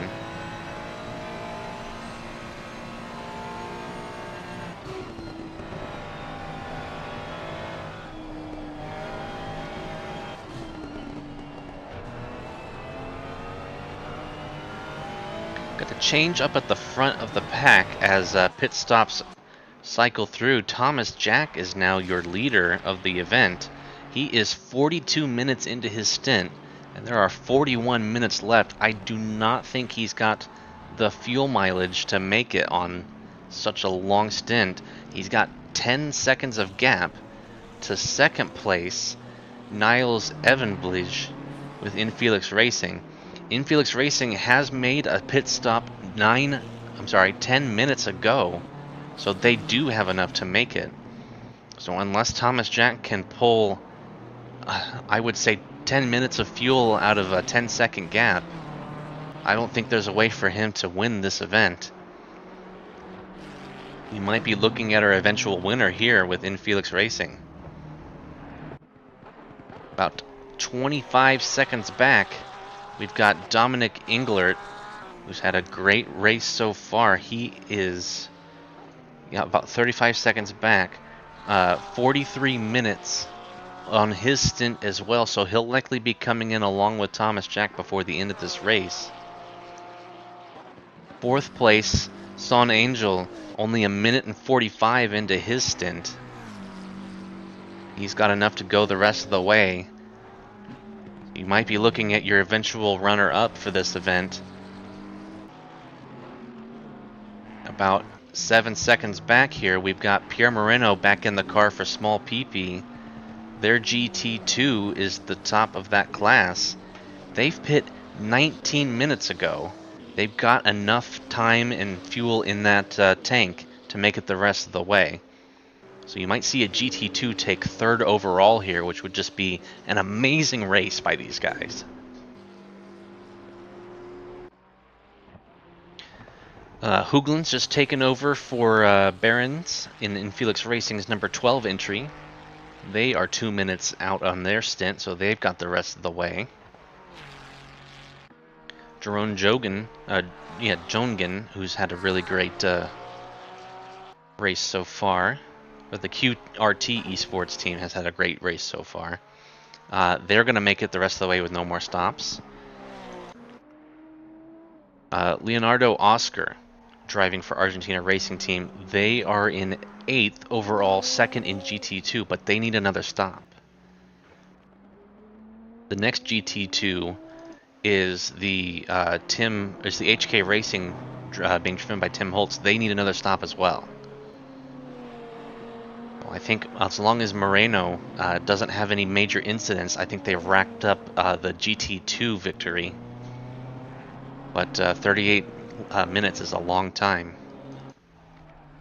Someone I said we needed to keep an eye on for the rest of the stint is NORDSCHLEIFE, who is up into 9th place now. After their major incident from the lead, they have continued to push and make good use of strategy. They've only been running for 35 minutes. They can make it the rest of the way without stopping.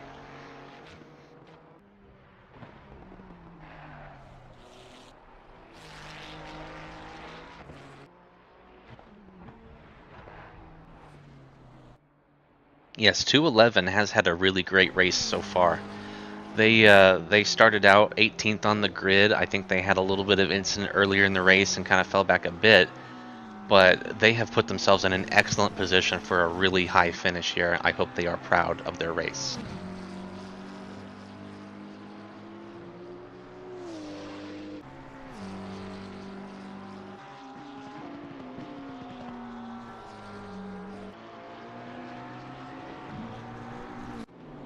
GT4s are still dominated by Camaros.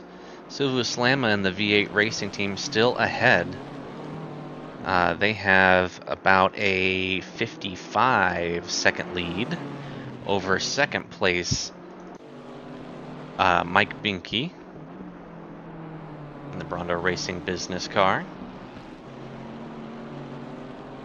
Then it's about another 45 seconds down to Wilson Fernandez in the number 808 GT4 Mercedes.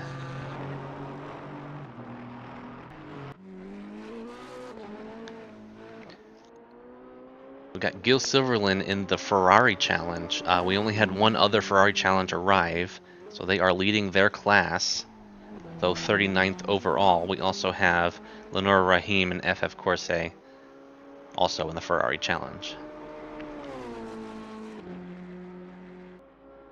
We have a pair of entries in the BMW field. We've got Adam Burks with Moo Racing leading his class. And then Christian Julian a few spots back, about 8 to 11 minutes behind. So nearly a full lap.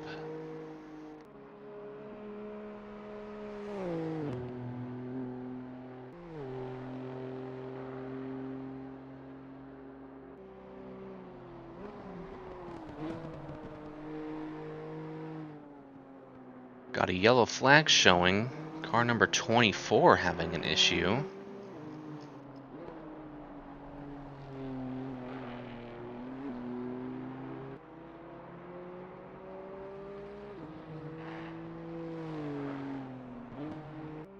That's been cleared.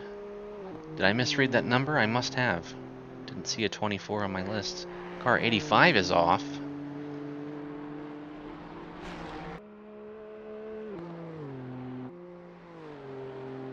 I think I'm losing my mind. I'm doing this for just a touch too long. And now I can't find any of the car numbers. Maybe I need to reload my app or something.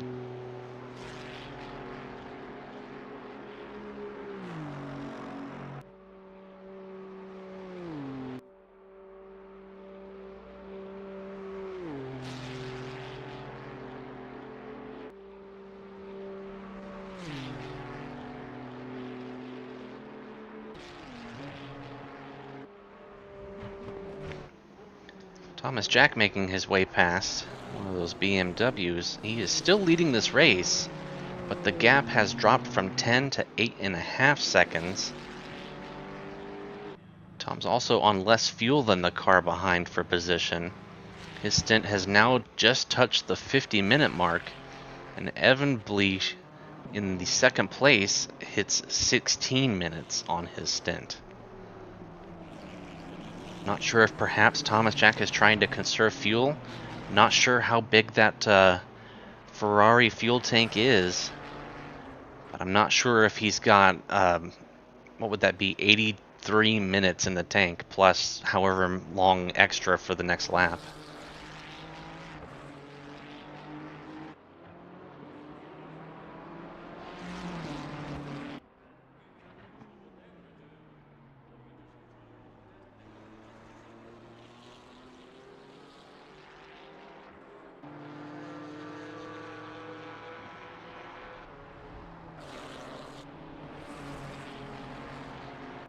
You know, that number 69 car driving from the back of the field all the way to the front. And he did it very sneakily as well. I think just through making sure his strategy was a little bit off from everyone else, so he wasn't battling too hard. Allowed him to make his time, but it's just going to be a close call on whether or not he makes it on fuel. I think if he can make it on fuel and win this race, there's not a single person in the world that can take driver of the day away from him.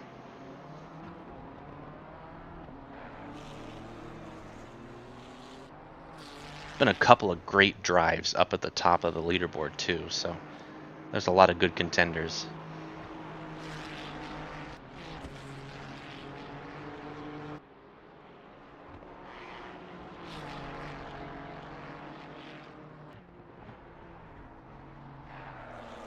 Car 296 has been given a 15-second penalty for causing a collision with car number 4. That's Nate Chico.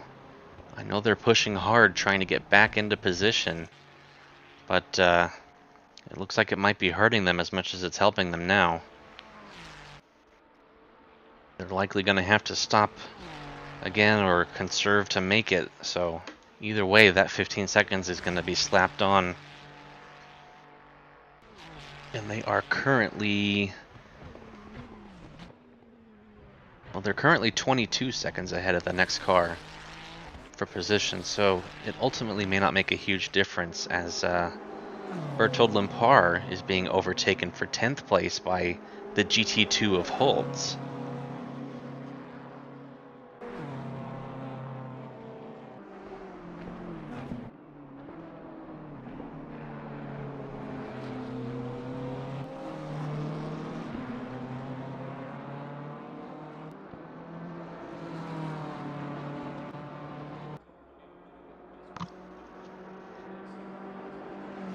Stick around after the broadcast to hear the announcement of our next endurance event, as well as see the calendar for our 1-hour sprint series that occurs weekly, as well as interviews with some of our victorious drivers.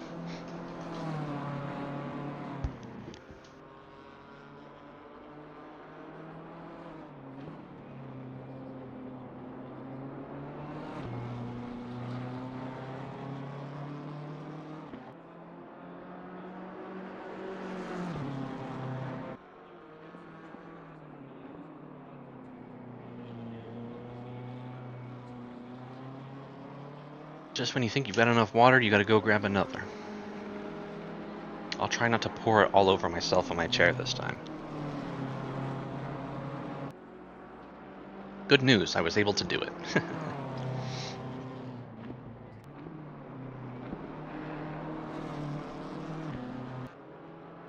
Got a battle brewing up at 4th place, as Son Angel and Pierre Moreno in the GT2 have gotten close.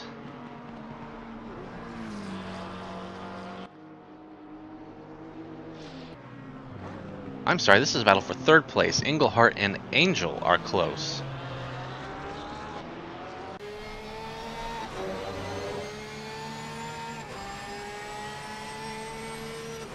Engelhart is at 55 minutes on his stint. I don't know if he plans on making it the rest of the way. But if he does, he's going to have a big battle on his hands. Angel, just behind him, has only been on this stint for about 13 minutes. So those, if he took tires, I assume he did, those tires have got to be a lot fresher behind him. If Engelhart plans on making it, there's no way he can push without having to conserve fuel as well. Lots of traffic around as well, just a whole lot of question marks surrounding this battle here.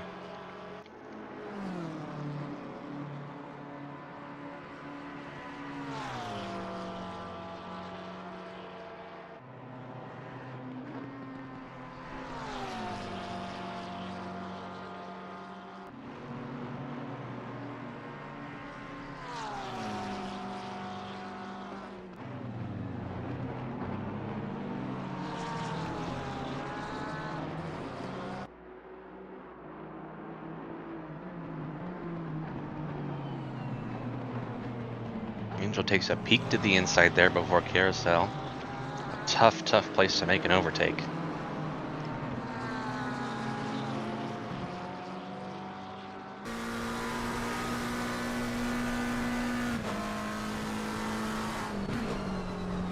A couple of slower cars up ahead. This is going to make things interesting.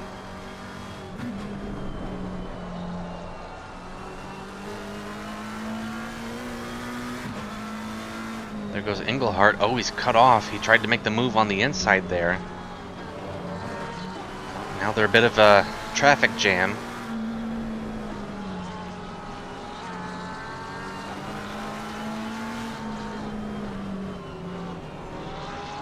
The BMW concedes the way. There's still a GT4 up ahead. Angel all over the back of this Porsche as they dip a tire into the grass.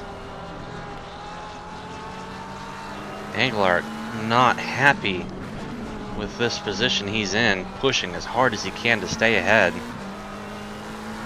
Two wheels up on the high curbs. Here they come to the jump. Does Englehart slow? Of course not. Look at that.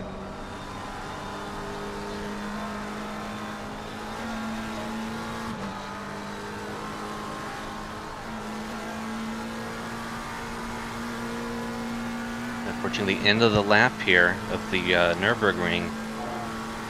Lots of flat out sections to come, though a few more tight turns. Can Angel find a way past, or does he want to use the slipstream on the long straight? Good late apex there. Whoa, Englehart with a wiggle. That car fighting for every bit of grip it's got.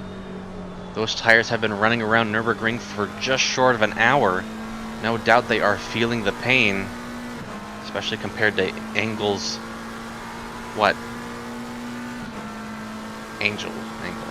16-minute old tires. It's Angel. Oh gosh, been saying it wrong the whole time. So sorry, my friend. Angel makes the move on the left side there. In the slipstream, the Porsche pulls right in behind. This battle's not over.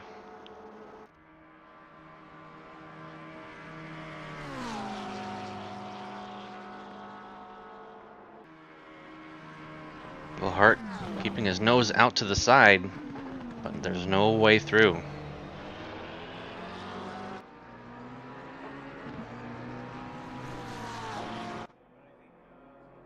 And Angel will take third here at the line.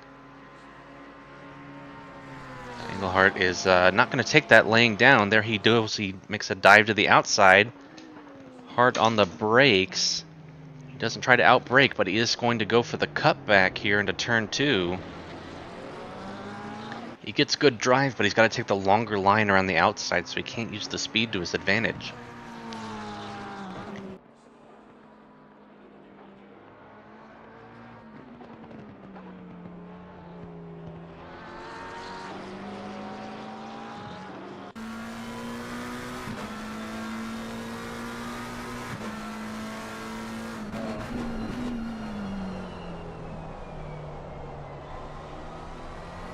Angel Englehart. Angel Englert. And I just can't say names anymore. I'm getting tired. Yeah, that's right. Englert did have to go into the box for repairs early on in the race and has dug his way all the way up here. There's a couple of those stories in the top 10 here. Jongen, I think, is one of them. He's had issues. Oh no! There went Englert into the gravel, pushing hard to stay.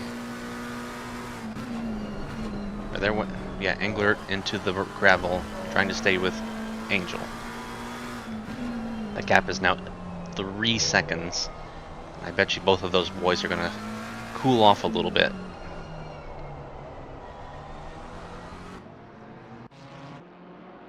The battle's brewing here for 18th. Whoa! What a slide! As Pilshikov sends it hard into the turn, but the rear end does not comply. Lehman gets by, didn't have anywhere to go. Gently taps the back of Pilshikov. Sending him a little bit further around. I don't think there's anything he really could have done there. Both both Pilshikov and Lehman have time penalties assigned to them, so they've both been having a rather adventurous stint here, we might say. We've got a yellow flag showing car 56 in some trouble.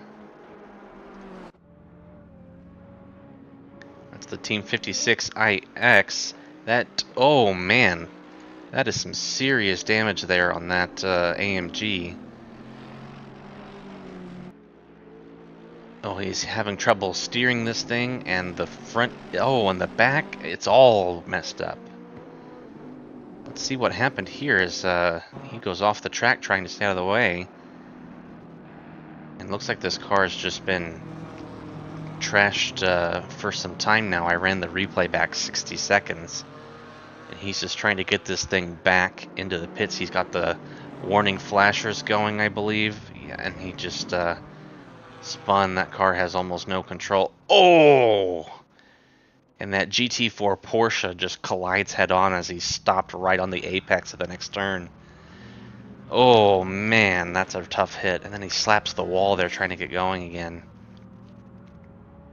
Well, I hope that guy, I hope that 56 can get back into the pits here shortly, because that looks like a big handful to drive.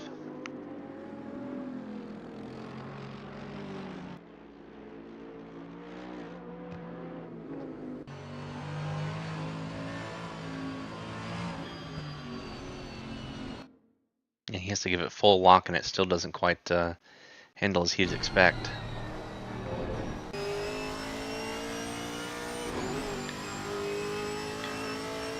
The V8 Racing team still strong upon the GT4 podium.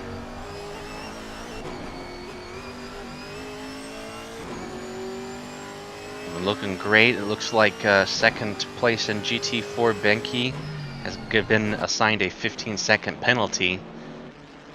Undoubtedly pushing as hard as he can to try to catch up before the end of this race.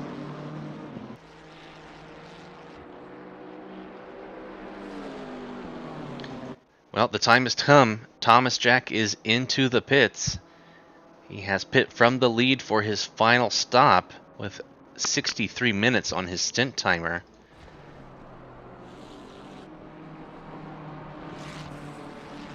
Evan Blij is quite a ways back, though, with Infelix Racing. This can't be right. I'm showing the gap is 3 minutes?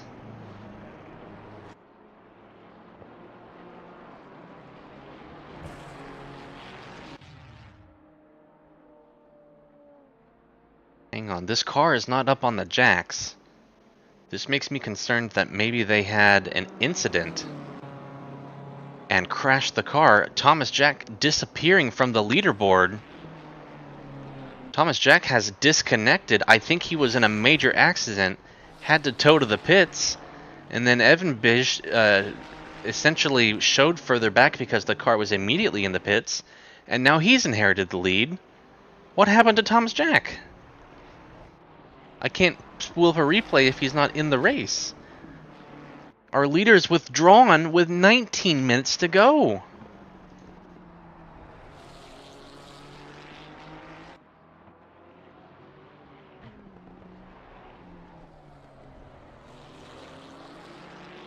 Can't believe it. Tom raced from the back to the front in 3 hours and 40 minutes, and then an incident of some sort has taken him out of the race.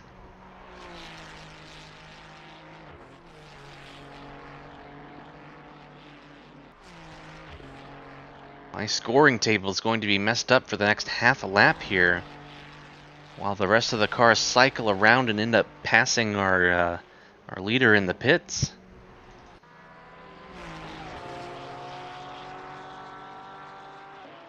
Here's that car we had to keep an eye on. Neishiko has gotten by Jongen for 7th, or now 6th, I suppose, since our leader's out. They still have to clear them by 15 seconds over the next 18 minutes. But a wild recovery ride here of extreme speed by Neishiko.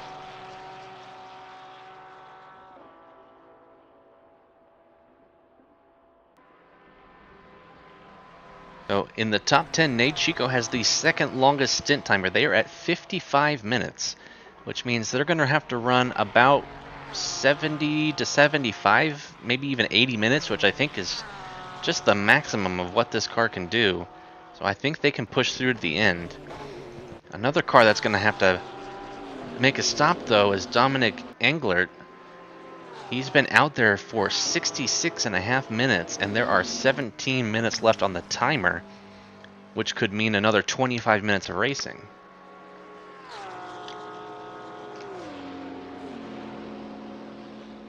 Oh, and he's gone and touched the grass there on the long straight. I wonder if he's prepping to come in for a pit stop and can't focus on the road too much here. So we've got a yellow flag. For car 307, a single car spin off by himself. We'll stay here with Englert. As Pierre Moreno has come charging up behind him here. That's the GT2 Porsche just behind. Yep, there goes Englert into the pit stop. Into the pit lane, really hard on the brakes there. But he's going to have to come in and stop, and that's our second place GT4 in the background as well, also coming in for a stop. So this promotes Pierre Moreno with small PP up into third overall. Englert pitting, that means Hoogland is also going to come up here and inherit fourth place. Infelix Racing really putting up some strong results here today.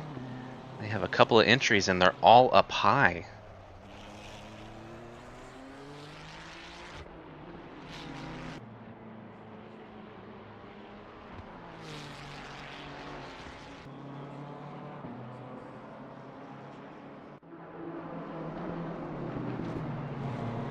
DeMai and Thompson now battling for 22nd with another BMW ahead.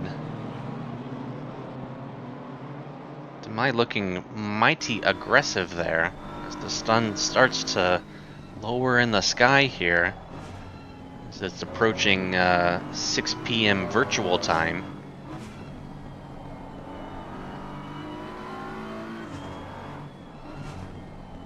DeMai and Thompson appeared to have stopped on the same lap previously. Stint timers within a minute of one another. Not sure if Thompson is... Whoa, a big wiggle by Thompson. He goes off into the grass here. Just a wheel into the grass. Hangs on to it, but now DeMai is going to be all over the back of him, really putting the pressure on.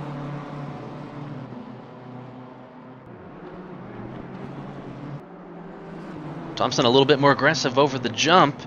He touches the grass on the inside, or sorry, the outside of the turn. Doesn't harm him too badly. But Thompson really pushing here. DeMai ready to pounce. Tired of eating the little pebbles that come up whenever Thompson touches the dirt.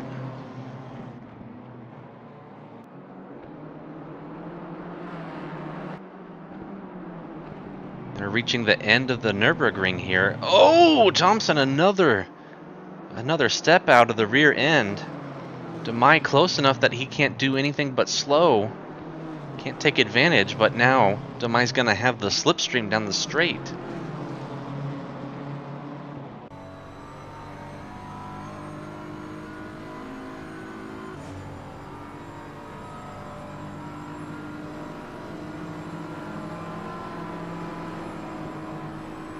They get past that other BMW now with no issues. DeMai not really catching a whole lot in the slipstream. Finally getting close now. They're looking to the right. They thought better of it. Going into these fast left rights here, side by side, is our recipe for a crash.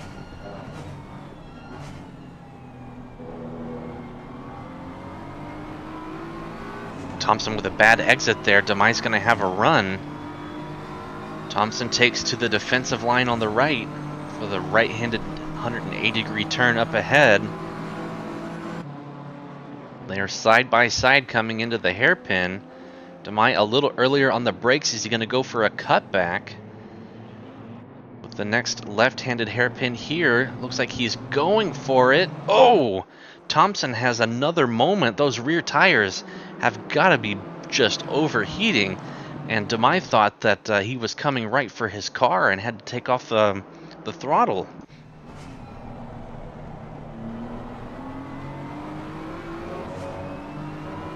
Wow, Thompson really struggling to keep Demai behind, but really giving it his all.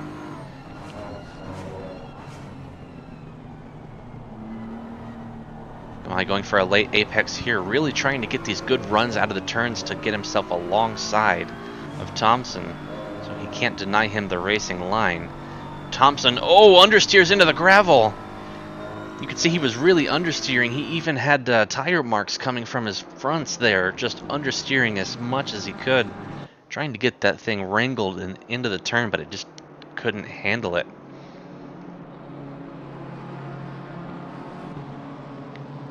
Great work by Mattia Demai really putting the pressure on there to force that error.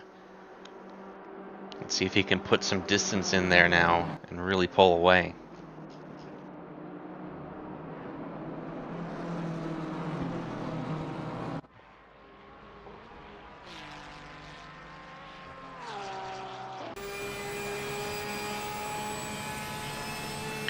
Jongen now in 7th, trying to stay after Nechiko, who has that 15-second penalty that'll be applied post-race. They're only 2 seconds ahead. Nechiko really quickly got by Jongen, but that was some time ago, maybe 10 to 15 minutes ago, and this gap has only grown to 2 seconds. Jongen's either going to have an error or Nechiko's going to have to turn on the afterburners to get that 15-second gap. Otherwise, I think Jongen's got Nechiko position-wise after the penalty.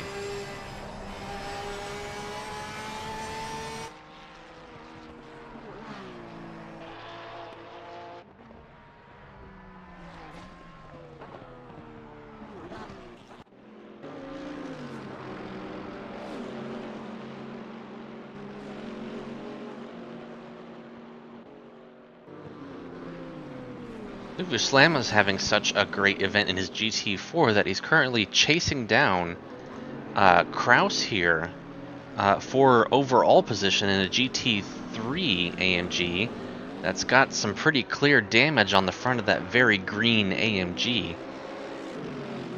Looks like a Ferrari behind really struggling to get by as well. I know the Camaro is a good muscle car and it loves straight lines, but I don't think a GT4 is going to be able to out-drag a GT3 here. Ferrari able to make it by pretty easily there. And the GT4 really falling back. I wouldn't be surprised if Slama ends up taking that position, though. That damage looks pretty severe. And I'm wondering how badly it's affecting the drivability, the tire wear, and maybe even the requirement of a pit stop here.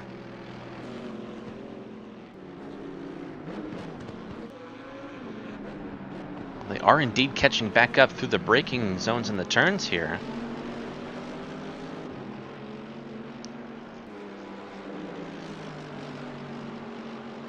Reminds me of the Angel Moreno fight that we saw earlier today, where one car's got the power and the other car's got the handling.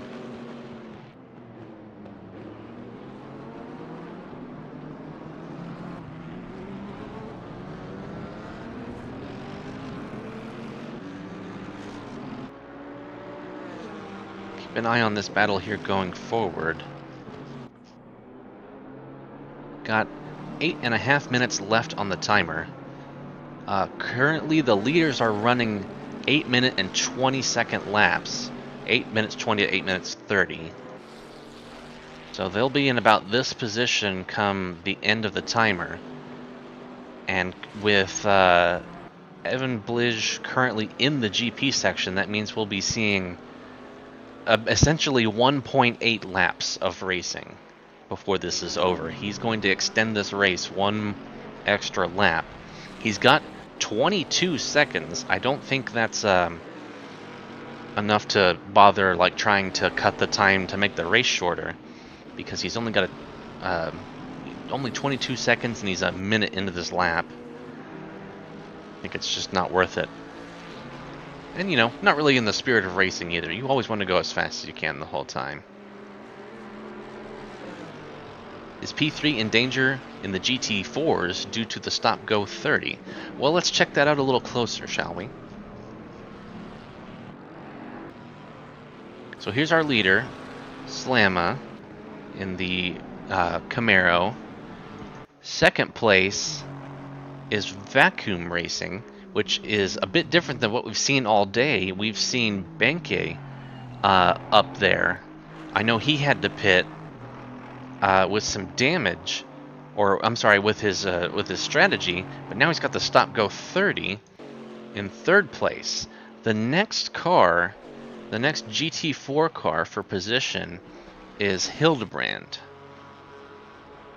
Let's see, Hildebrand from Benke is 10:30. Well, there's a couple of cars in the pits that are for position between the two, and it's really throwing off the gap right now. But a stop-go 30 applied at the end of the race, I believe, is a 90-second penalty. So we can see about where they are here once they get through all of the... Well, disregard that. Benke's in the pits here.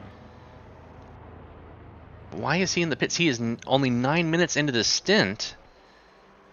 I guess he's serving that stop-go 30. Maybe it's a little less when you serve it in the race.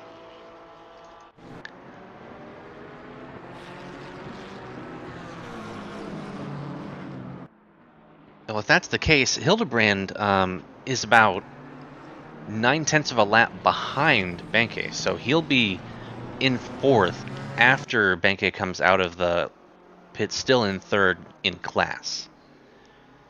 So unfortunately, no, that will not result in any sort of positional change, as actually the stop-go 30 was not served.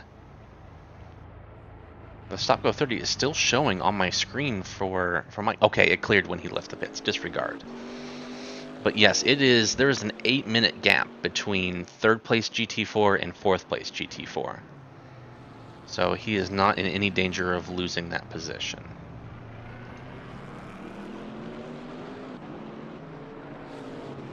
Interesting. I wonder why he stopped to serve that penalty. I guess maybe it's a little quicker to serve the stop-go 30 than it is to have 90 seconds applied at the end of the race.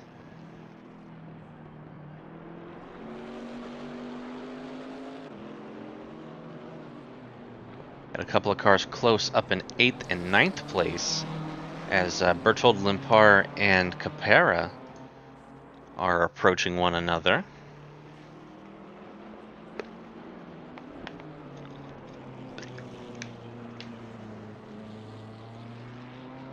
Their gap is down to about 1.5 seconds, as well as down to 1.5 seconds is Nejdchiko and Jongen, and that gap fell rather quickly. I wonder if Nejdchiko had a bad corner or something, or a moment, and Jongen has reclaimed that time back down to under 1 second after losing the position earlier in the stint to Nejdchiko. I wonder if Nejdchiko has just run those tires to death in the final closing minutes, and Jongen's going to be able to take that position back and finish ahead of them on track before the penalty. Now that would be something.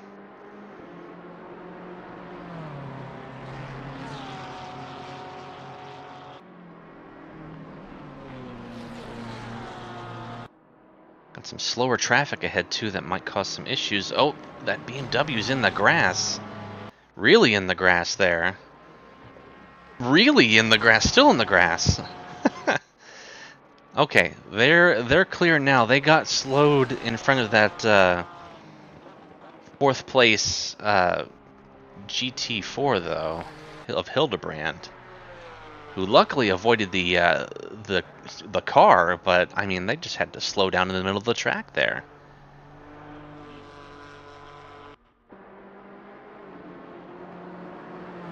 I've run this replay too far back, unfortunately. Alright, man, the leader is on the final lap. Give it a final push. Okay, alright, so race control has decided that there will not be 1 point whatever laps of racing, that this is the final lap. We'll keep eyes on Jongan still, as that battle for 6th has not cooled, but has continued to heat up and heat up.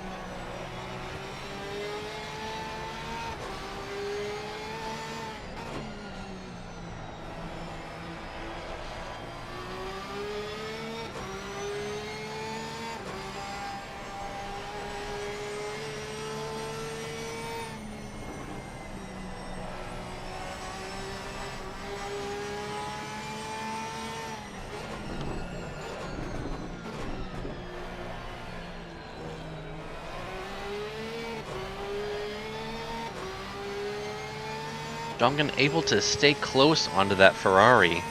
I can't see any sort of way that the Ferrari is lower on pace than this Porsche. They look pretty evenly matched. I wonder if it's just a situation where NORDSCHLEIFE has run these tires extremely hard all race, and they're now to the point where it's difficult to remain consistent.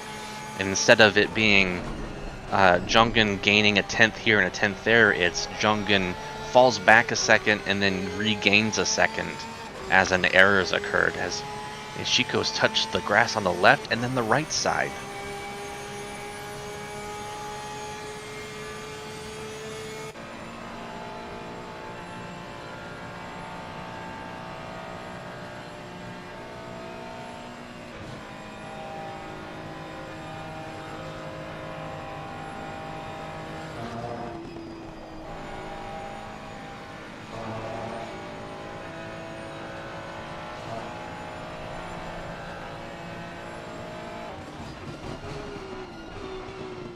So that info about 115 seems to be incorrect. I am showing that they are 34 seconds behind the next car, 20 seconds behind them to the next car. We have got the finish to look at here. It's currently, I don't think this is going to be the last lap. It's not. I'm not sure why I heard that radio message that the leader was on the final lap. But in Felix Racing's, Evan Blige is in that Ferrari and has 19 seconds to second place. So I think a nice, easy victory lap is in order for these guys. As Son Angel is in second place in their McLaren. An excellent showing by them. The McLaren, not a very popular car for today's event, as it used to be a very strong car that many loved. But these guys really made it work, kept things clean, and had a good strategy.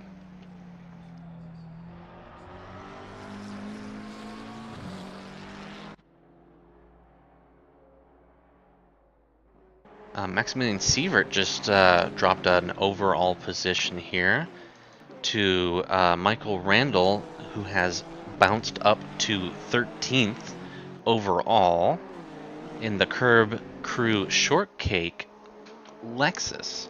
Now remember, these guys were way down early in the race after an early incident. It's never fun to do a recovery drive for 3.5 hours, but surely these guys have had a little bit of fun slicing and dicing their way through the whole field like they have. This has been really good.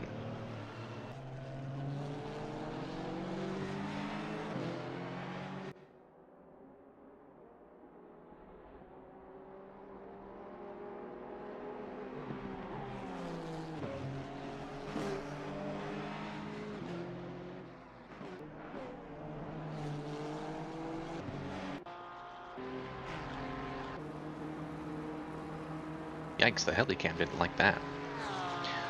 Jongan has fallen back to a full second here behind NORDSCHLEIFE. Oh, that might be just close enough to get a little bit of slipstream down the long straight. But I don't think you can make up a whole second like this.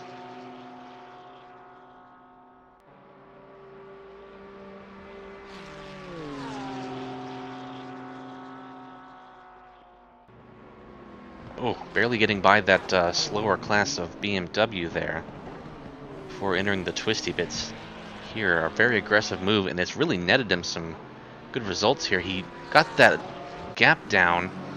Yes, the gap is completely down, but NORDSCHLEIFE has come into the pits. NORDSCHLEIFE's in the pits on the final lap. They are at minute 75 on their stint. I knew it was going to be close. I think they were hoping that the leader did not take that white flag, but instead the checkered flag with about 15 seconds left. But unfortunately it wasn't to be, so a gas and go here for NORDSCHLEIFE.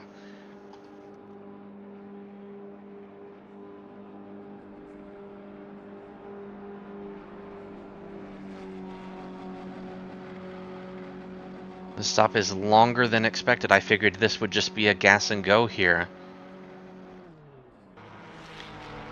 Lucas Capera has hit the GP straight. He'll be taking the position.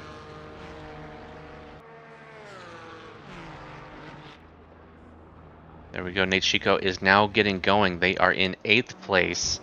The BMW of Limpar of the HVML esports team is going to come out just behind them.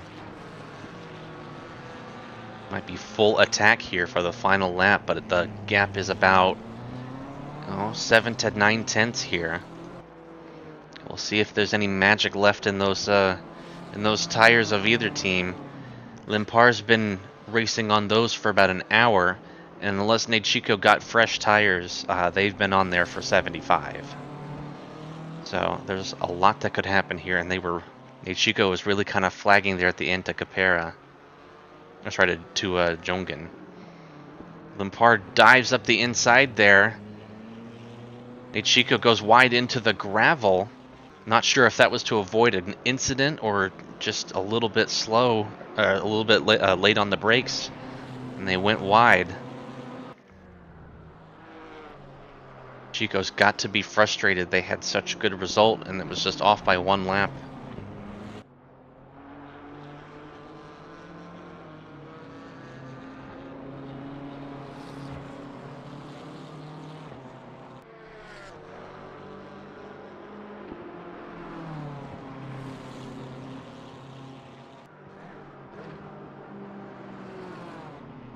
Coming off of the GP circuit into the final chicane here. Oh, NORDSCHLEIFE is wide again. I think those tires are dead that they're on. They just took the fuel and had to just go with what they could. They are now 1.9, now 2 seconds behind Limpar. A tough break for those guys. They've had a really, really good race all the way up to the front here, and had to make that recovery drive. Hold the phone though, we've got a battle for 3rd place here, as Hoogland and Moreno are now less than a second apart. Moreno just eclipsed 1 hour on his stint, Hoogland on 46 minutes. Those tires are a little fresher, but Hoogland is in a GT3, Moreno in a GT2 with some damage.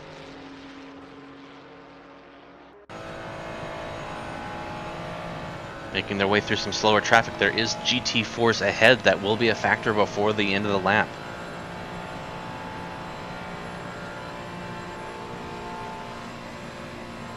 Evan Blish still 16 seconds ahead, leading this race.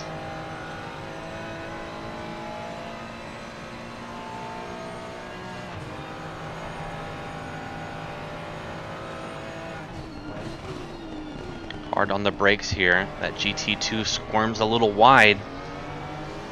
And Felix Racing looking to capitalize. Hoogland really pushing that gap, growing ever smaller. Into the carousel they go.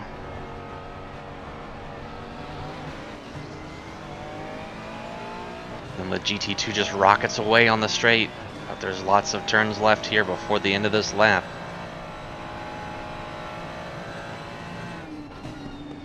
It looks like the 18 of the Strawberry Shortcake team has been assessed a stop-go 30. It's detrimental here at the end of the race. Here comes those GT4s. Pierre Moreno looking for a way around, can't find one. He's slow. Hoogland looks inside. Pierre takes it away, shuts the door. They go around the GT4. Hoogland all over the back of Moreno here. There's still another GT4 ahead that they will run into before the end of this lap.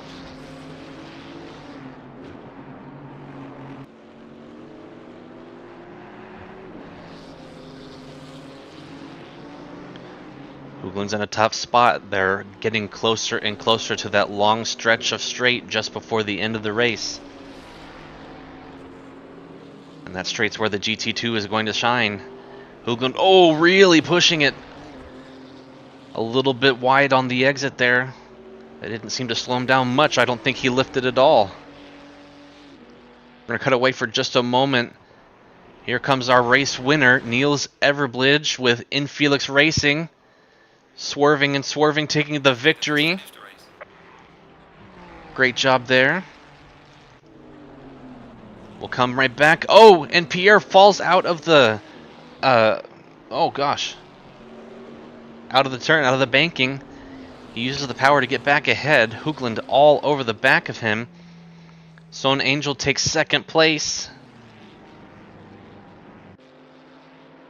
And they've reached the straight. Pierre weaving back and forth, not wanting to give Hoogland this slipstream. The GT2 definitely going to pull away here. That's our GT4 leader up ahead. He's trying to stay out of the way, but no doubt both teams want that slipstream. Hoogland doing a great job of holding. Hoogland looking to the outside of the GT2. He wants that third place. He's out on the outside of the turn. They're coming to the left, rights. He's not going to stick it outside.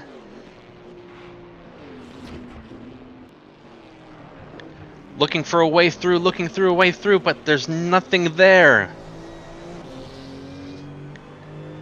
Coming to the checker flag, the GT2 power is going to handle it. And Pierre Moreno secures third place for Small PP and a very close fourth place for Robin Hoogland at Infelix Racing. Great battle there at the end. With Nate Chico down in 9th place, that leaves Jongen in 6th to take the checkered flag. Whoa! And those tires look worn. Let's make sure he can make it back safely, but QRT Esports has to be extremely pleased with this outing.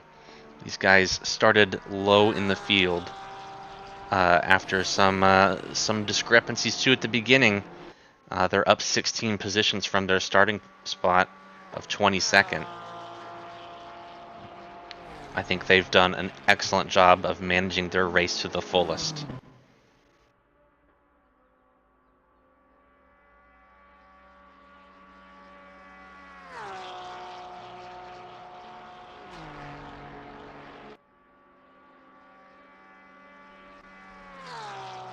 From 15th on down, we have some cars that have finished laps down.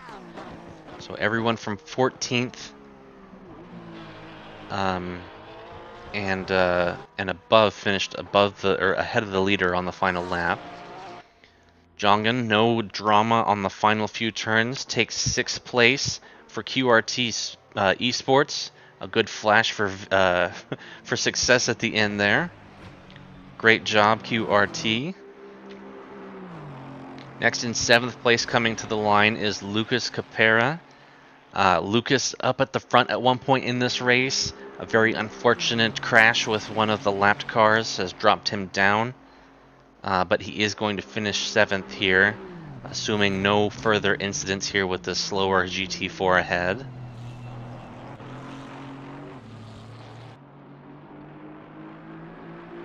Alright, no drama there. Alright, Lucas Capera in for 7th place.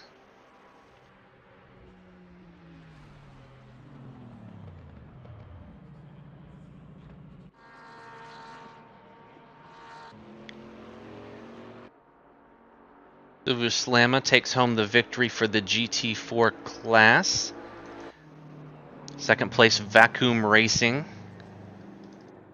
And 3rd place is Rondo Racing Business Benki. And it appears that fourth goes to Jurgens Oosthuizen with the cool bean charts, and then fifth to Lorenz Hildebrand once he crosses the line here. Nate Chico has crossed the line, securing ninth place.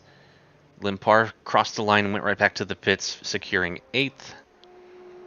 And second for the GT2 category is going to be Mauricio Razzi with the Argentina Racing Team. An excellent drive by these guys today.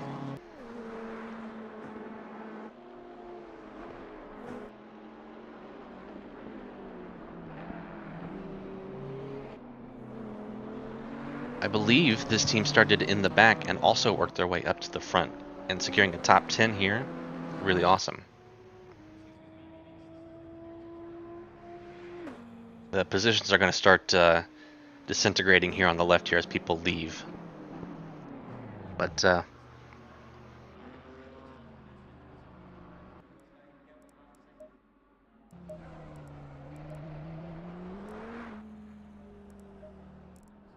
right, so here are our final results as these cars cross the line, listed on your screen. I'll try to get some of these gentlemen in here for a interview. 29 laps completed by the leader in today's event. So GT3 is Evan Blige, Angel, and Hoogland. GT4 is Slamma, Fernandez, and Hildebrand. Hang on. No, because they're gone. Darn. We'll disregard this here.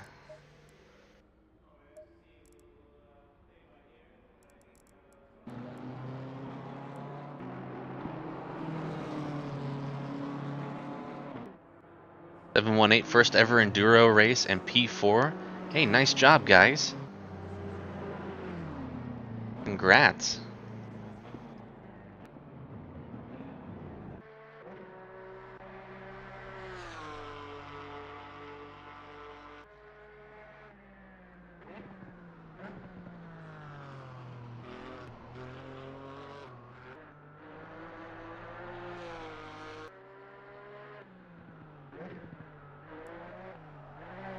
Nice drift there for the finish.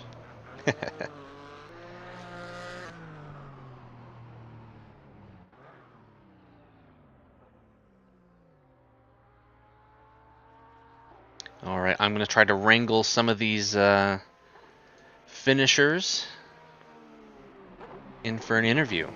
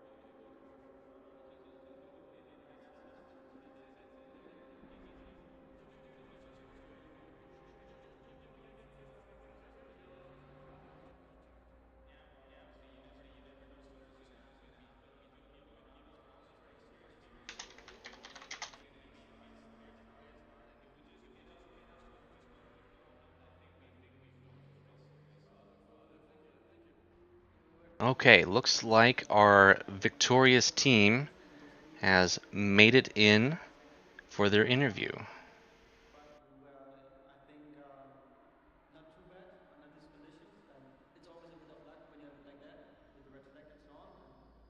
Hello, gentlemen. Hello, Congratulations hello. on the victory. How are you guys feeling? Pretty good. A bit tired due to the time, but then the delays and everything. But yeah, this feels great. Quite unexpected, actually.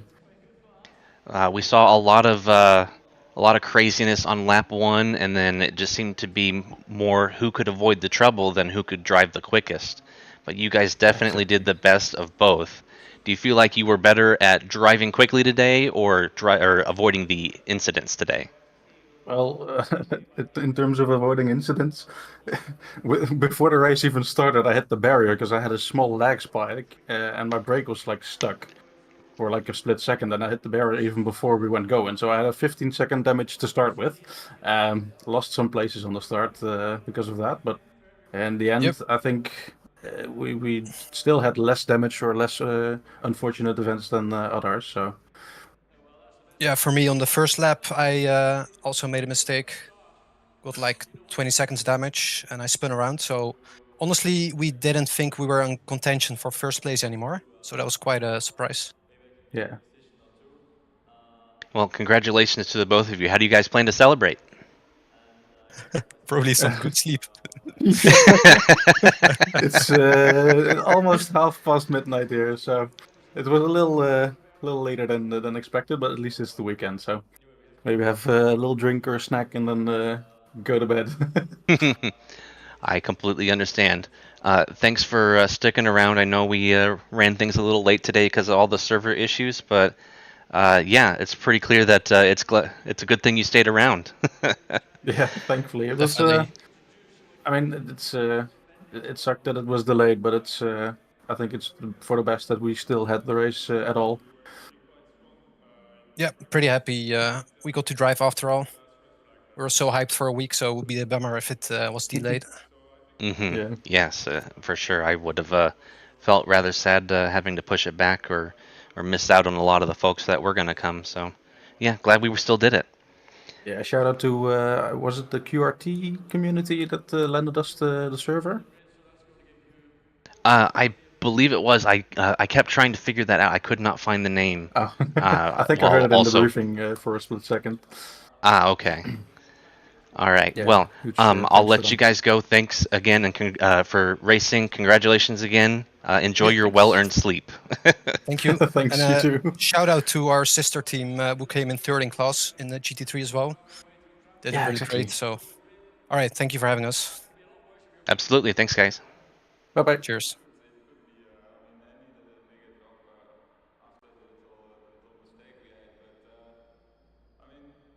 All right. So now we have with us here the top finishers of the GT2 division and also our third place finishers for overall.